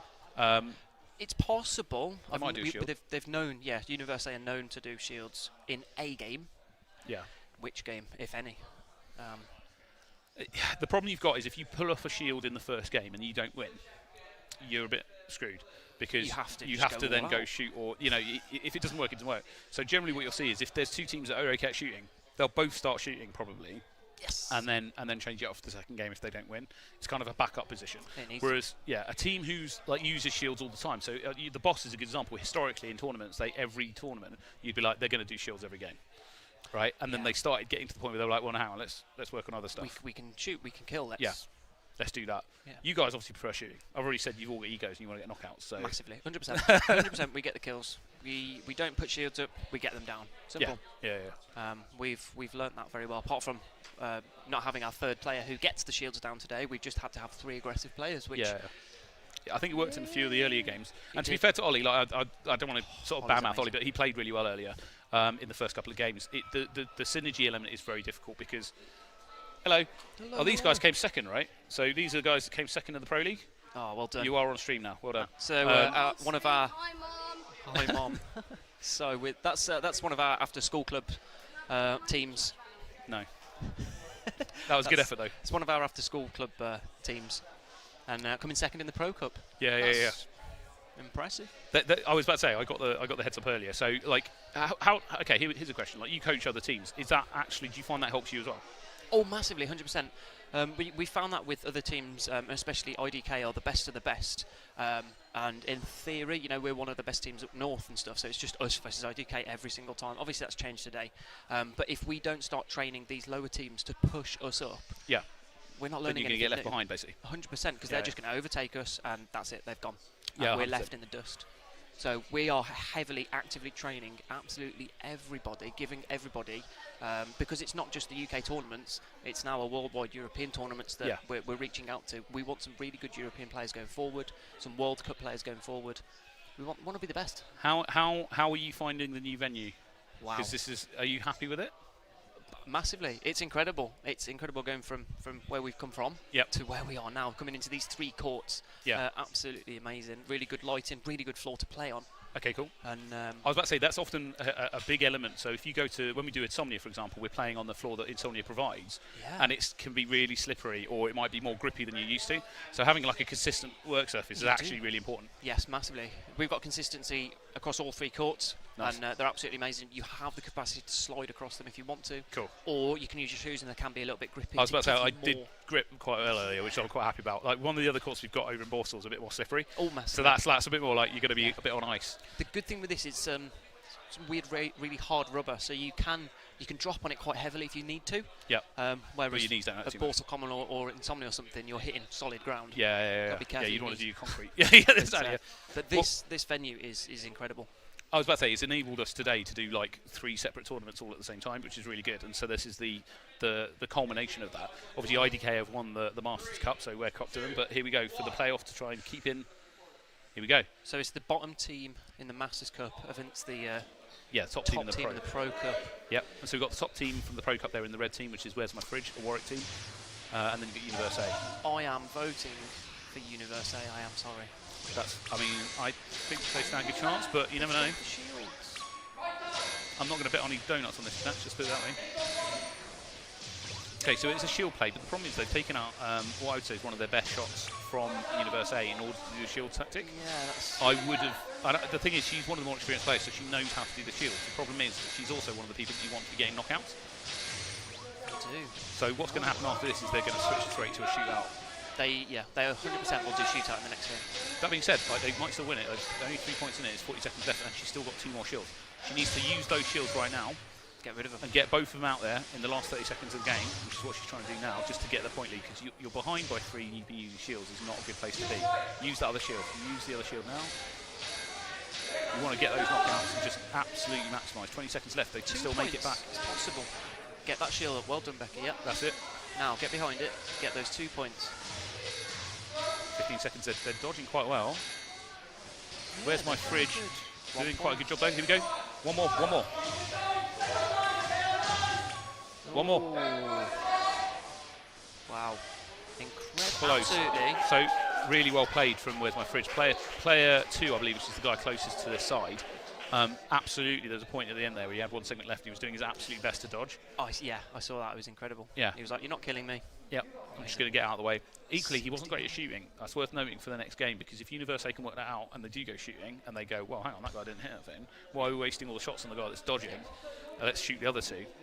So yeah, there. Player 2, no knockouts. Yeah, 5 charge with the red team getting down the 5 shields. So actually, Where's My Fridge there built almost exactly how you need to build in order to counter the shield play coming out of Absolutely incredible. Universe A, which for a new team, that's a bold play. So Universe A, they're just having a bit of a chat. They're probably going to go straight shootout. If they don't, yeah. they're in Look at trouble. that. Fighting Mongooses helping their home team. Yep. They need that. They need to. They will go straight shoot. The problem is, and what we do when we go in between the 2 games, Yep. we're having this conversation. We don't look at what stats did they do in that last game. Yeah, What yeah. tactics did they do in that last game? It's tough to tell. That's why you want somebody off the pitch who's paying attention. And you really do need that 4th player. So yeah, we don't usually look at the stats from what they did. We just look and go, right, did they do shields or did they not do shields? Who's the aggressive player? And it's like, let's just attack that aggressive player, or let's just get those shields down, or whatever. I was going to say, historically, I've been fortunate enough to be able to shout at you from the side pitch in old tournaments and give advice, because I historically would try and give you guys what I knew from the side. Yes. Nowadays, when I'm doing the commentary, it's not as easy. Can't you hear all day? Yeah. I'm But over here. We're looking for a 4th player. Anybody? Yeah. We all teams need 4 players They do. for that shout person.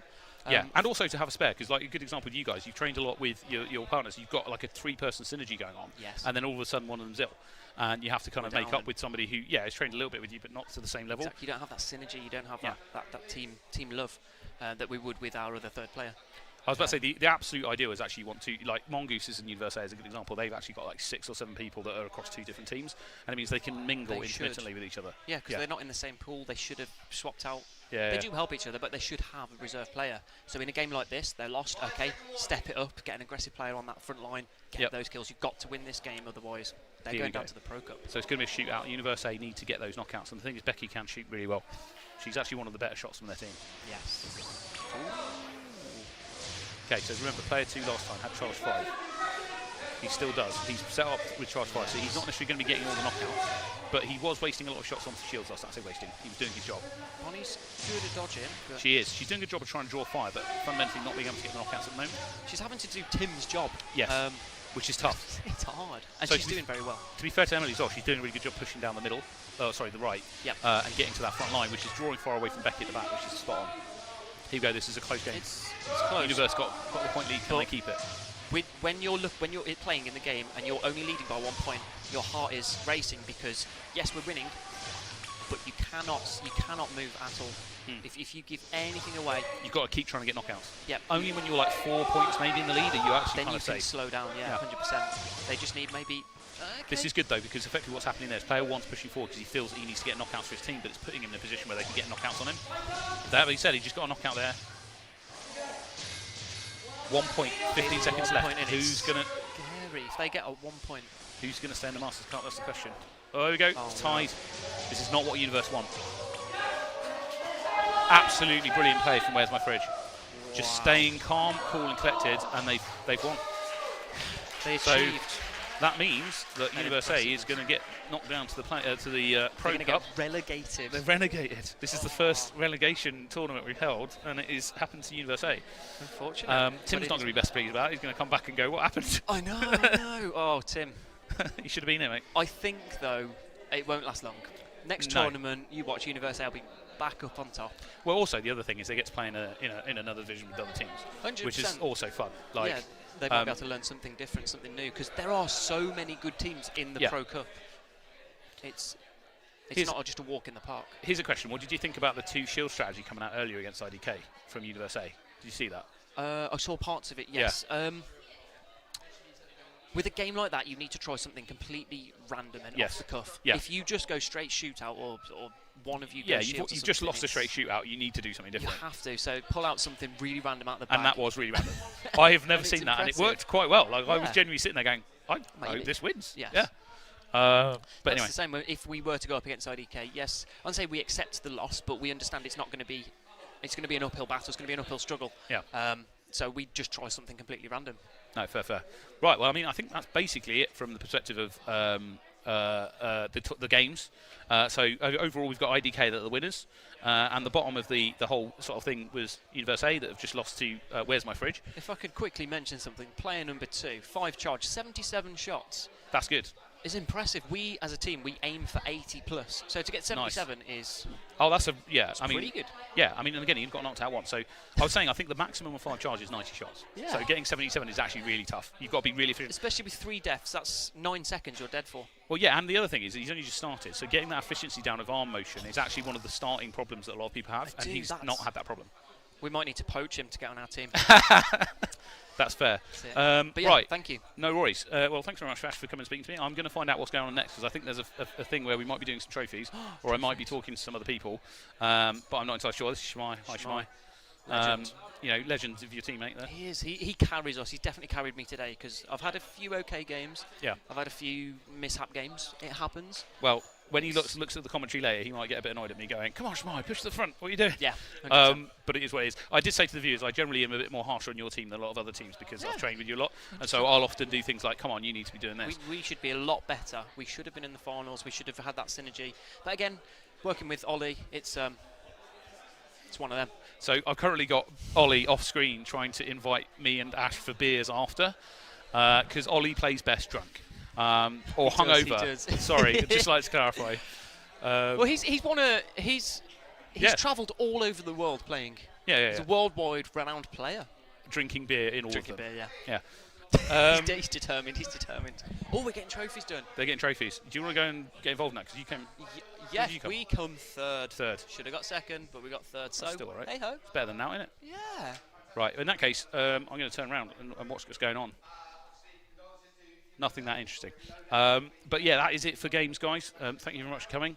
We may be able to grab some other people for some interviews in a minute, but it depends on what they're doing, because at the minute we're about to have some trophies going on. If I duck, you might be able to see some people over there. We're going to try and do the trophy announcements, I think. I think that was who just got upped, was it?